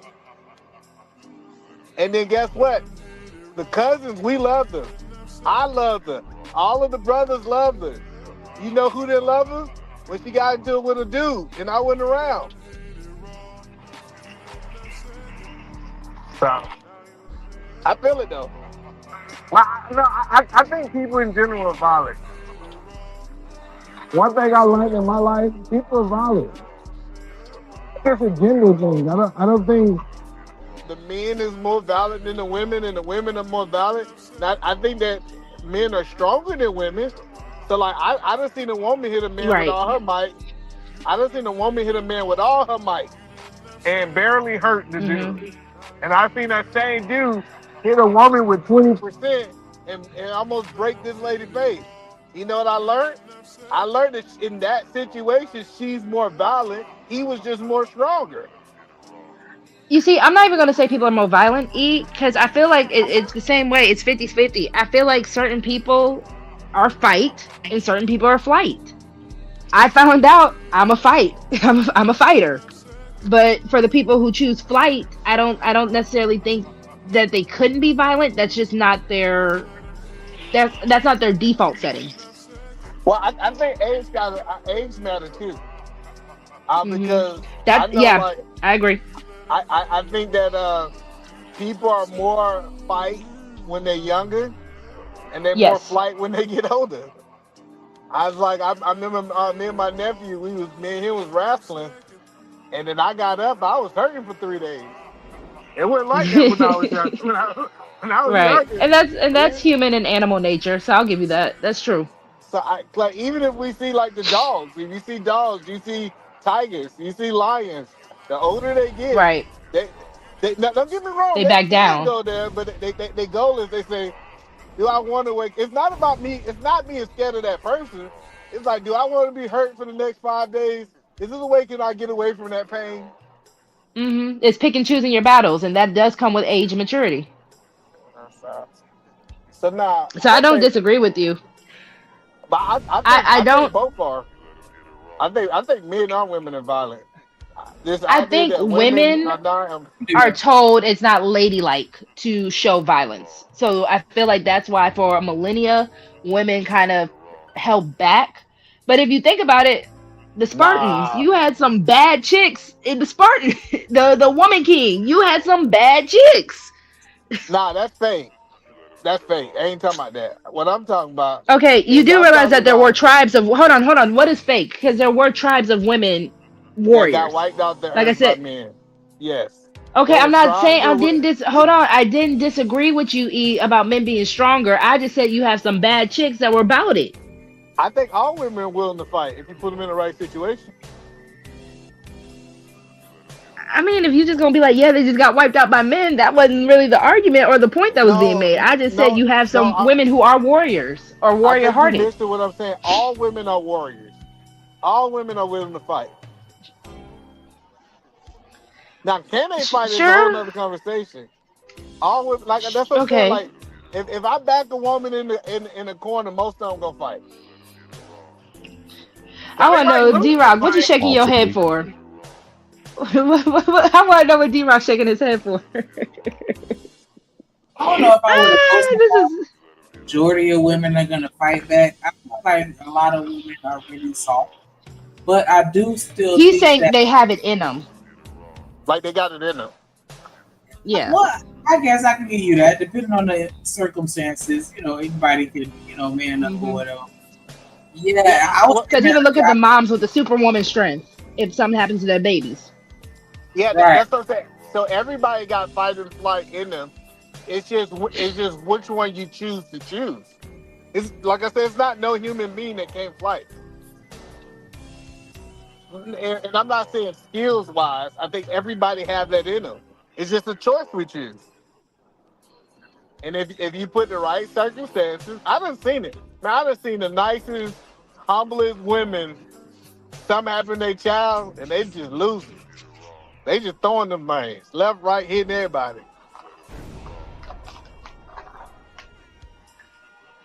Yeah, but I was saying before we started the video, if men were more comfortable and open in reporting violence against them, I think the numbers would. No, it wouldn't. No, it wouldn't. You gotta understand, man. I know a lot of dudes who get beat up all the time, but you know what they get? They get Gucci too from the same women. Shut up, E. Listen, I'm telling you, like the They dudes get like what? They get coochie.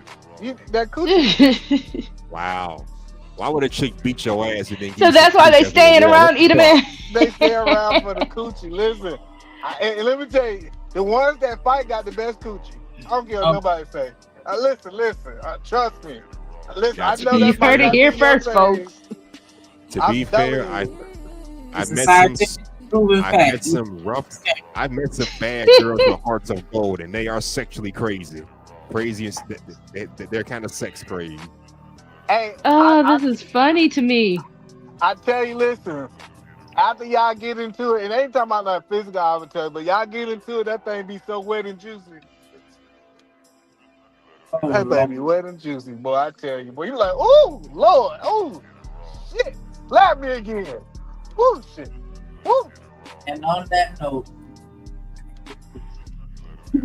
if we eliminate the reason and teach women, and I ain't even saying a man has to teach a woman, even though we the best ones to teach him. That's just facts. But if a woman has to learn to have discipline in those moments, you know how many times a woman call the cops on a man because she angry, then by the time the cops come, she done left that anger and she done left her emotions. How many times a woman sends that crazy text to him? Oh, I was in my feelings about it. But we got to hear it.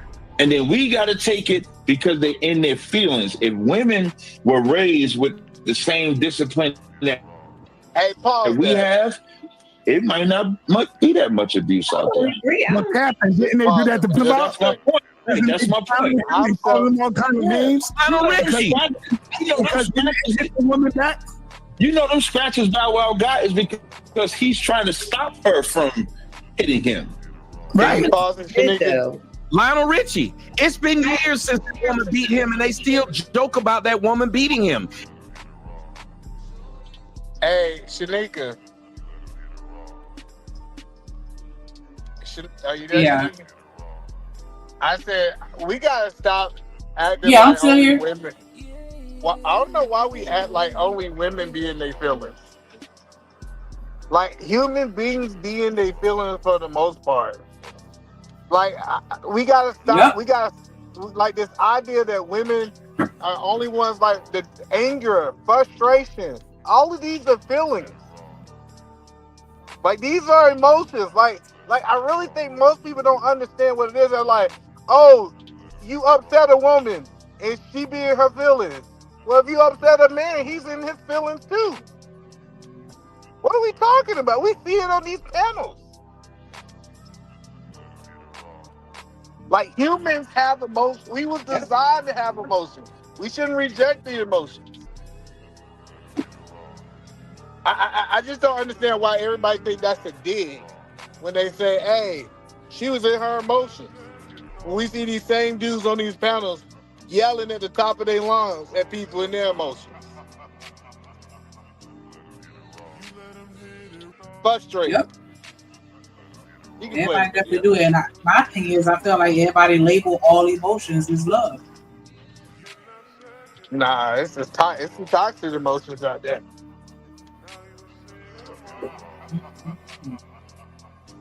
If you can play the video. Even say what. Know what you said? I think you can play the video. Whatever you want. We make jokes about Al Green getting grits thrown on him, but all Al Green did was cheat. We wouldn't think it was funny that a woman, what Lorena Bobbitt, she cut her man's penis. Did you just make a face, Miss Freedom? Did you just make a face about a guy cheating so a lady threw hot grits on a man? Really? So based off of your logic, Miss Freedom, because you just made a face, so I'm going to address it. Based off of your logic, if a lady cheats on her guy and he literally cops back and give her one, you all right with that? Let's be honest, you're not all right with that. I don't know anybody who can just say they all right with that. Based off of your logic, you all right with it. You gotta say it now. She's so lost in this world. Penis off. No woman had a problem with her doing that. Imagine if my girl cheated and I cut her clitoris off. Y'all would have told me, you should have just left. You don't do that. You don't mutilate somebody. I wonder how much she took from him before she got to that point where she said, she did it again. You don't know if he gave her a disease. Crazy.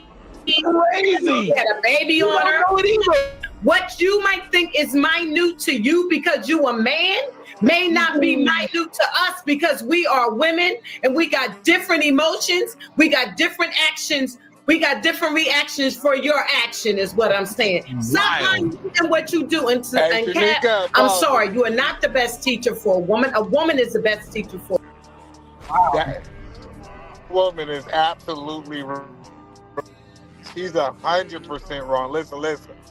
She cannot say, what about what she went through? Nobody asked that question when men delete women. What about all the stuff that he went through to get him to the point where he deleted her? No, you got to be accountable for your actions. Regardless of what a person did, you cannot throw hot grease on them. You was wrong. Matter of fact, I'll even go on record saying it's nothing that man did should justify you throwing hot grits on him. Because if it is something he can do that he can throw hot grits on him, it's something you can do that he can delete you. So, yeah, that's crazy. I ain't want to keep me in the back. What up, Coach Bird? What's up, Shanika? What's up, y'all? How you doing? Just listening to this lady say the darndest things. Like, she chopped that man penis off, and she was like, "Well, what did he do?" That's crazy. Shit, that shit diabolical. Oh my god! And that's all I'm saying. Like, we don't see what we do in the same light as women because we're just programmed to think that whatever we do is light work. I can chop your penis off, and it's still, as she said, minute. I think she should get the death penalty. She should get the death penalty. That's crazy. Hold up, she didn't do it, did she? No, they were talking about Lorena Bobbitt. Lorena Bobbitt? Yeah, like they didn't really drag her that much. No, because she was a white woman. That's why. Let it been you or your cousin. You still be in jail talking about I cut a man's penis off. It's a different rule. But yeah, they should have. But she should have been locked up. But man, if they try to say that over in Africa that what I'm saying, what they do to the girls is diabolical, but in America you can chop a penis off. It's right. Crazy. And just imagine if a dude chopped off a woman's clitoris. What you think would happen to him? Oh my gosh. He's going to hell. Go to jail first, then to hell. Well, I'm just saying. I think he get drugged. Shouldn't she be going there too? Years. There's no way he'd be able to do something like that. Even if he did his time, like after he get out of jail, I'm sure there's gonna be a rally of people waiting to harass him when he walk out. Like, what are we doing? She said, "Hey, we don't know. Maybe he cheated on her, gave her STDs, and gave her the right to chop it off." Hurt people hurt people. People use their experiences and spread it like peanut butter to the world. There's no justification because if she had a son and one of his Saprita girlfriends chopped his little thing off, she'd be in front of the courthouse with a sign talking about never let her. It's just stupid. And it's crazy because the other young lady up there in the red shirt is co-signing. Visually, with her body language. They look hurt. And on the bottom, like, anytime you see black women with their mouth always turned upside down smile, they've been hurt. That upside down smile it turned like it. It ain't always been like that. But that's just my observation. Just listen to them when they talk. They go say some of the wildest shit and some stuff that you would never think could come out of a woman's mouth about, hell, let them burn. If she did it, then the man did something. It's crazy. Woman. Oh my God. Listen to what you just said. You're not the best teacher. Listening to you, you're making that no one should trust women. You are the worst advocate. I'm not even gonna say that women can't teach women. I would never say that. But I'm telling you this right now, listening to you, I'm pretty sure most people be like this. We should really think about this thing. We should really think about this. That's so... He had his dingus cut off. And you just said, how much did she take to cut it off? To mutilate a person? How much? Whoa. And a man is the best teacher. Why don't you? When you say a woman is the best, Wait a minute. I said a woman is the best teacher for a woman, and a man is the best teacher for a man because he can talk about the experiences and he can talk about the experiences that he may have went through to try to stop him from going through what he may have went through. Just like a woman needs to be taught by a woman on what she may have went through in her life and in her relationships, and you shouldn't do this or do this. I don't know. I never really subscribe to that people. Only men can teach men and women can teach women. Like, I thought you can learn from anybody. That's why we ask backwards. That's why we ask backwards. But she's right. Women are the best person to teach women, and men are the best to teach men. It all depends, either, man. It all depends. Because a father is the best teacher for everybody. That's not true. It's a lie. Okay. Listen. But listen. If I took if you take the best woman and the best man, the best woman would be a better teacher for the woman, and the best man would be the best teacher of the man. I'm just meaning by parent, son, daughter, mother. Yes, that I agree with that. My sisters, when it came to my 5 sisters, my mother was the best teacher of how to move around the house and how to move around, you know what I'm saying, work and family. But my father was the best teacher when it came to life and dealing with people, giving that information. Yes, but it comes from. To me, it's always a man can't teach a woman how to be a woman. He only can teach her how to be an adult.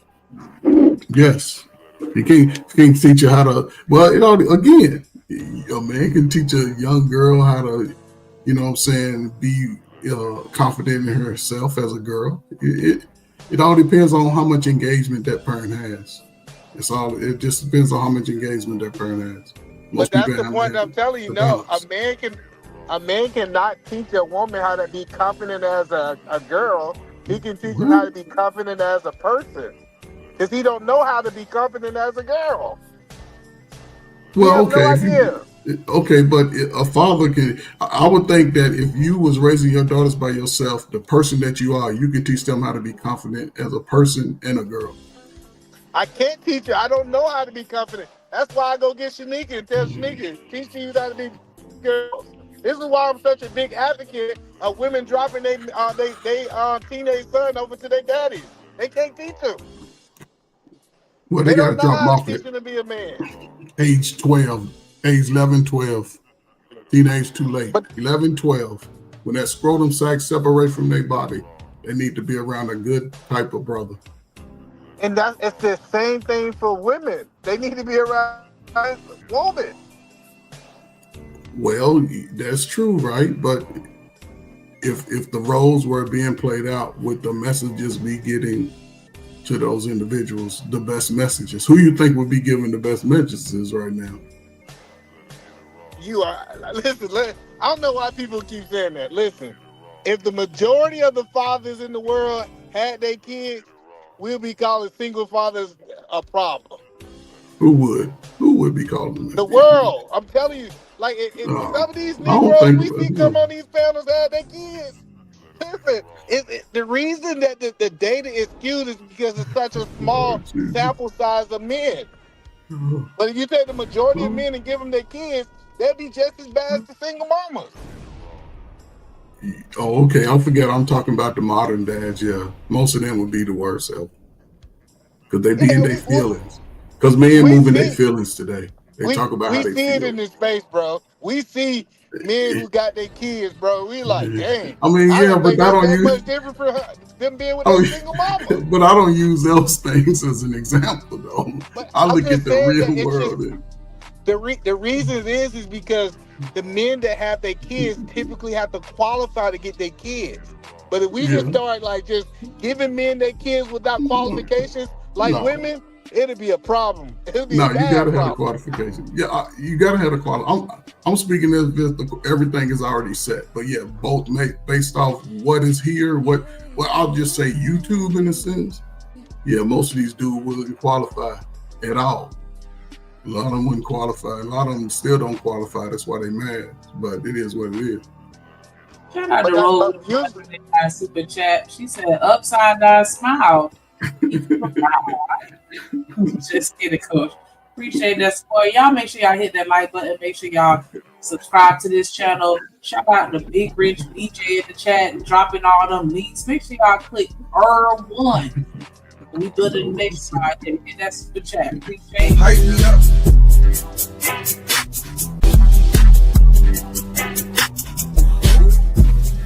On me, you the one. Ain't nobody fucking with.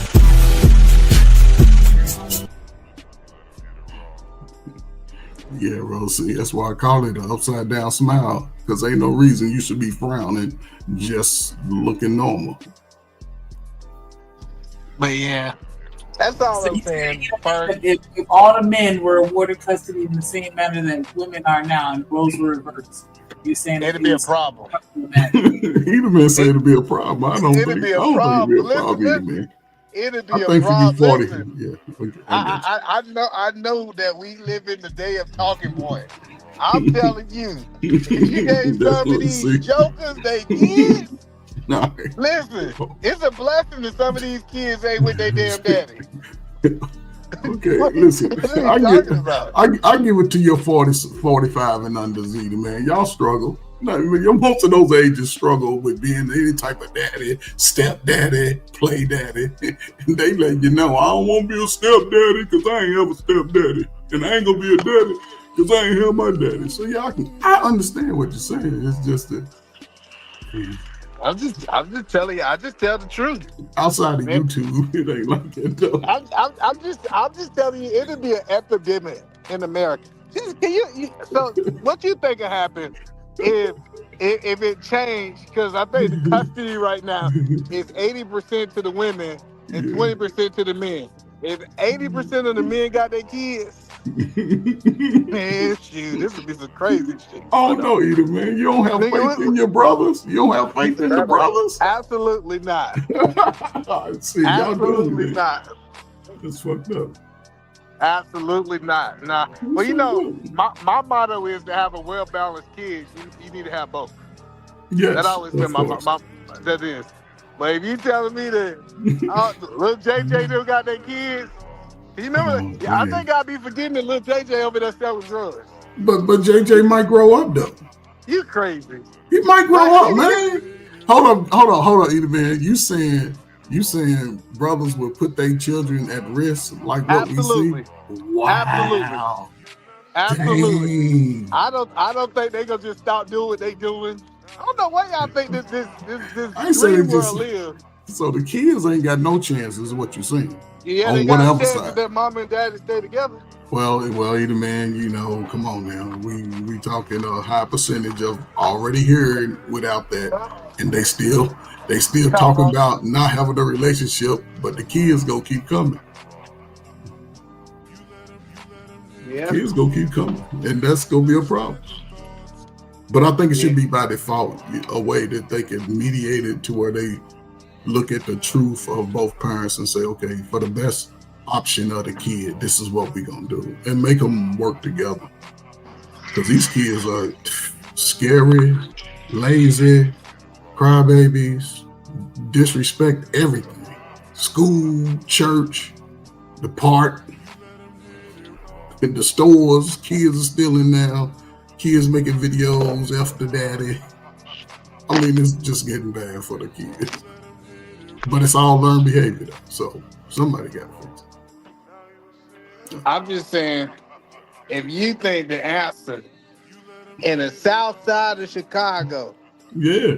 is to give all them dudes to their kids and their daddy out there on the corner with them. Yeah. They'll get off the corner, man. They'll get off the corner. That's crazy. It ain't gonna happen like in 2 weeks. Coming from the crack generation, Man, either man, y'all they'll work it parents out. had y'all kids and they still did crack. They'll They work ain't it stopped out. doing no damn crack. What are we talking about? No.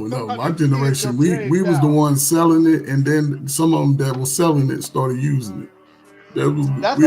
But what about the kids, generation. Coach Fur?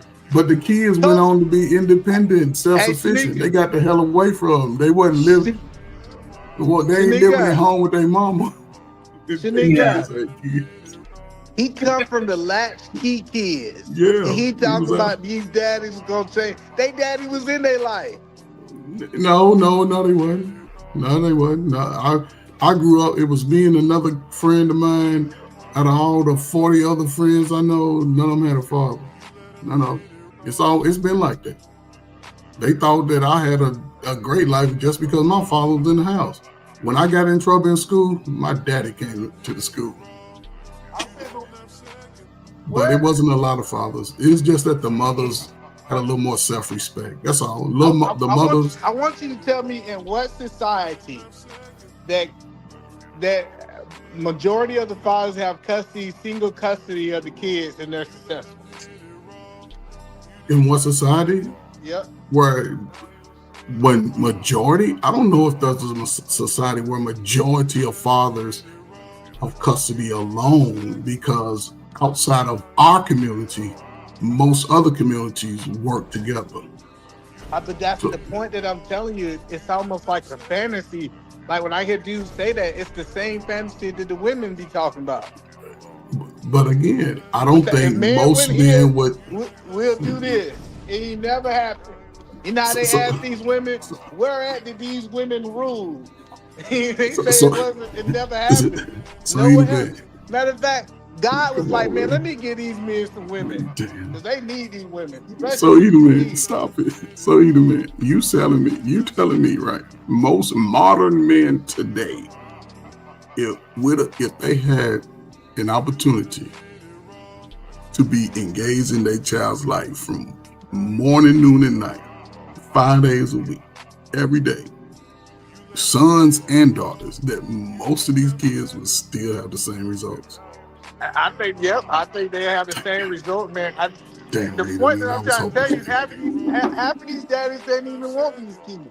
Oh man, I was hoping. Even talk about that. See, nah. Let's talk about it. Listen, you telling me somebody who was telling this woman to take the plan B and go to the abortion clinic now gonna be a good father all of a sudden? Okay. All right, bro. If he really has no say so on the child, right? Whether they come here or not. But once the child get here, most would, I've seen it, and I don't know if the opportunity, if it would be allowed more. I would think most guys, if they had an opportunity to be in the child's life, regardless of how he treated the woman, they would want, again, I could be wrong, maybe I got too much hope in the brothers, they would want their child to be better than them and opposite of their life. I don't think most people would teach, most guys wouldn't teach their daughters to dress up real skanky and go outside. Most guys wouldn't teach their sons to sell drugs. I mean, that's where I work at. I'm going to the heart of the hood. South side, west side, Chicago is where I earned all my stripes. Getting escorted by fathers. I just want to get you, because I think you only want to think about the good fathers. I really do. I think that you. But either man. Well, I know these good fathers gonna do. Oh Lord. And I'm talking about that. I ain't talking about the kid that he wanted with that beautiful baby mama. I'm talking about that two he had with that baby, that woman, that two. Do you think you gonna take care of that kid good? Okay. Yeah, if he got a chance. To us, by default, most fathers don't get a fair chance to have an opportunity. They just sort of put in a situation, and then I've seen it, because again, some fathers may need some parenting classes. Yes, I think that would be probable and more likely, I would always recommend a young man taking a parenting class so he can understand the nuances of nurturing a child. But I don't see most brothers who are in the streets, even if they ain't again, he's a cheater, but I think he would at least raise his child to be respectful. I've seen the worst mothers raise their kids to be respectful. Like, you ain't gonna do that shit. I did it. You ain't gonna do it. So, Shanika, yeah, man, they'll break the system. It'd be so many kids in adoption. Man, hell no, man. Come on, Shanika, man. Listen, Shanika. You saying the brothers don't like the babies, man? Come on, either, man. No, man. I think because you gotta remember what we talking about. We excluding the married men. We excluding the cohabitating men. We talking about them other dudes who out there. But Like, they the one got all the babies, apparently. Most of the people who got babies are married. No, that's what we need to stop lying. Hold on. If most of the kids are born out of wedlock, then I don't know what to say. So back to what I was saying. You think? Let me think. What I'm thinking about. You think about, like, so we told Future, man, I'm about to give y'all these kids, man. He gonna do better than Sierra. I would think he'll be a good father. No, because we talking about better or worse. I would think he'll be a better. Well, I don't know what type of father he is now, but I think once he's stricken with that responsibility, I believe most would step up. Most wouldn't wander away. I think most would step up. That's part of a man too. He can protect.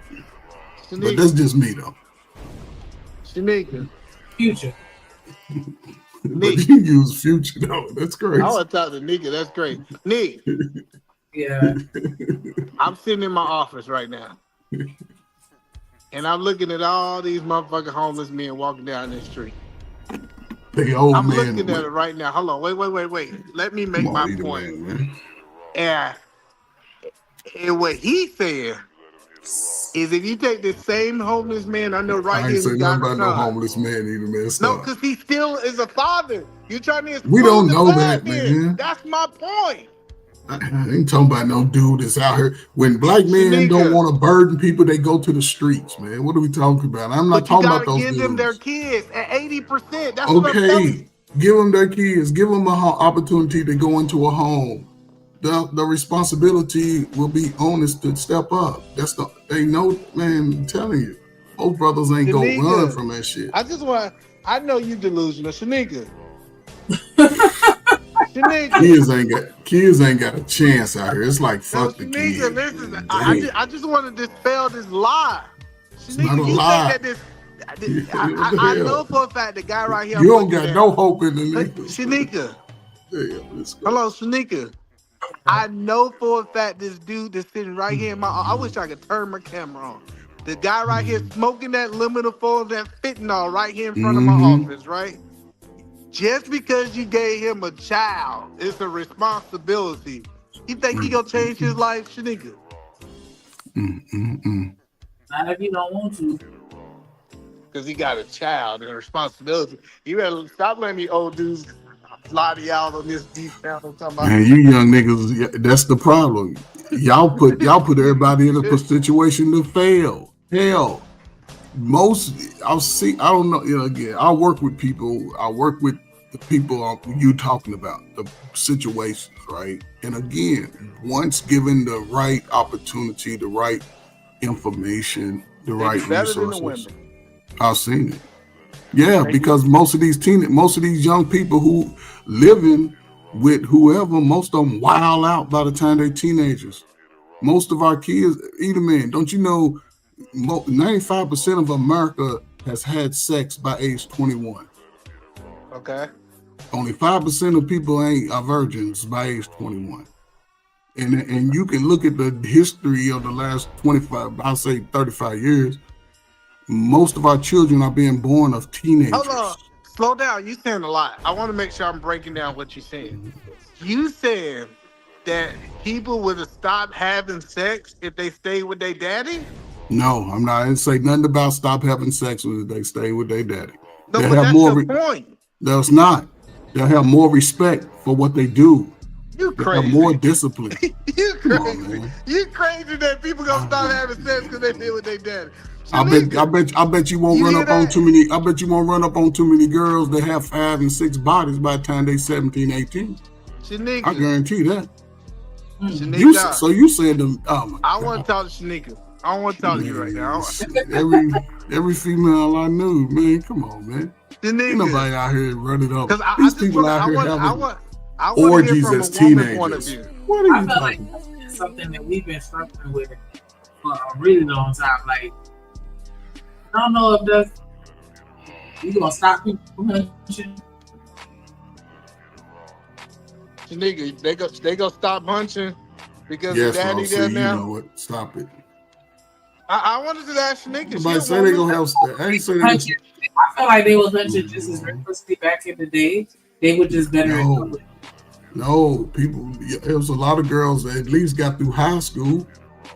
They can't listen. They can't. No, this is what the laws are told. Y'all had They the came. most teen pregnancy ever. They came crack. They came Generation X when the teen teen pregnancies start going up. Hold on, man. Let me talk because you wasn't born in '86. Your ass was 2 years old. You were still shitting in your diaper. Sir. No, I'm not, because I'm talking about people.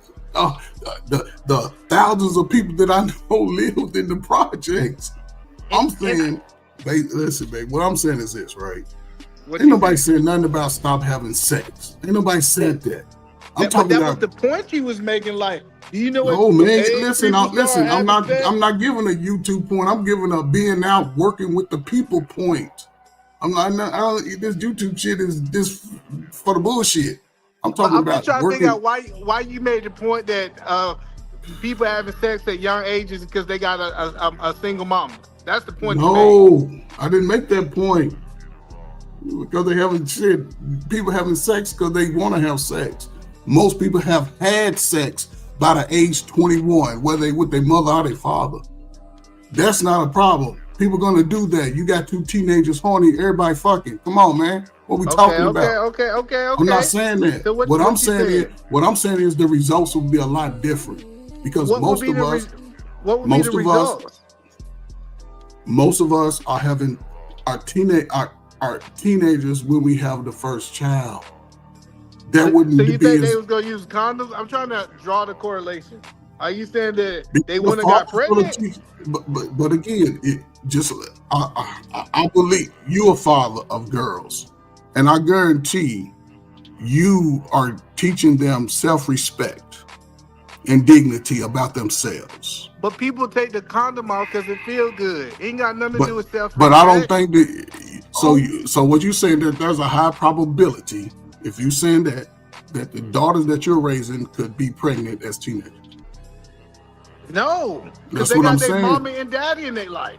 I done said this. But 2 people. I'm not saying 2 people. Listen, I'm saying listen. Based off of this, most people just got one person. Even if the daddy ain't living with you, if he has access to you 24/7, he can give most the other balance. He can give most can get this conversation about, listen, you have to be better. You have to do things a certain way. Be respectful. The messaging will get because most men that I know, regardless of how shitty they are, nobody's out here telling their kids to be fucked up. It doesn't matter. That don't matter. Let me tell you what. It doesn't matter what you say to your kids. It matters about what you're doing. Right. So if you're a man out there being a hoe, your kids gonna be hoes too. But most men ain't gonna be hoes with their daughters, right? Man, you crazy. That's crazy. You think this, like this is crazy that you think this is gonna be like, now I got a daughter. Have any of y'all experienced? Oh my god. Okay. Shanika. Have y'all been with your mama and heard your mama getting their cheeks clapped? Shanika. Have you been with your daddy and heard him clapping cheeks? Shanika. Come on, man. Shanika. What's up? You said that you think these men out here gonna stop having sex because they had a daughter. They gonna stop hoeing around because they got a daughter. No, they kids ain't gonna be out there wilding out. Yes, That's they what I'm kids saying. is. Wow, that's crazy. So the kids is gonna be fucked up forever. The best thing somebody ever told me. What the hell? We ain't got a chance. It's over. It's over. Yeah, it's over. You know the best thing somebody ever told me? What? Your children is an immature version of you. You out there slinging dick, your daughter gonna be out there getting piped down. Damn, it's fucked up. That's the truth. I don't know why you think she gonna choose a So different path. so what you saying? The door swings both ways, right? Yeah, that's why I'm married. No. That's why I'm setting the example. So if a mama's out there, her son is gonna be out there slinging. That shit is lose. It's lose then. It's not lose. Whoever the child lives with, the child is watching that parent. And if the parent is moving reckless, yes, that will go pretty much the bad way, unless that child is connected to something different than what they see. And that right there is still going to take some time for the child to develop a different mindset. But in our American society, by default, most children are given to the mother. So the child is raised up under that information, whether it's a boy or a girl. And I'm agreeing with that. I'm telling you. I don't think most parents have had. They would just see the toxicity from the men's side. Man, you looking at YouTube. Niggas ain't out in the street, man acting like these dudes on YouTube, man. You crazy. You crazy. No, man. Where you live at Washington, Oregon? Man, ain't nobody moving like that. Man. These dudes on YouTube, they scared of everything just like the women. I don't want a man. I don't want a woman. It's somebody. Yeah. I'm from Atlanta. Atlanta. What? Atlanta, come on. People ain't out here fucking. Come on, man. You talking about the fuckingest place in America. What are you talking about? You talking Atlanta's that's the nastiest fuckingest place in the country. What are we talking about? Exactly. So that proved my point that these dudes out here doing the same thing. Come on, man. You can't compare America to the nasty ass Atlanta. Oh my God, this is wild. Real quick, mid-20th century peak. The U.S. teen birth rate peaked at 96.3 per 1,000 females aged 15, 19, and 1957. In the 1960s to the 1980s, following this peak, the rate generally declined from the 60s through the mid-80s. In the 1990s, there was a rise and subsequent fall.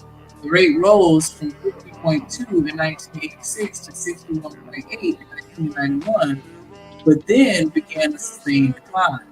The decline in the 2010s. The pace of decline accelerated significantly after 2010, with the rate dropping by 55% between 2010 and 2020. Shout out to Roll with the 199 super chat. She said the stats point to the boomer generation. Yes. Exactly.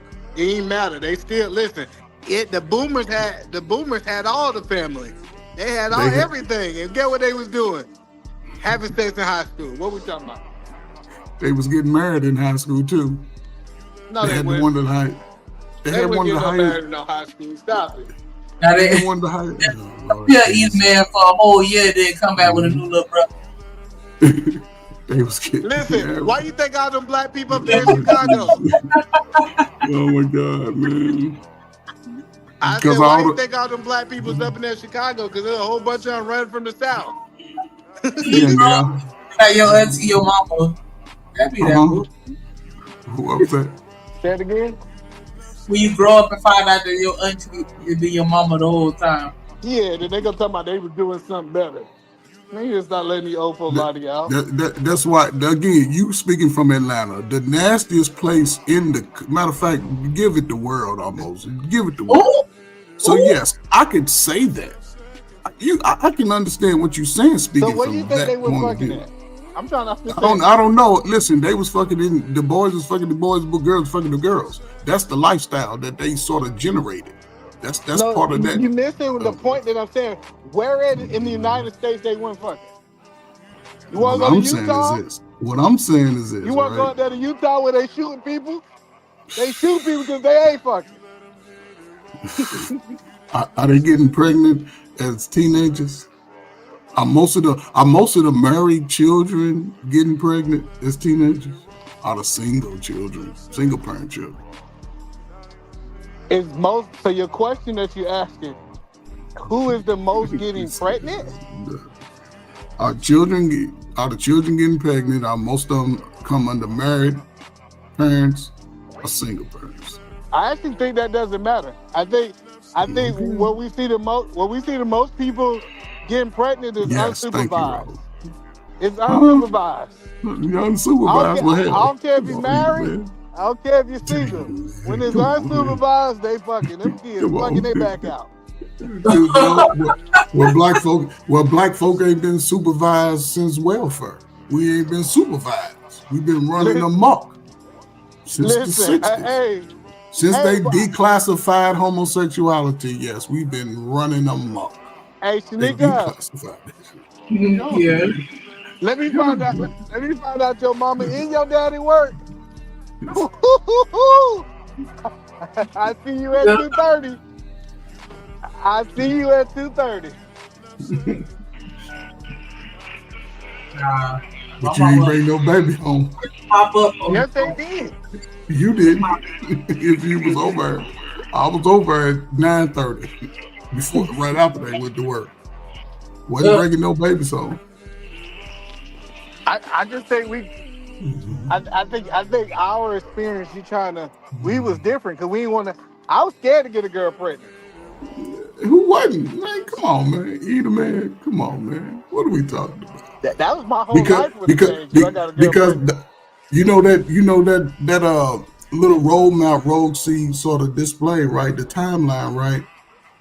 This again, yes. Early on, before I guess because she laid out a timeline of my generation, right? What was that? The 80s, right?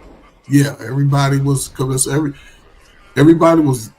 it was a mixture of people getting married, people having relationships, people just friends with benefits. It was a lot of that because there was a lot of opportunities for people to interact and mingle. When you went to the club and you rocked out. When your parents had parties and stuff, people sort of, wasn't socialized. It was a high caliber of socialization within the community. You still had that community element. When I became an adult, we became the baby daddy generation. The world was saying go to college and do all this. And yes, people were having sex all over. But again, so are you gonna acknowledge the new stats I gave y'all too? But in the 90s, more guys, the whole mindset of a lot of young boys started flipping to the girls' lifestyle. Good evening, Coach Ferg. Can you hear me? Yes, ma'am.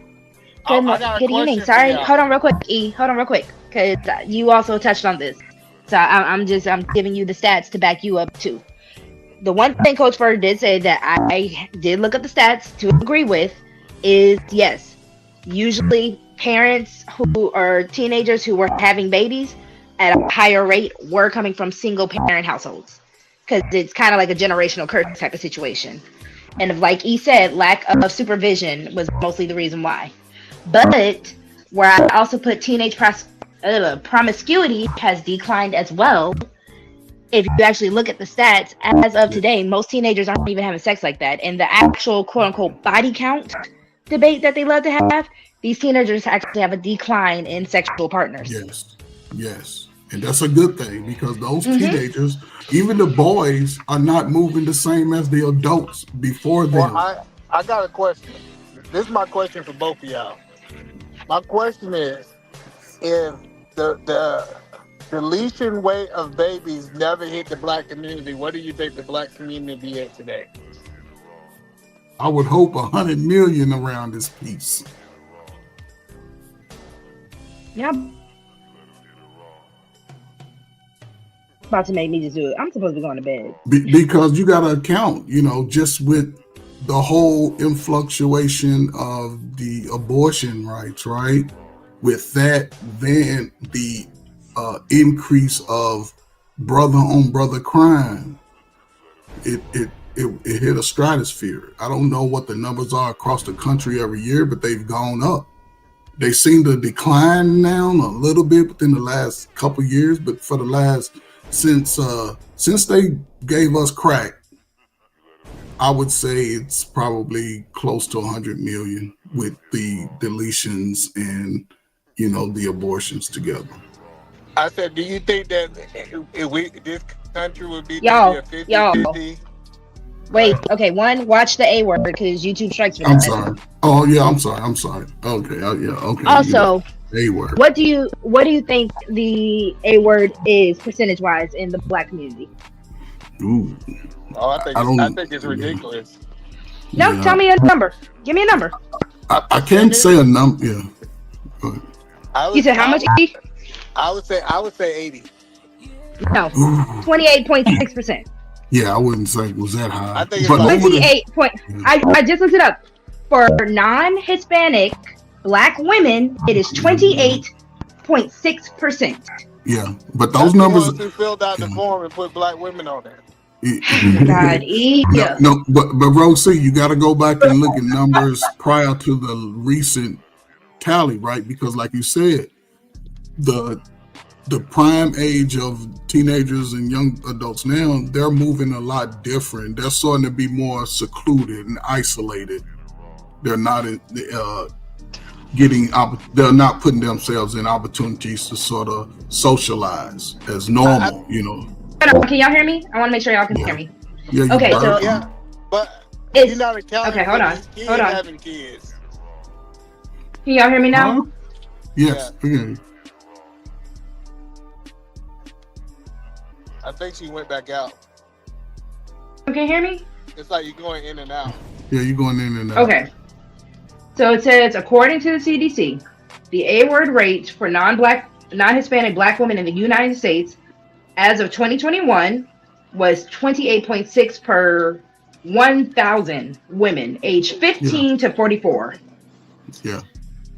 Now they are saying, hold on. They are saying this is significantly higher than the rates for other ethnic groups, which I don't believe because I feel like they are the ones who are not filling out the forms. But go ahead. Yeah, but Rosie, go back and look at the total number. The total number from the, I think it's the 60s and 70s of deletions Let's of not the go age. back. No, listen, you got to look at the total number. No, listen. Out of 100% of women, half of them are not sexually active.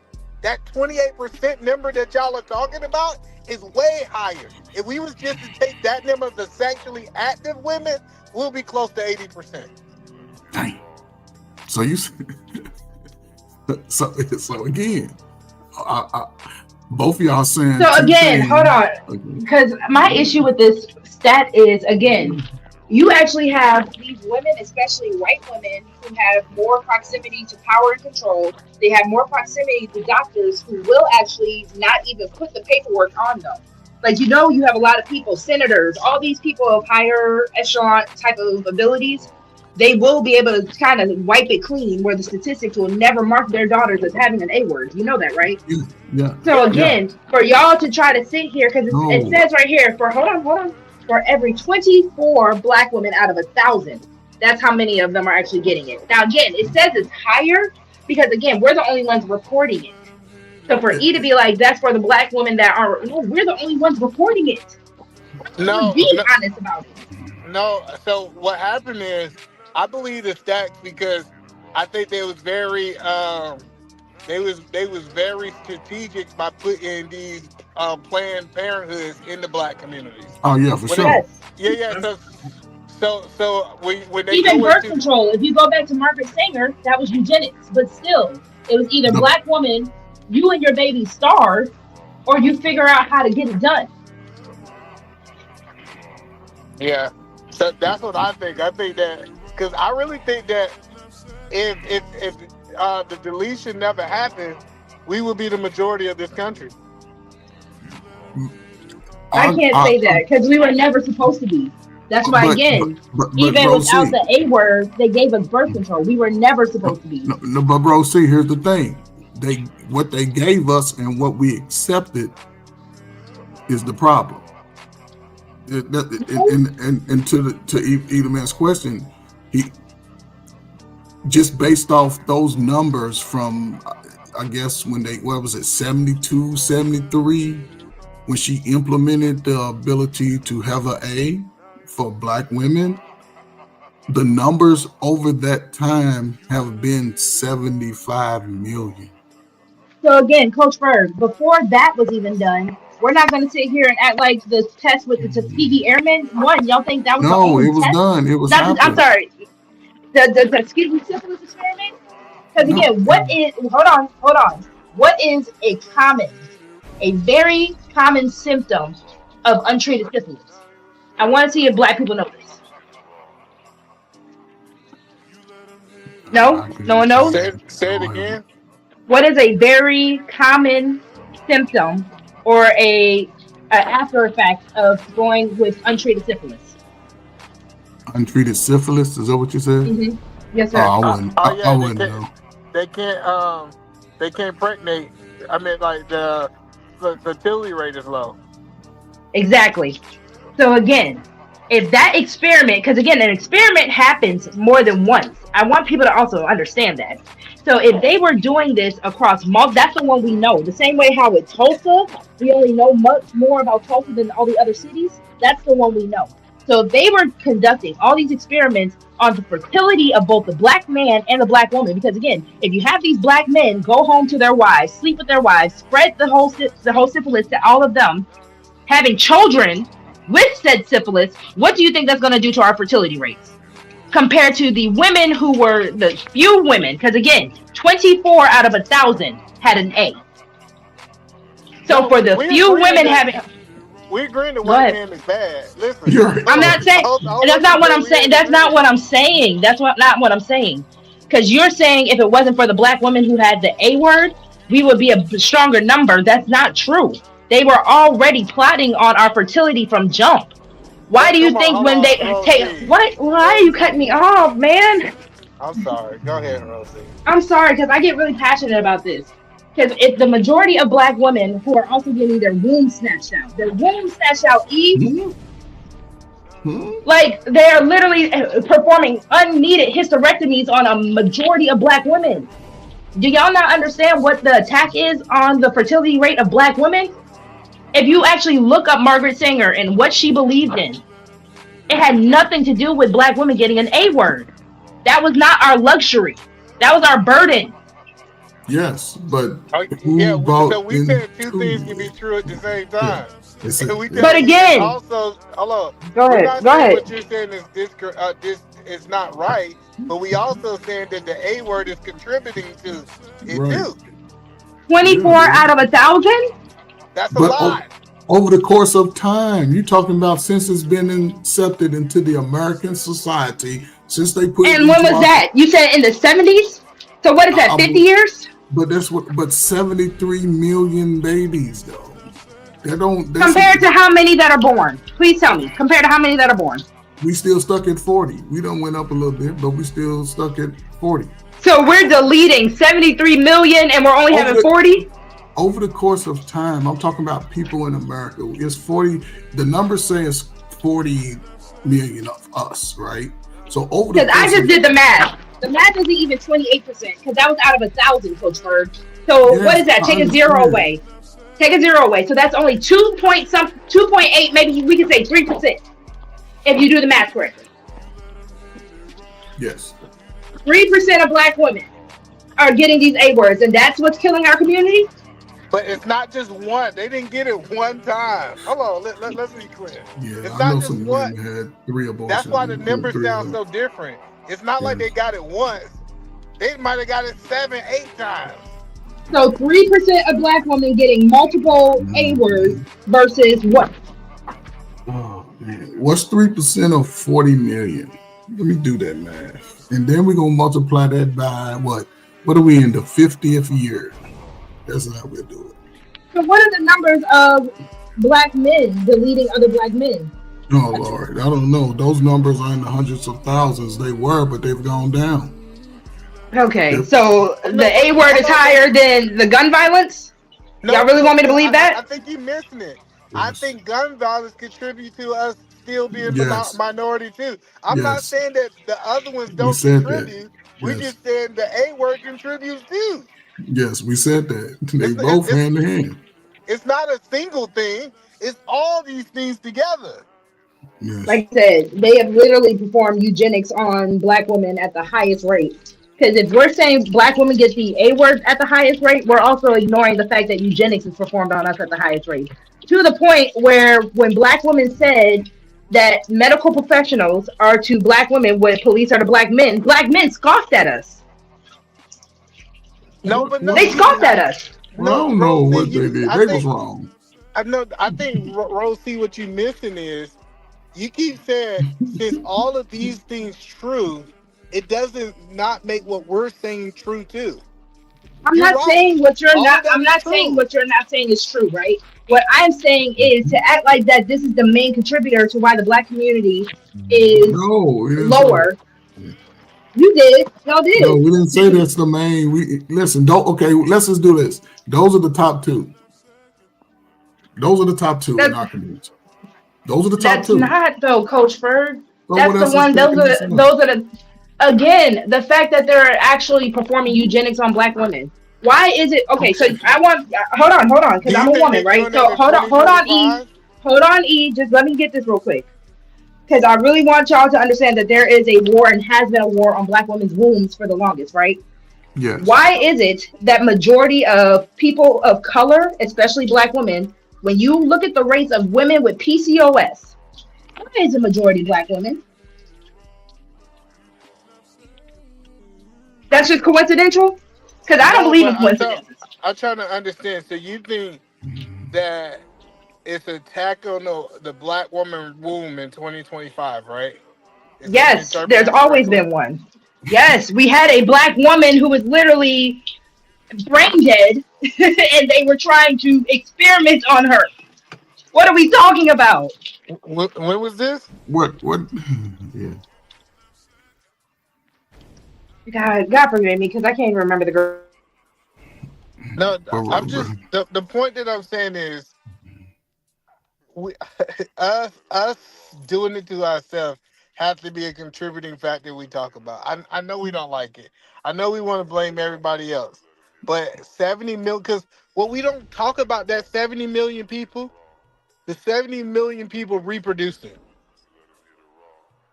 We'll talk about them having kids. We'll talk about the lineage that they produce.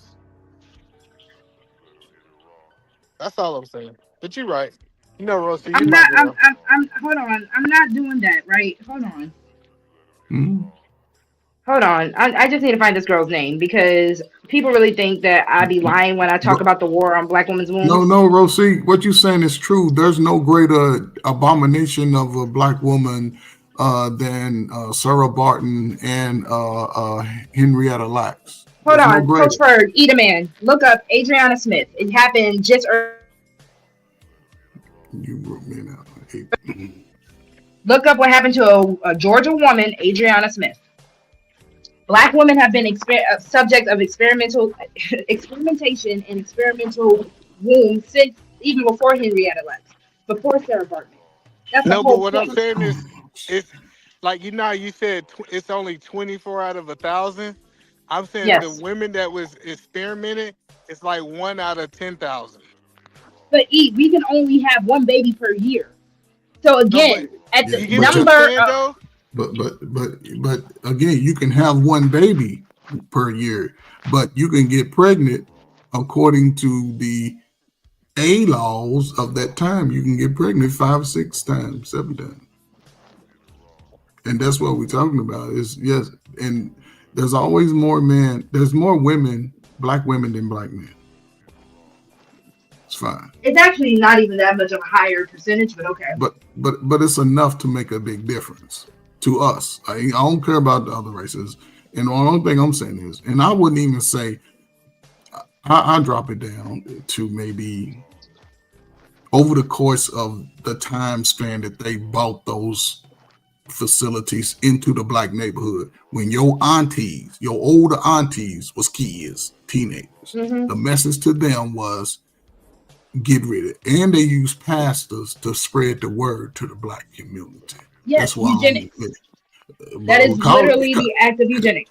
Look, call it what you want in this modern wear, right? No, that's not modern. Well, what I'm saying Look is, listen. What I'm saying is I hear today you. is revealed as eugenics. Back then, No. it was annihilation. That's the way I look at it.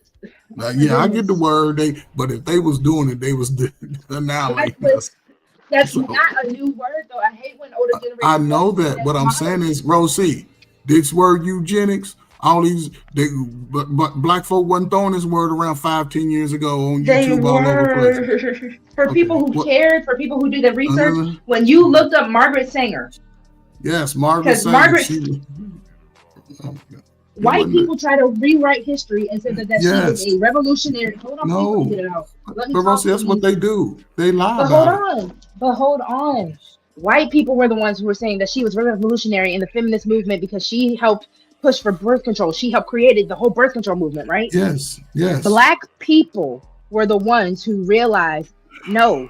And that is why if you look her up now, it comes up with the definition of eugenicist as her title. She was a eugenics believer. The same way that the man with the mustache was, with the small hats, all that.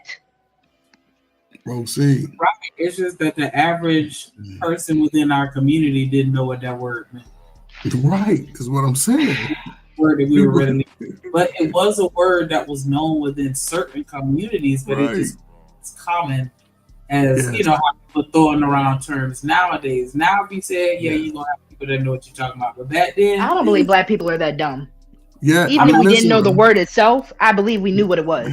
I'm not going in the medical field. They use the word. There's wasn't nobody walking around. Listen, what nobody talking about? Yeah, man, they doing that eugenics on us. No, it's a new.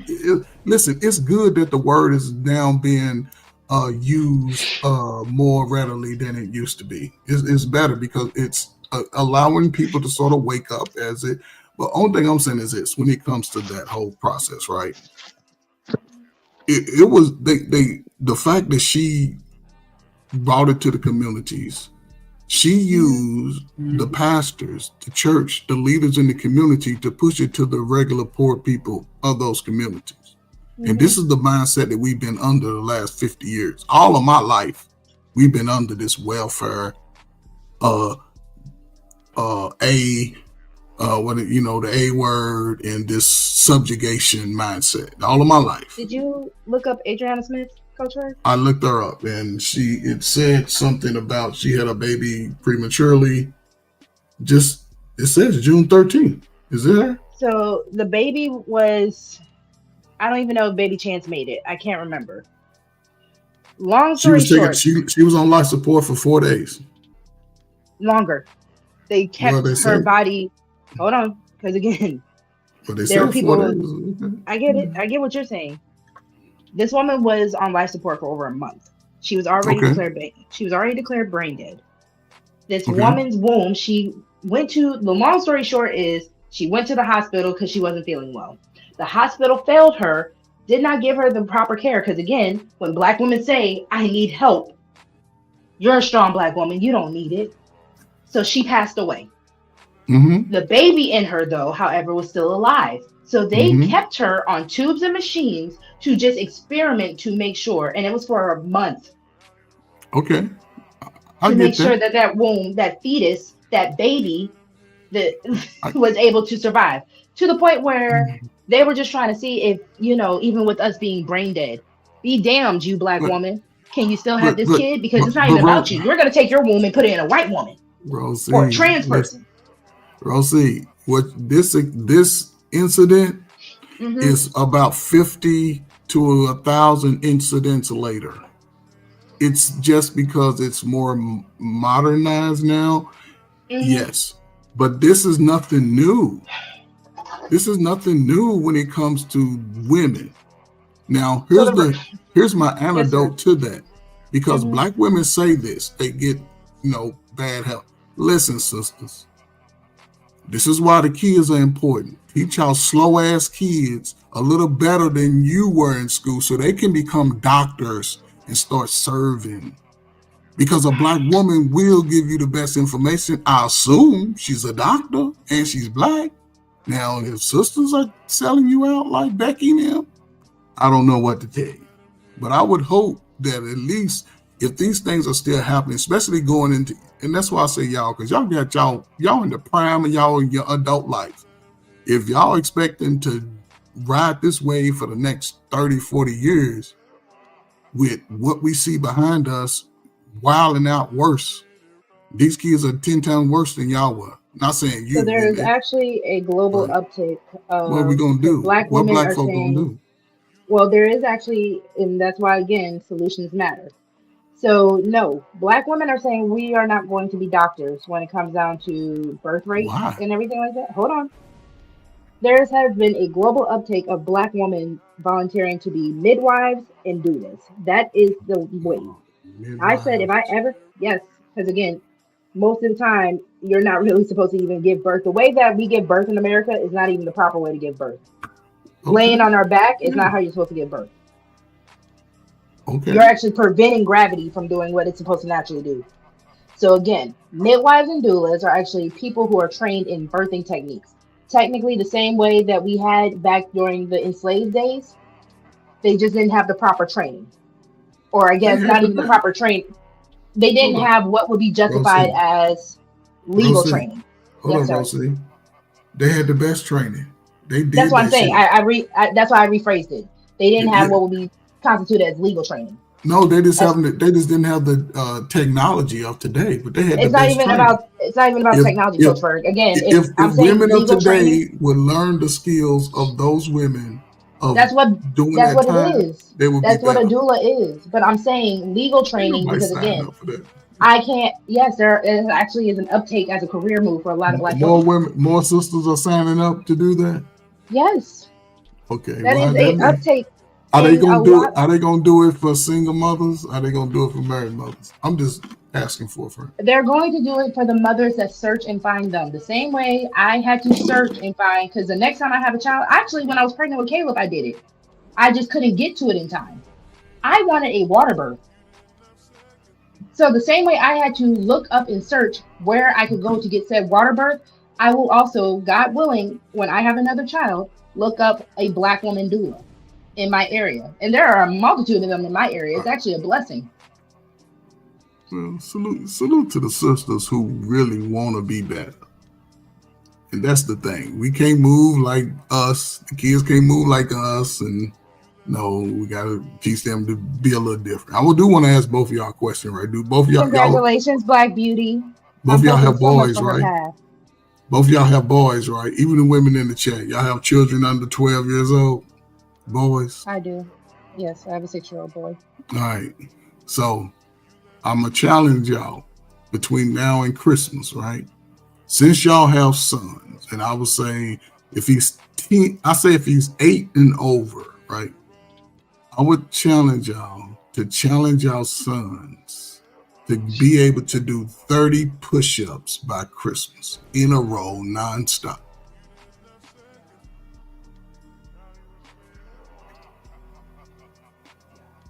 And if anybody's son completes it, it's a few things that happen. I'm not going to say one of them, but I could bet money that he will be a better student. Give me a number for a 6-year-old, Coach Ferg. I don't know if he can do 30. Give me a number for He can, a 6-year-old, he can do 30. He can do 30. But a good number would be 20 to 25. That's a good number. He can rock those out. A 6-year-old, they think tough. They want to prove that they can do it. And again, it ain't about trying to do 30 tomorrow. No, let's do 8. Let's do 8 this week. Next week, let's do 10. Week after that, let's do 15. Week after that, let's do 20. And then he might just pull up. Like, look, mama, I can do 30. Knock him straight out. But it takes Let a little. me also apologize, Coach Ferg. And But you don't have to apologize to me. I You don't get have to very passionate when apologize it to comes me. down to But you don't have the to conversation of apologize Black to me. women's womb. No, but you don't have to I am. apologize to me. I got I'm a hype. man. I'm sorry. I'm a man talking about a female. I'm not a female, right? I just go by what the evidence say, what the information say in the books. I do that, right? I can't say how I feel, how she feel, and nothing like that. I'm just saying based off physical prowess, black men and black women, the big nose, big lip people, the wide ankle, fat feet people. There are some things about us that are just alike, and some things about us that are not. And I agree with Edom man when he was talking about emotions. Everybody has emotions. And we see on YouTube, everybody nitpick with feelings. If it's something that triggers them or something that they may have experienced or they know somebody close to them that they experienced, yes, it's something that really hits home. And they don't look at the other side. It ain't my fault. It ain't their fault. It's the person that did his fault. So, and I'm not trying to say that. I love nuance. There is a bigger nuance when it comes down to the birth rate of the black community than I hear most people willing to give. Yeah, and that's what triggers me.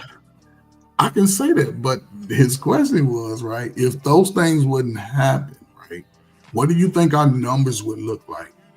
Because it's not every day that it's happening with this young lady. It's not every day. Because there's a lot of us who've had children over the last 30 years, 80% are born without both parents. So those children are come to full term.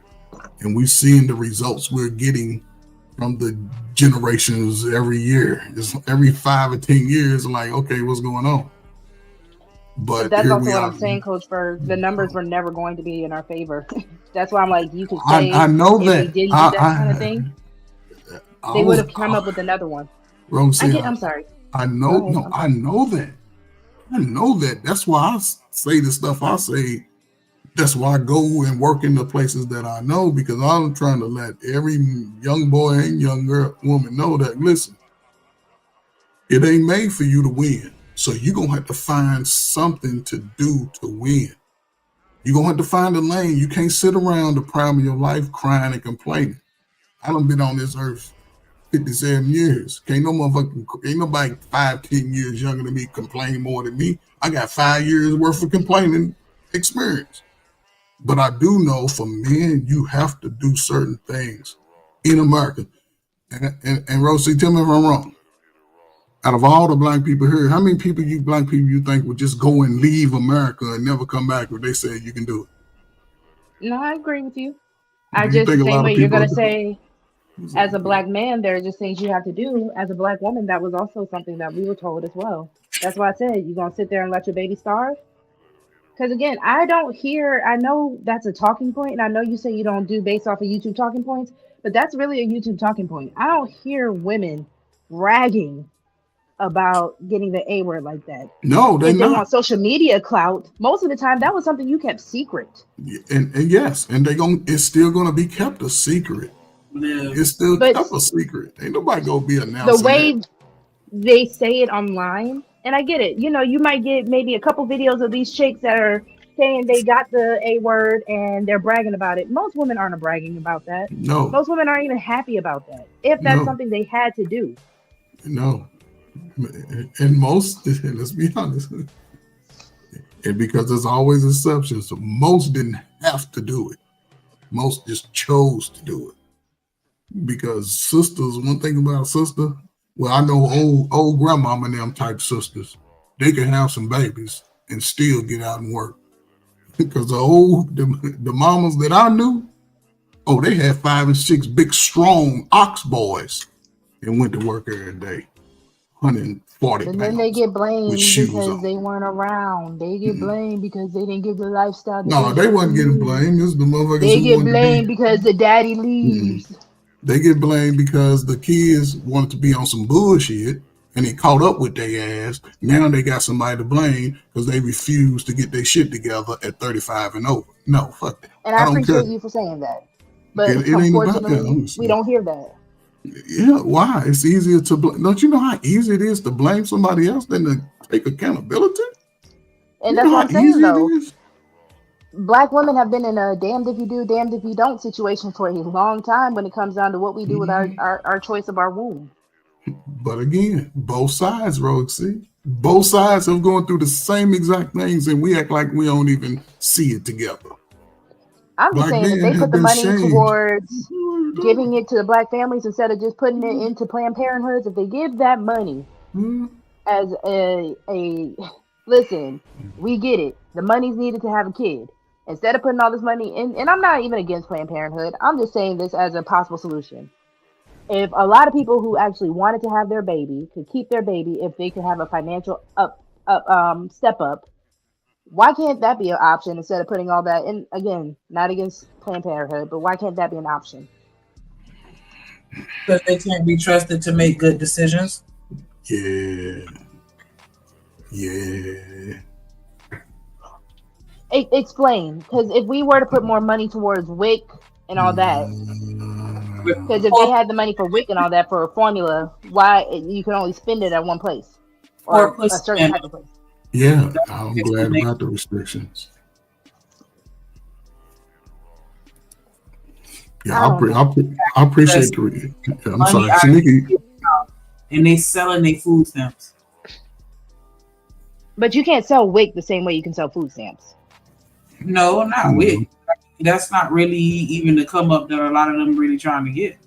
Because so that's what I'm saying though. If you put that money towards WIC programs, if you put that money towards strictly like after the C word, right? After the panoramic, they came up with here in North Carolina, I don't know how far it ventured off, something called Sunbucks.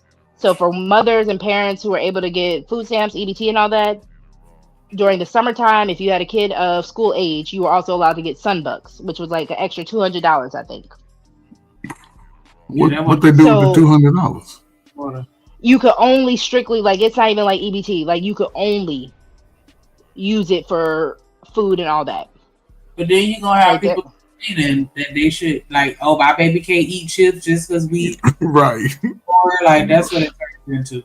It's my baby's birthday. And I'm not gonna lie. Whenever I hear the reparations conversation, I'm gonna say the same thing for that situation like I would for the reparation conversation. If it is not coming with financial counseling, and if you want to go for the Black community, nutritional counseling. If those options are not part of it, we don't deserve it. Because again, if we're gonna get reparations and just give it right back to them, what's the point of it? But Rosie, here's They ain't the catch. do that with nobody else. Yeah, here's the catch, Rosie. I'm sorry. They ain't do that with nobody else that got payouts. I'm just saying, unfortunately, if we can't be trusted with the extra stuff, it That should right come there. like with. Why we can't be trusted? Right, that's the problem. Y'all are the ones saying we can't be trusted. I didn't say you can't be trusted. People don't trust each other. Black folk don't But trust each other. y'all literally just said if the money were to go into these programs instead, y'all said Black people wouldn't do right. Y'all are the ones saying y'all don't trust Black people to do right. And I get why, and don't get me wrong, I get why y'all are saying that, right? Which is why I said, in my belief, let's say if Rogue C was able to write a law for reparations, right? You would have to take a financial advisement class or 2 or 3 or however much you need to. You would need to take, if you want EBT, you would need to take a nutritional class or 2 or 3 or however many it takes. To talk about women and food stamps versus the entire Black population, I don't think that it's fair to say the entire Black population can be trusted to make good decisions. But women, well, even for the population of women, reparations just for women only? No. I'm saying if we're gonna look at the population of women on, EBT, food stamps, WIC, and all that, I do believe the same way. I'm just using reparations because that's always been something I stood on. If Black people were to get reparations, it should come with certain education as well. So if people in general want these certain stabilizers, if people want these benefits, it should come with a certain education as well. Well, not just to be like, oh, you need to be able to get off of it. No, you need to know. But knowledge is power. Well, Rosie, why do the most modern, laziest Black person have to be sort of, I guess, what is that? coached into doing it. Why not take advantage of the opportunities now? Because again, I ain't met nobody on YouTube that don't make $100,000 and don't know everything. Why not look at self now and say, let me move a little different. Let me take advantage of these things, because there's so many resources out there that end up just going to waste because we got too much pride to go get something to help us be better. I'd rather just continue to blame people I never met, not get into the opportunities when they present themselves, and just I don't know. I don't. But even you and Black Beauty and Shanika even kind of hit on it. And I'm not calling it a stipulation. I'm saying Black people need to be educated, because unfortunately we are behind 400 plus years. So to try to play a game that you are, like, let's say we're running track, right? Now, not to say that it can't be done, but if majority of us are 400 yards away, meanwhile they're already so close to the finish line, why can't we get the education and the step up and the leg up that we were neglected of for 400 years? It's not a stipulation, it's just education. The education, I understand the need for it, but the fact that you would have to require that just to give the reparation shows that the problem is way bigger than what we choose to acknowledge it to be. And I don't disagree with that, but I'm not going to deny that that's not a solution. About money. Who else is forcing people to learn about money? You said who else is forcing people to worry about money? I'm saying, like, why are we just already not in that mindset naturally? Is the bigger problem than saying, okay, well, we go make you take a class, because what you think that class gonna do? And what you think niggas that don't give a fuck are gonna do? Right. And I get that, right? And Rosie, hold on before you answer, Rosie. Let me say this, right? Mm-hmm. My grandmother, right? Both my grandparents. My grandmother passed. My father's mother passed in 76. 74. I was 6 years old. When she passed, I don't know what education she had. I don't know what financial literacy she had. My grandmother passed with $50,000 cash back in 1974. And guess what she did for a living? She cleaned white folk houses. Mm-hmm. And she passed pretty early. I think she wasn't even barely 65 or so, 60, 65. I'm not sure.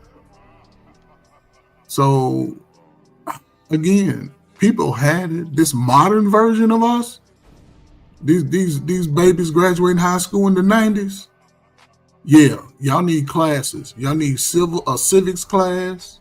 Y'all need a financial literacy class.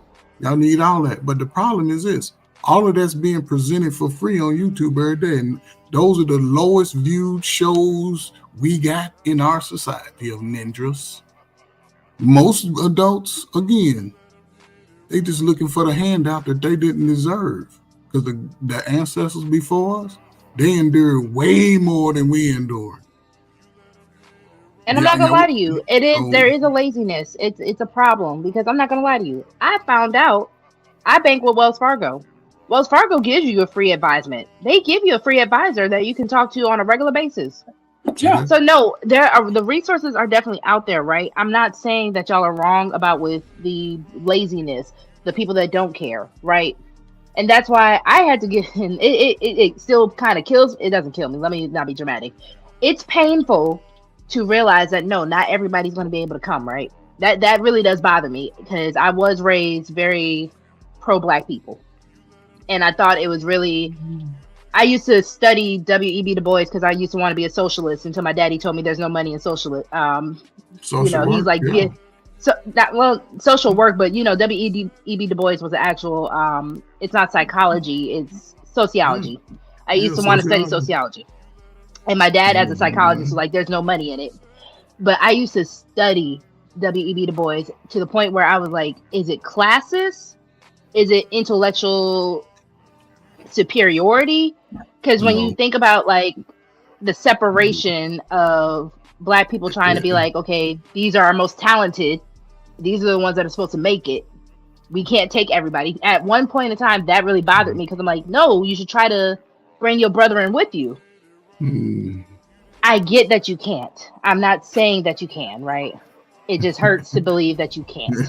You know why, Rosie? Because we chasing something that we chasing to find who we are.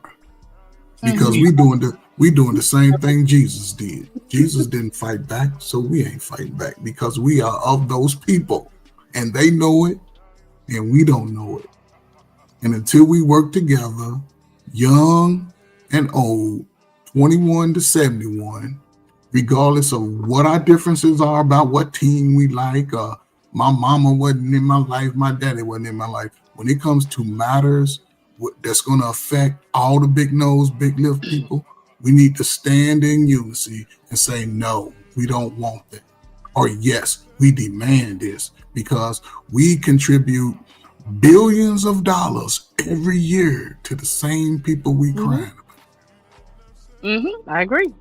So again, but I think that's the one thing I will give you when you kept saying black people are scared. Black people are scared because whenever we ask about why can't we rebuild the Tulsa, black people are scared. That was PTSD for the ones who actually were there, the ones who actually saw it. And I'm not saying it's an excuse, but when we did try, for the ones who did try, they saw it destroyed. Oh, see, they gone. None of those people. No, there's still few, people. But why not the people now who got all the information? These people. Because for the ones who were still there, you don't think that was generationally passed down? You don't think the stories were told? Passed down because a lot of those people's children went on to have careers. A lot of those. But again, you don't think those people told them just go ahead and conform? Because when we do try to build, look what happens. You don't think that was passed down? Listen, Rosie, the one thing black folk can do, because you can run to church every Sunday, you get it. We can roll on some trauma for years. We can roll on it. The world is bad. Oh my God, they tell us we got to leave earth to get to heaven. I'm like them. I want my heaven on earth as long as I'm living. And what I got to do to get it, I'm going to do it. I'm going to do it just like Jesus did. I ain't going to mistreat people. I ain't going to try to cheat along the way. And I ain't going to turn in all my money to the banks. I'm going to hide some of that shit like grandma. And everybody around me got to pull their weight. But we don't, it's certain things as men, we have to do. I don't care. I talk to young men every day. There's certain things they have to do. Because we always looking at the bad side, like, okay, if daddy ain't in my life, mama ain't in. What if both of your parents pass away and you're young? What if both of your parents? You still gotta live life. And if you can get a message that say, hey, you can be better, it's a little scary because you're comfortable in bullshit. I used to have I'm having these conversations constantly, like, listen, we comfortable in the bullshit. We comfortable in making excuses. But when you get tired of being slapped around by anybody, you have to be willing to stand alone, because doing the right thing and the best thing for you requires you to step away from everybody. It requires it. If you don't, people are going to see you good, all your good dreams. You want to be this, why you want to be that? I wouldn't do that. That's them. We want to please everybody else instead of pleasing ourselves. You got to get to a point where you please yourself. F everybody. Family, them niggas that beg from you all the time, want to borrow your stuff, all the man, the hell with them niggas. But that's just me. And that's the message I let people know. Listen, you got to step away. Go do life for yourself and come back, tell the stories. Go tell the stories. Go do something for 2 or 3, 4, 5 years. Come back. You're going to see the people who ain't shit being worse ain't shit. You're going to see people who you thought was the shit ain't shit. And some people who might have turned their life around. But as people, black people, we really made to explore. That's why we traveled the world. That's where our trauma is, because we want to stay in the United States. Where every time you look up, they over in other countries talking about the food that we scared to eat. I wouldn't eat that, but we eating sugar every day, drinking wine every day, smoking the worst weed in the history of America every day. So who's willing to be different? And those shows don't get a lot of sway in the YouTube streets. So people gotta be willing to stand 10 toes down for themselves to be better. Because you can sit around your family and friends and be like, damn, life is bad. And everybody don't want to do shit. You can be like, yep. But when you get to that point, believe me, go see the world, take plenty of pictures, write a diary, write a monologue, and come back and talk about it. And then you still gonna have people hating on you. Oh, you ain't going nowhere. Why you do that? Man, go see the world, people. Y'all young. Travel one, you ain't got no man, no kids. Go see the world. Go see the world. Go see it, Travel one. Take your big size 12 over into another country and let somebody rub your bunions. Let somebody rub your bunions off your feet. Come on, Travel one. You can set your wig off to the side. They'll comb it for you. Get you a new one straight off the weave map. Whatever they do over there when they making it, yeah, you'll look sexy when you come back. Get your shave, trash, and your beard. See you, Travel one. I want to go up and get them braids that they be charging like $10 for. Like, dang. Where's that at? Because I'm trying to think. It's like, is it over Go to Ghana. Ghana. Go to Ghana. I be seeing online. They be like, yeah, how would they got these braids? They did it with like you 4 can go hours. to Ghana. You can go to Liberia. Liberia will do it. Y'all can't go. Y'all two can't go nowhere unless y'all taking your sons with you. That's all I'm gonna say. Y'all go out of this. I'm not right on vacation. Listen, no. When you go out of the country, if you go to Africa, Canada, South America, let me see, anywhere in the Middle East, you take your damn kids. Let them see the fucking world. Excuse me. Let them see the world so they can come back and give the greatest. What's that little thing you used to do in school? Current events or whatever. When you talk about what you did over the summer, they'll have a story that they'll talk about till they 70 years old. No, it's actually funny you said that, Coach Ferg, because my dad was my graduation present. He bought me and Caleb our passports, right? So he was pretty much telling me that is how, white children and all of them kind of get away for the, like, in the school year and stuff like that, because they'll call it like a cultural exclusion. It's something excursion. Thank you. But they go to see and that. And that's how they kind of get away with it. And my dad told me to start doing that too. So it's funny you said that. Okay, so if your daddy told you heard it from old ugly ass dude like me, next summer save up some money and you get your little taxes and book you and your baby a flight over where you can get your weave braided. How you know I'm not gonna rock the natural? How you know? Y'all see me rock my natural hair. See, listen, I was just joking, but what I'm saying is, listen, it's important to make sure they get those experiences too. Yeah, I agree with you. That's why I was like, it's funny you said that. The younger they can get it, they can talk. Y'all children are smart. They can get over and learn 5 languages before they come back home. They can make it a worldwide thing. That's what I'm saying. They can make our lives 10 times greater by exposing them. Don't let what the propaganda tell us that it's dangerous everywhere. You ain't gonna go nowhere hollering about America's great. No, get your ass over, put on one of their little outfits, move how they move. When they say it's raining, follow their ass. When they say something, when they say go try their foods, that's that's how you just explode the mind of a young baby. When y'all get y'all got a challenge from me. Even Travel One, I think you got a baby monster. So see if he can do 30 push-ups by Christmas. Just tell him that's y'all Christmas present to y'all. Just do 30 push-ups. But again, just something.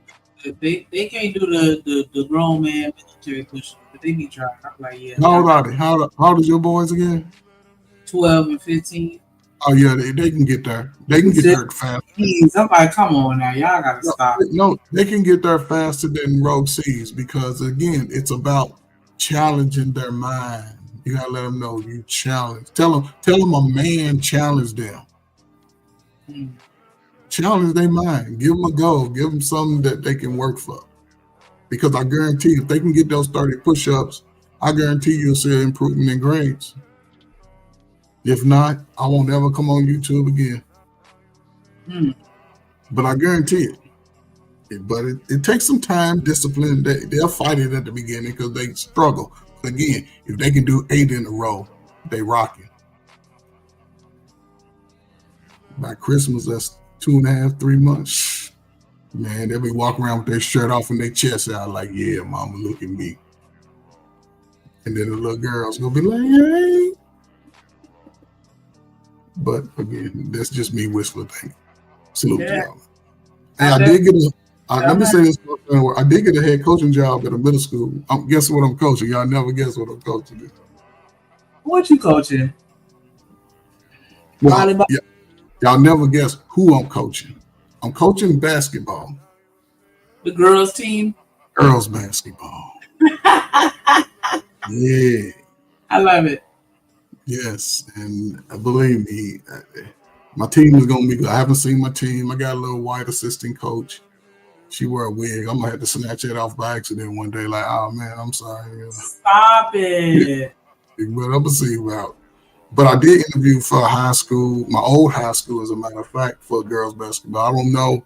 I did that on Friday, so they still have one more today. So hopefully, and the athletic director was going out of town this week, said he'd be back on Thursday. So hopefully, he'll give me a call because he saw my resume, and he said I might be good for a position in the school. So I'm just going to weigh it out and see. You know, I ain't going to do too much, but after talking to YouTube grown folks for the last 3 years, shit, I'm going to where I know they need the help listening to us.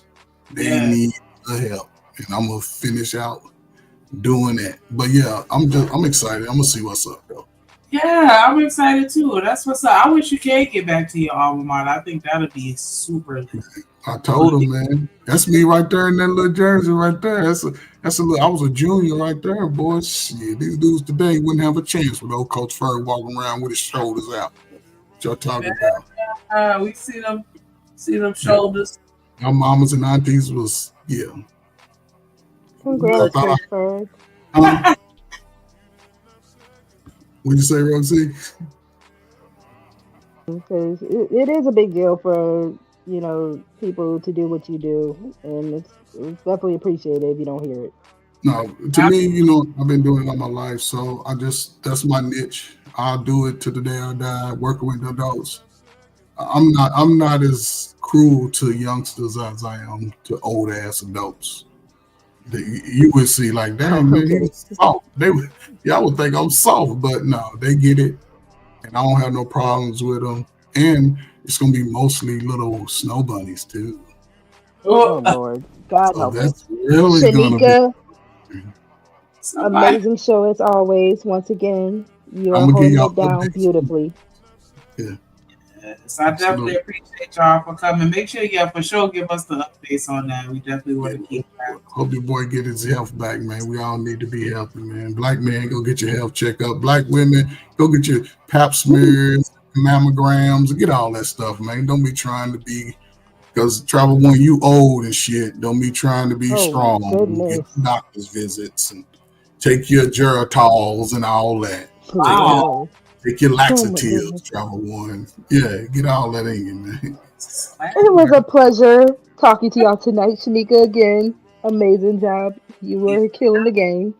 Yeah, I appreciate you for coming up. You too as well, Ferg. Always a pleasure when y'all here. Appreciate everybody that hit the panel, everybody that hit the chat and commented and engaged with us. Everybody hit the super chat. Romella, appreciate you, Ro, for the super chats as well. Make sure y'all follow, like, subscribe, scroll through the comments. Y'all know the drill. Make sure y'all smash something. Smash that like button. Smash it again. And you're through. We'll be back tomorrow. Hopefully, drill day by day. You know what I'm saying? He's getting better day by day. And so, you can kind of hear it in his voice. He's coming back a little bit. So definitely miss my dog. And hopefully he'll be back full effect sooner than later. Sooner than later. For sure. Make sure you hit your people up, let them know you love them, because you just never know. I appreciate y'all. I love y'all truly. Whether you fake or not, I don't care. I fucks with you. And you too.